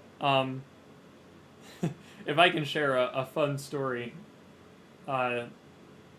with you, it's related, I suppose, because I mean, like I said, that's how I started, was with ultimately the moon. I had I mentioned it before. It was a 70 millimeter Meade telescope, and I had my phone, my smartphone, and I was just able. At least I'm fairly certain I started with my first smartphone. Which would have been like 9th grade, I think. I like, because I can't think about what other camera I used at the time. Like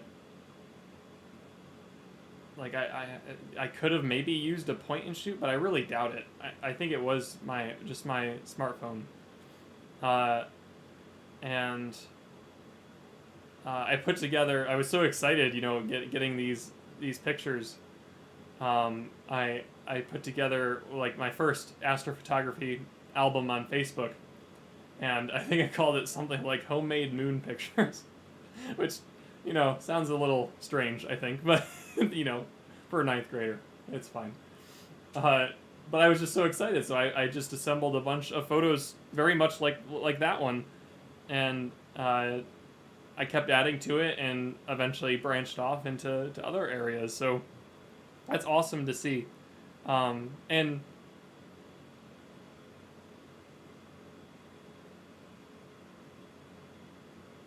yeah.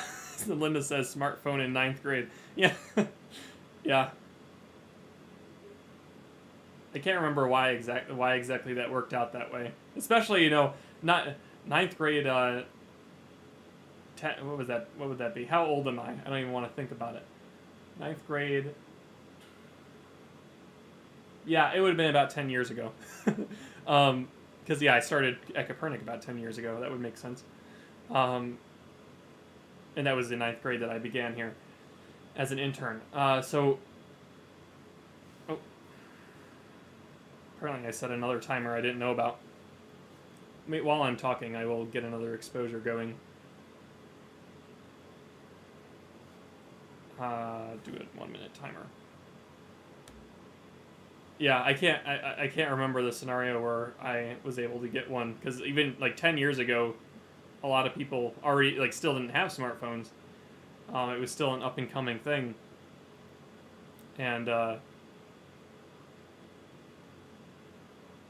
guess my parents were very nice. So thank you, parents.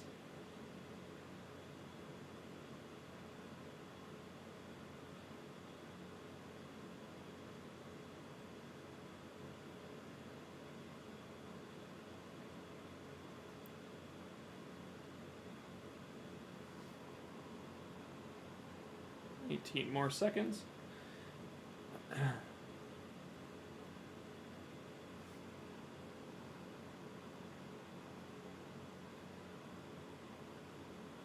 I don't know about anyone else, but I think the wave of tiredness is approaching.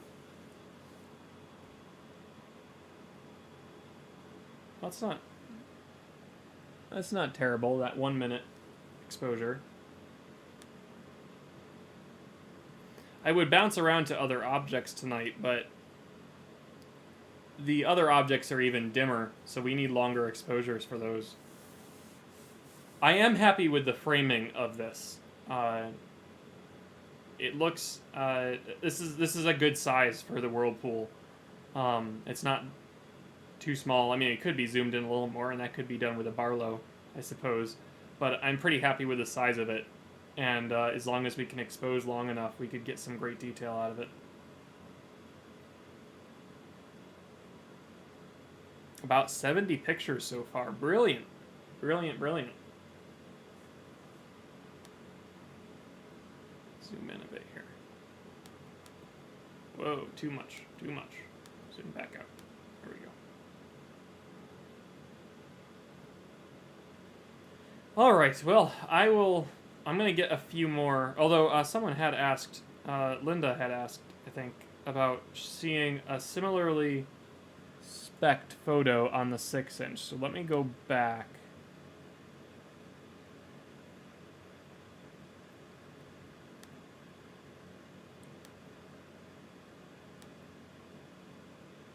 The problem is I don't, where are the information settings? Ah, here we go. Okay.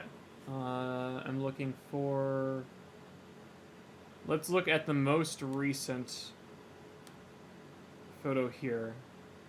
So this was... The one we're looking at right now is... Let me push it to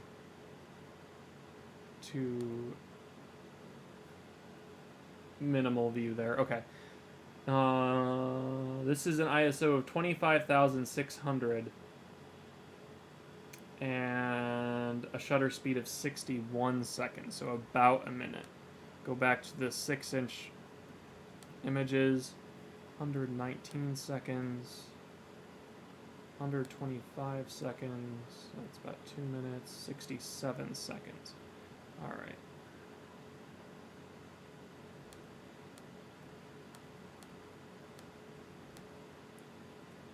It's going to be, just because the way this preview software works, it's going to be very difficult to do, like, switch back and forth comparisons.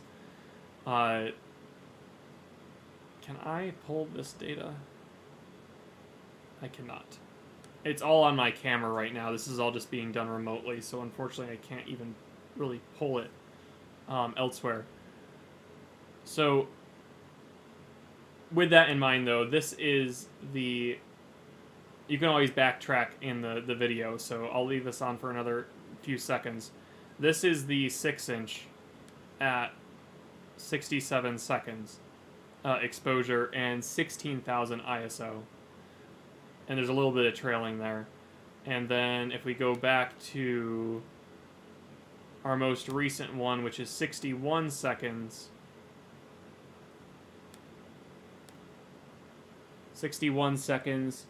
at a little bit more ISO at 25,600. That's what you get from the 14-inch. So it's not it's certainly an upgrade, both in terms of magnification. We have more a narrower field of view with the 14-inch in the camera setup. So with this small object, you're going to ultimately get more detail, both because of the aperture and because of the aperture and the speed at which the light is traveling through the scope. It's faster as well. So that is to its benefit. However, the tracking, I think, tonight was better on the 6-inch. There was less trailing on the 6. For sure.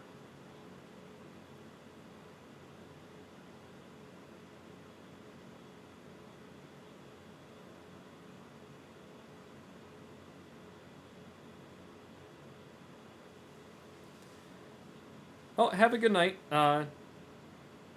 Adam. Yes, I think I remember that from last time. I see people commenting. So have a good night. Thanks for staying up. Oh, wow. All night with us. Appreciate having you and joining in the chat.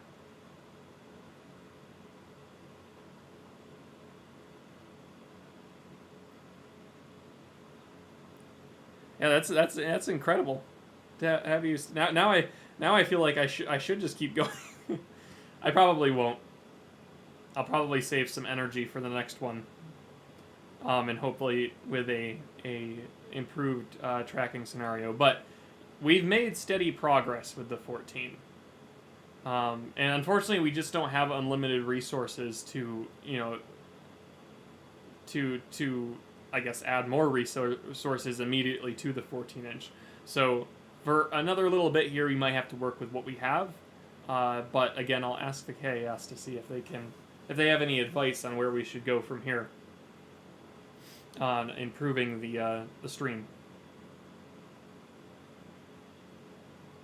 Yes, the moon is finally gone. Thank goodness. Well below our tree line at this point. How's the all-sky camera doing? I hope you liked the all-sky camera this evening. I know we've done it before, but I thought I thought it'd be neat to start the preview stream with a live view of the sky.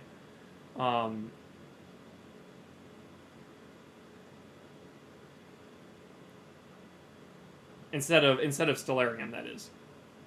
Stellarium is great, but this shows you exactly what we have to work with at Kopernik, and I think that's a little more valuable for people that are tuning in and aren't familiar with our sky conditions. It also allows me to monitor the weather at a given time. Tonight we didn't really have much to worry about. We didn't have to worry about cloud cover at all. It was just going to be a steady, clear sky. But on other nights, it would be beneficial, like if we're observing Saturn or something, and before I would have to go outside to check, did we lose it? But in this case, I can just watch the sky on the all-sky camera and say, oh, okay, yeah, there's a cloud right in front of it. That makes sense. I think it's a good tool for us.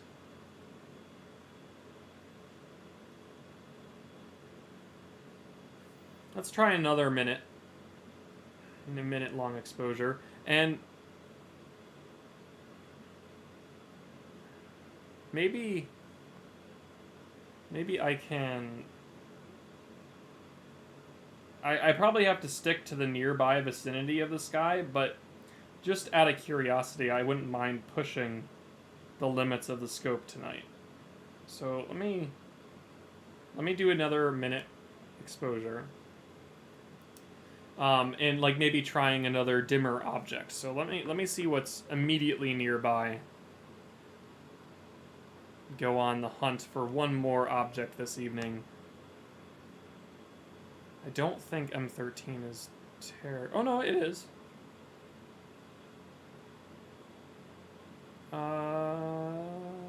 It's eastern sky. It's close enough.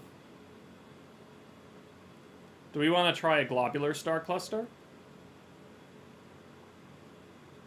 That I think we'll have some good luck with because it's a 7 magnitude versus the Whirlpool's. I think the Whirlpool is a little bit dimmer. Whoops. Yeah, the Whirlpool is an 8. M13 is a 7, so we have a lot more to work with M13. A little bit brighter.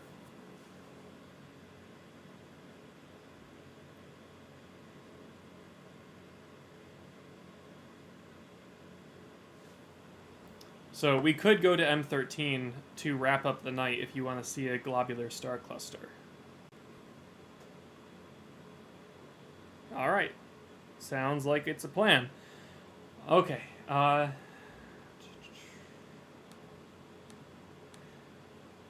Purely for your curiosity, I am going to bump the ISO all the way up to my maximum, which, I apparently was wrong. It's not 50. Can I really? Oh wow, you just keep going. So apparently I can just keep going to like 204,000 ISO. I didn't know that. That is excessive. So we're gonna instead go to the even, slightly less excessive 64,000 and do a 30-second image and just see what we get. It's gonna be noisy, but I'm curious to see what happens.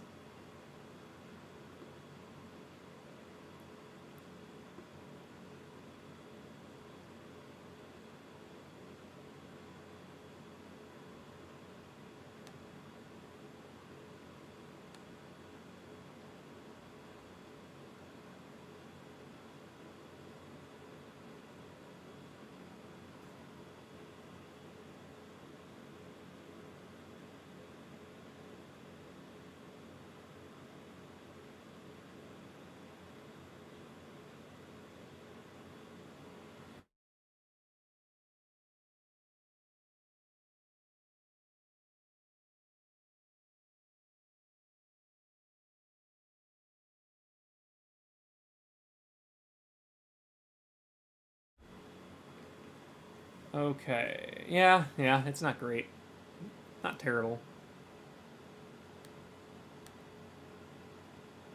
You can see just how much more noisy the image is. It's not ideal to bump up the sensitivity ISO, but if that's all you have to work with, then you do what you can.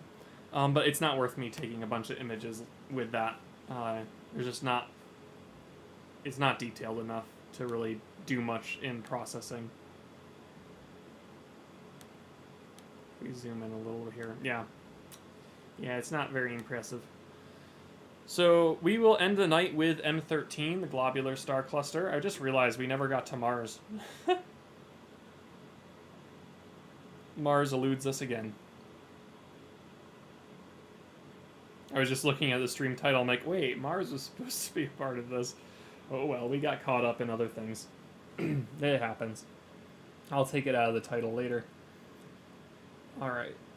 I will switch back to the all sky, and we will go to M13 next.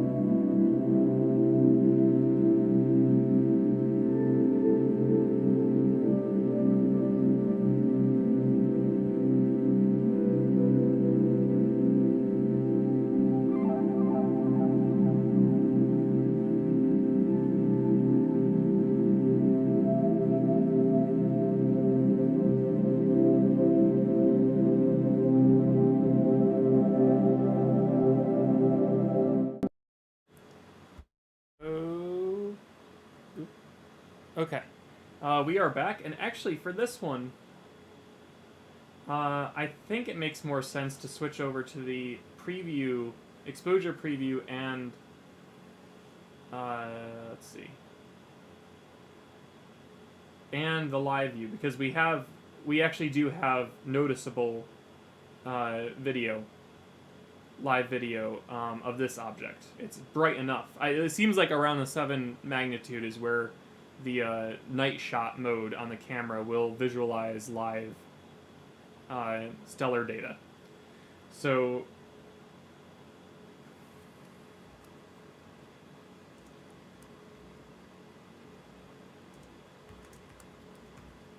change the title there.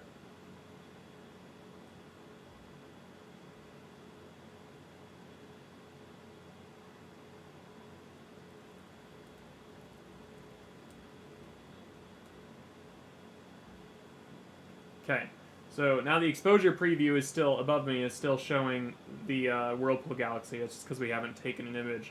The large window next to me, I always get this positioning wrong. Next to me, there is the globular cluster live.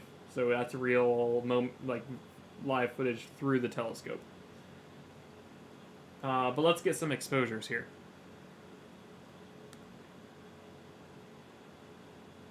Use that back. And once I get a good exposure, we can talk about what we're seeing. Right now, you're seeing a group of stars for sure, but let's get some more detail out of it. There's not going to be any nebulosity to say in this one.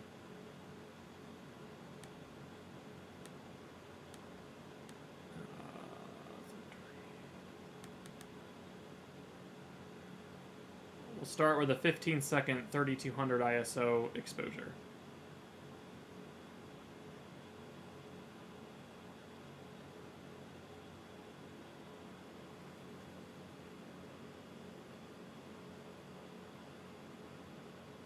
I don't remember if I mentioned it last time. Oh yeah, there we go.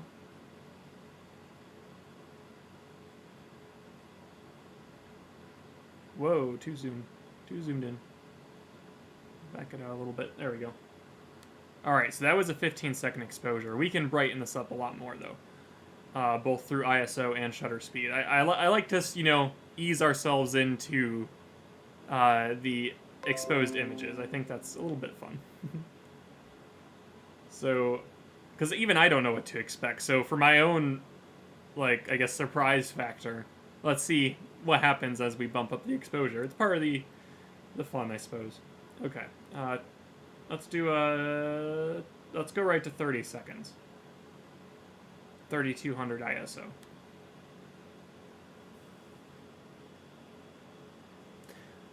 In the live view, I think a lot of the a lot of the colors we see it is artifacting. It's just the noise levels from bumping up the sensitivity output. So that this is basically what's showing on the viewfinder. And there's a mode called night shot or something like that. That's designed for. Oh, that looks nice. It's designed for giving you a framing up a shot of the night sky. So it bumps up as much as it can for the viewfinder and the sensitivity settings, and it displays that output. And of course, that can only update every half second or so. So most of that noise is just noise levels. That coloring. So in the preview images, though, we are getting some true colors from the stars in the vicinity. And if we keep pushing it, we might be able to resolve some really nice colors. But if I zoom in here, you can see there's some blue stars in there. A lot of these are red dwarf stars, though, so they're going to be colored redder. But you can see just how many there are. Every single point of light there is a star.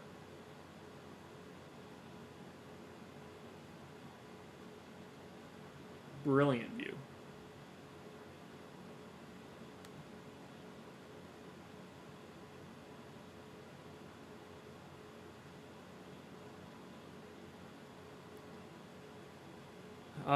Let's bump the ISO. Just about double it, 6,400, a little over double from the 3,000 we were just. Oh no, it is. We were at 3,200, so it is double from before. I think that it's also. Brenda asks, does it have another name, or is it just M13? It does have another name. It is often referred to as the Great Cluster in Hercules, because this is right in the body of the constellation Hercules. So it is one of the brighter star clusters out there, and it's pretty low in the Messier catalog because of that. Oh yeah, look at that. Brightening up quite a bit. I think I will take a few shots of this, because at least we can have one success tonight, right? one full success for processing. Because I would say a lot of the data I've collected tonight is not great processing data. It could be a little bit more focused, but it's not awful. I think I will just stick with it. We're getting quite a few stars in there, so we'll roll with that.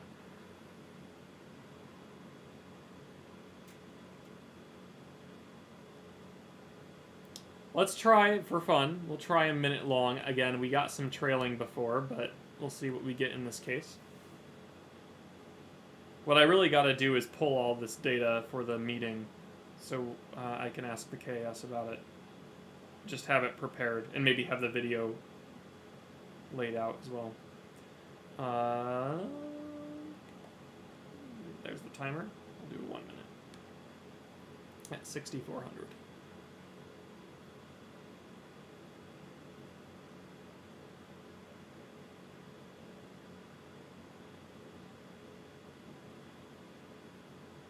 Ah, yes, Race to the Stars is coming up. So yeah, if you are a runner, or if you just want to participate in the fundraiser, you know, there's no set time limit for it. So feel free to join in on that event.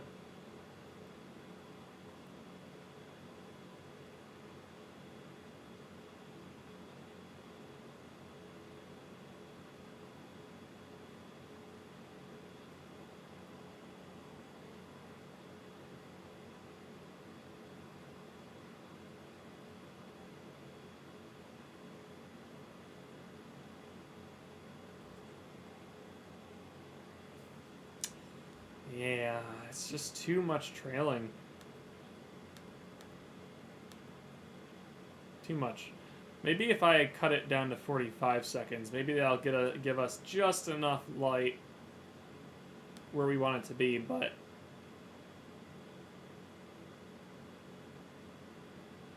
a minute. Let's do 45 seconds. Just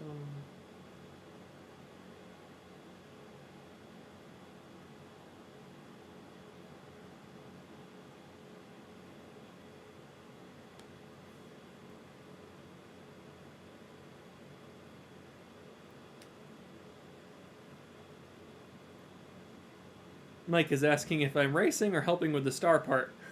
I don't know yet what I'm doing. I haven't participated in I guess the race component of Race to the Stars yet. I do have a history of running, so it might be interesting to give that a try. Although I don't know if I have other responsibilities that day yet. I don't think we've worked that out. So something to think about, though.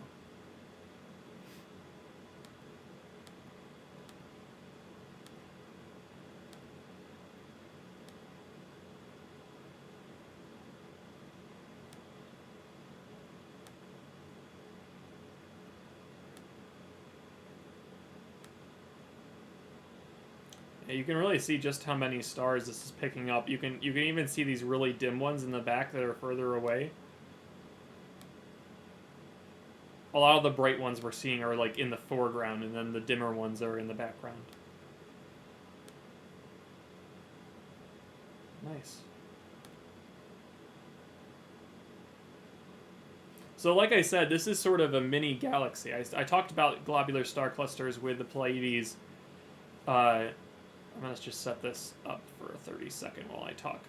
I talked about the Pleiades as an open star cluster. This is a globular star cluster. So globular star clusters are, I guess, a more cohesive structure.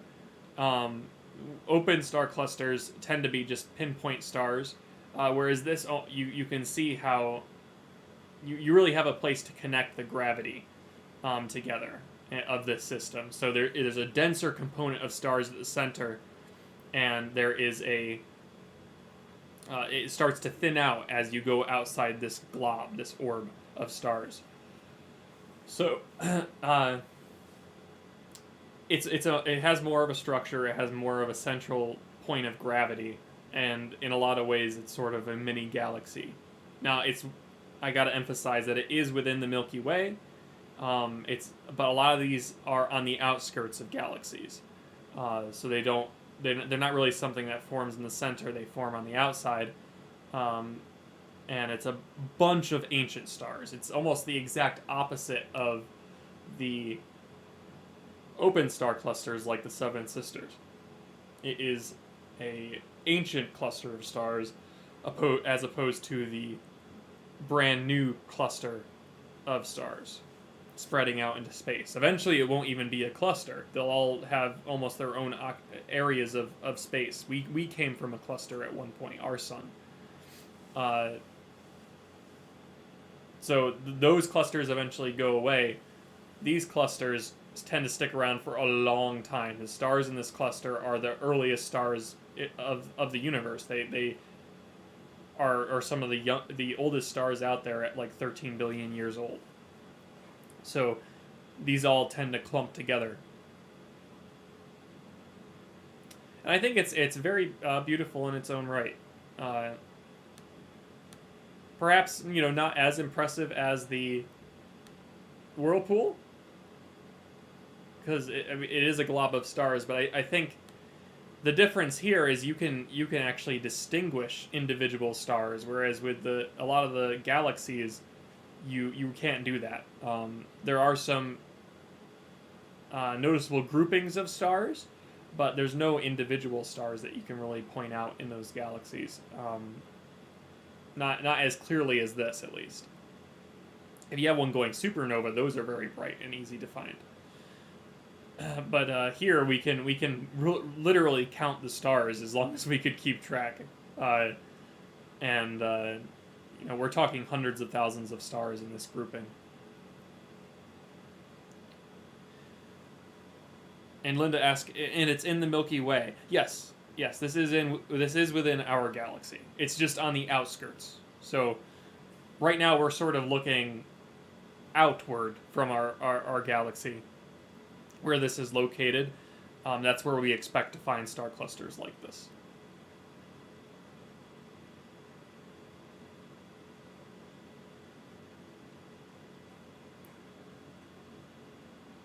If you run, I'll make sure we get a special medal for you. Oh, well, thank you. I appreciate it. I don't know how much skills I really have when it comes to running. It's just when I exercise, it tends to be one of my preferred methods, I suppose, whether it be on a treadmill or running around the neighborhood. It tends to be something I enjoy. Can be relaxing, I guess, but I can't say I've kept up with it over the winter here very well, and I do want to go back to it, mostly because I moved into an apartment, and they do have a gym at our complex, but it's closed right now for obvious reasons. Before I did have access to a treadmill and I was able to run on that.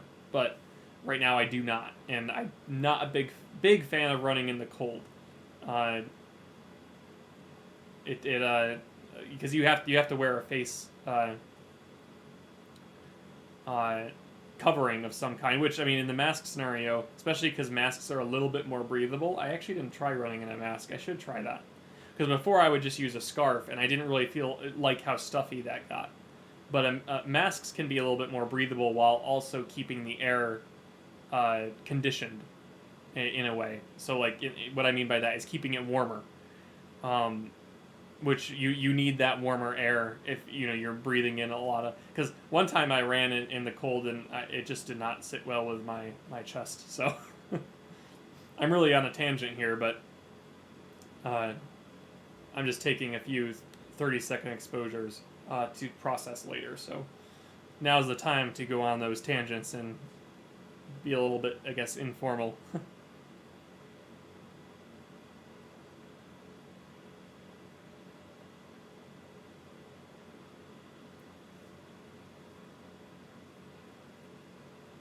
Yeah, also with all the snow, not a huge option to run outside during those massive snowstorms. So it was a little bit inconsistent if you wanted to be if you wanted that to be your main exercise activity. Yeah. Yep.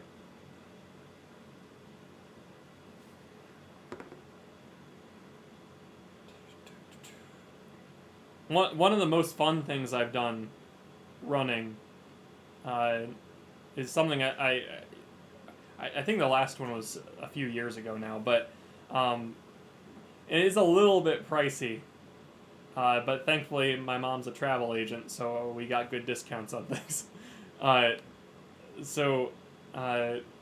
They have these events at Disney, both Disney, actually all the Disneys around the globe. Right, these big racing events, whether they be 5Ks, half marathons, 10-milers, things like that. We ran a few of those. And they're different themes. They have Star Wars half marathons. What else did I run? Just generic Disney ones, Mickey Mouse related, whatever. I think there was a Tower of Terror one too, which I think that was my first one. That one was fun. And I ran those. I can't say I was thrilled about running a half marathon, but it was a good. The few that I did run was a good experience, I suppose. And they make them fun because you can take pictures with characters, and they have the music. Like the Star Wars ones were cool because they had the music blaring, and those were pretty exciting. So it took a little bit of training to get ready for those, and it's just something I tend to go back to from time to time. Again, it's not. I should keep up with a steadier running regime, but I often don't. It's just something that you get busy with work or school and you forget to do it.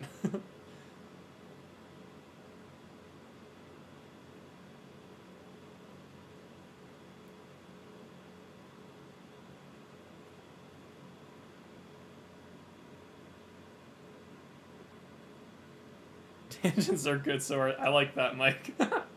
That's a good one. I very much appreciate that.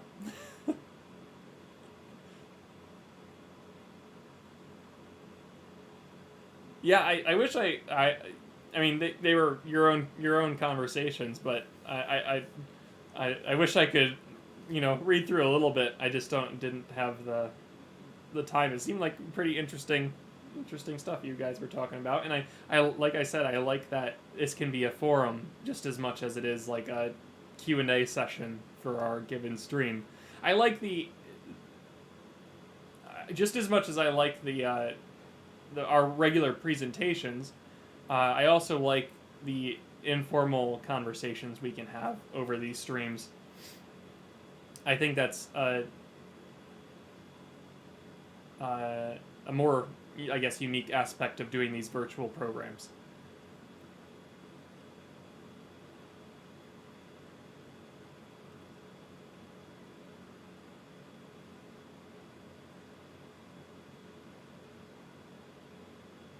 Yeah, Stacy, we've been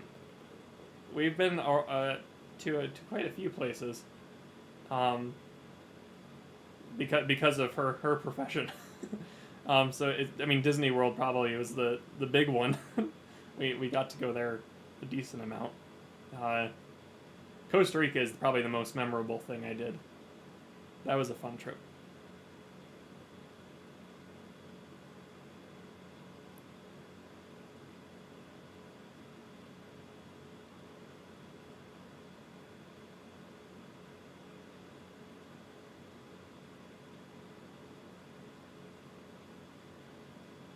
Yeah, Brenda, I think that's the other side of it is it it does offer a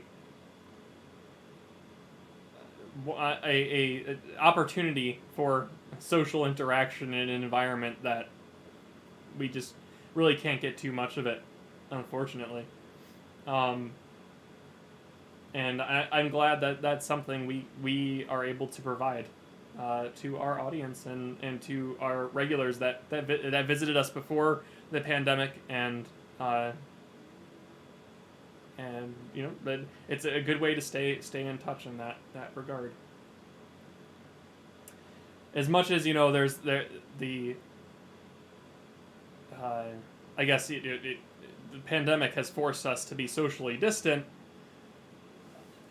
In a way, I guess this opened up an opportunity to connect with our regular attendees on a closer basis, and I think that's cool.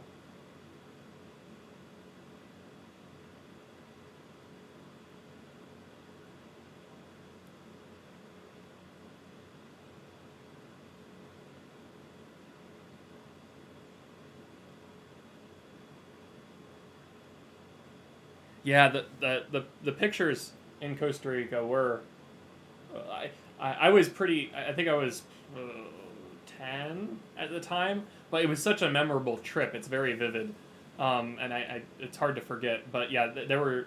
I didn't have a camera myself at the time, but my mom certainly did, and we took a bunch of pictures. We zip lined, we got a bunch of wildlife photos. My favorite animal is a bat, so we took there were actually like a huge variety of bats there. So we got a bunch of pictures. Our tour guide knew all the locations. We took a bunch of pictures of those. Um, the volcano we visited was brilliant. Volcano Arenal. I actually got to see it erupt. I don't think we got a picture because those happened so suddenly. But yeah, it was a memorable trip, and we have a really good photo album that we always like to revisit with all the pictures from that one. Yeah, I remember that as well, Stacy. Uh, I'm not sure if yeah, yeah, that I do recall that it was the black hole presentation there. Um, but yeah, that's cool. I'm glad you came up and because the, there are quite a few Carties in the area. Most, I mean, we're all related. Um, but there's like I have quite a few uncles and actually I guess just uncles in this area. There's some aunts too, but elsewhere. So there's a lot of Carties here, and I'm glad you came up and asked about it, because that is neat. Uh, I always find it interesting the directions we both went, and we sort of the left brain right brain thing really there's not too much scientific evidence for that as I understand, but figuratively, I guess if you were to go that way, we split. She has a lot of the creative elements, and I got a lot of the sciencey elements, which is cool.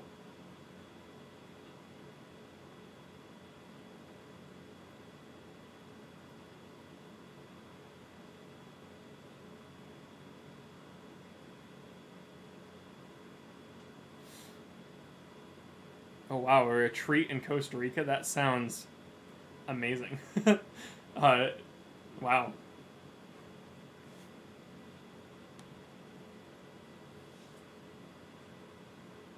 it was beautiful there. So like that is a amazing thing to be able to do. Just I'm gonna go head down to Costa Rica just for a bit and just bask in the wonderful nature and tropics and all. That's my favorite. The tropics are my favorite latitude. Either one. It is one of my preferred climates. So that's really neat.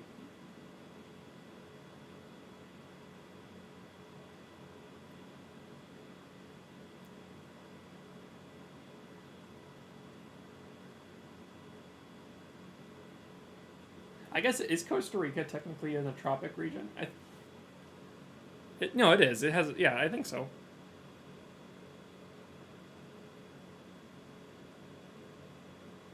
Now that my brain has asked the question, I have to know. I just can't place the latitude quite right. I know where it is, but with respect to the equator, I can't place it.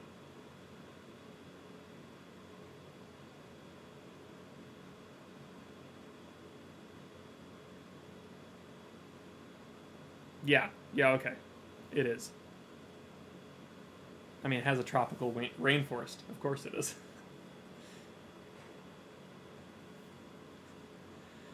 All right. Well, let me take a couple more shots here. I'm going to probably start winding down for the evening. Like I said, this is the 7 magnitude objects. It's probably in lower, or I guess 7 magnitude and brighter is what we have to work with tonight. And there aren't a ton like that. There's a lot of galaxies out there that we could hunt, but like that M61 is a magnitude 10. It's just too dim. This is the kind of night you'd want to image those. However, they're just we just don't have enough tracking to work with to take the long enough exposures to get the detail out of it. So we will end with a few more shots of the globular cluster, and we will plan to wrap up in a few minutes. So if you have any final questions for me this evening, please let me know. I will be happy to answer them.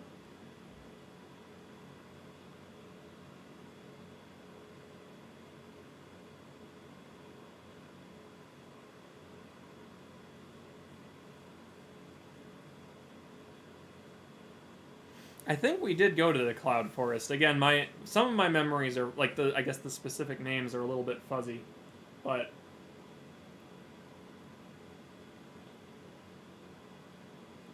that sounds very familiar, that name.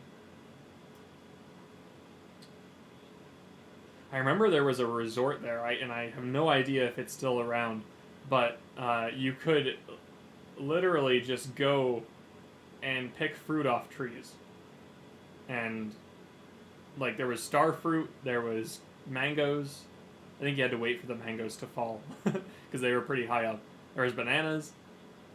Like you could just go out at this resort, go pick something off a tree, and eat it. It was really cool. I like that one. There was also a very friendly dog there. I remember him. And I can't remember if that was the one with the howler monkeys, but those things were terrifying. I know they're all bark, but very scary to hear at night during a thunderstorm. Not fun.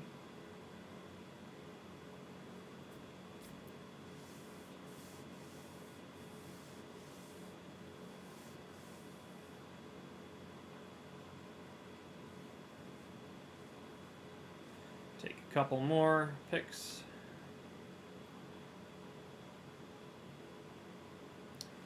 I still only ever took one. I'm going to take one more go of the water here. I still forgot to hydrate.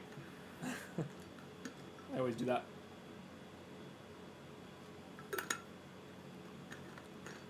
Didn't quite lose my voice though, so at least there's that. And tonight especially, maybe it's just because it's it's not like 10 degrees out, but the radio room stayed nice and warm during the program here. Yeah, it's 27 degrees. That's not terrible. Oh my gosh, tomorrow 59, next day 63, day after that 61. Wow. Some really good weather and all sunny. Clear skies tomorrow too. I might be back up here. I don't know if I'd live stream, but I might be back up here tomorrow to continue to troubleshoot the 14-inch or what have you. I just realized there's no...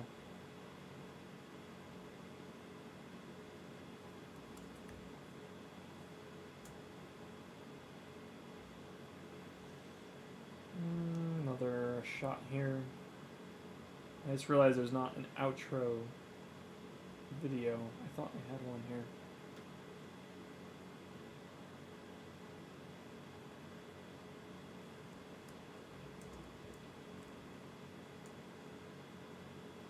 See if it is in here somewhere. If it's not, then we just won't worry about it tonight.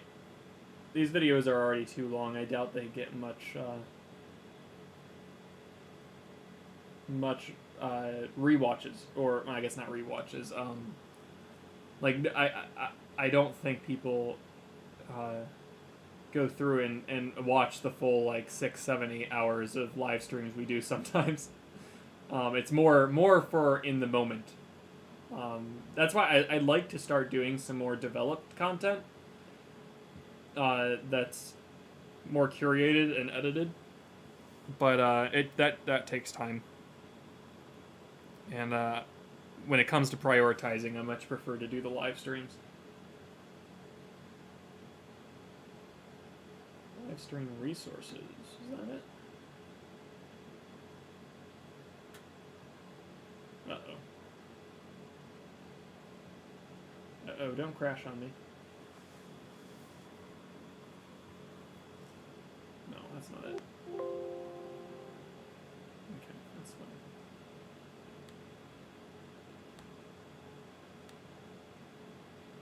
Uh-oh.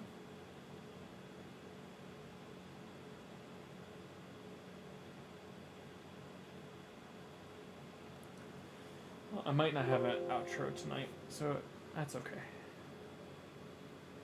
I guess that was a video I forgot to bring over. What is it doing? Why is it not working?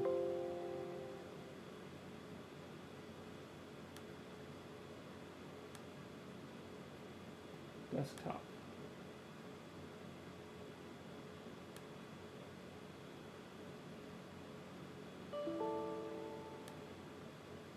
Okay, that's fine. We will skip it tonight, if it will let me. There we go.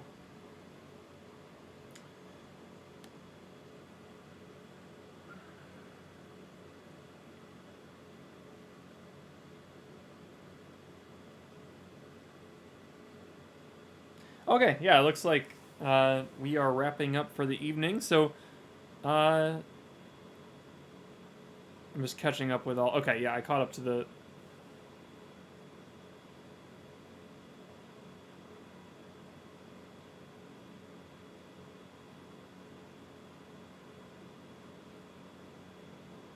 Okay, yeah. One thing I want to do for... maybe I'll try it for this one, is I can separate the video out into chapters and block out, like basically say this is unnecessary, like there's no conversations, no interesting topics, and point those sections out so people just pass over them easily and you don't have to worry about skipping around. I'll try and remember to do that for this one tomorrow when I go through and make the final edits on it. But yeah, thank you all for joining me tonight. It was another great night. I think it's awesome that we still have 13 viewers here at 2:30 a.m. That's brilliant. And thank you for keeping me company while we run through this imaging. Like I said, I think it's a lot better to have people to talk to than it is just to be, I guess, listening to a podcast. Or just you know, going through the imaging, the process here alone. So I think that's awesome, and I want to thank you for sticking with me, and hopefully we have more and more clear nights to come as we explore deep sky objects this spring. And don't forget that the Milky Way's coming soon too, so we'll be able to do some streams on the Milky Way. And yeah, with that said, thanks for tuning in. If you didn't like the video already, hit the thumbs up button. I'm sure all of you are already subscribers, so I want us to bring that up again. And we will see you again next time on the next observing or presentation stream. Thanks for tuning in.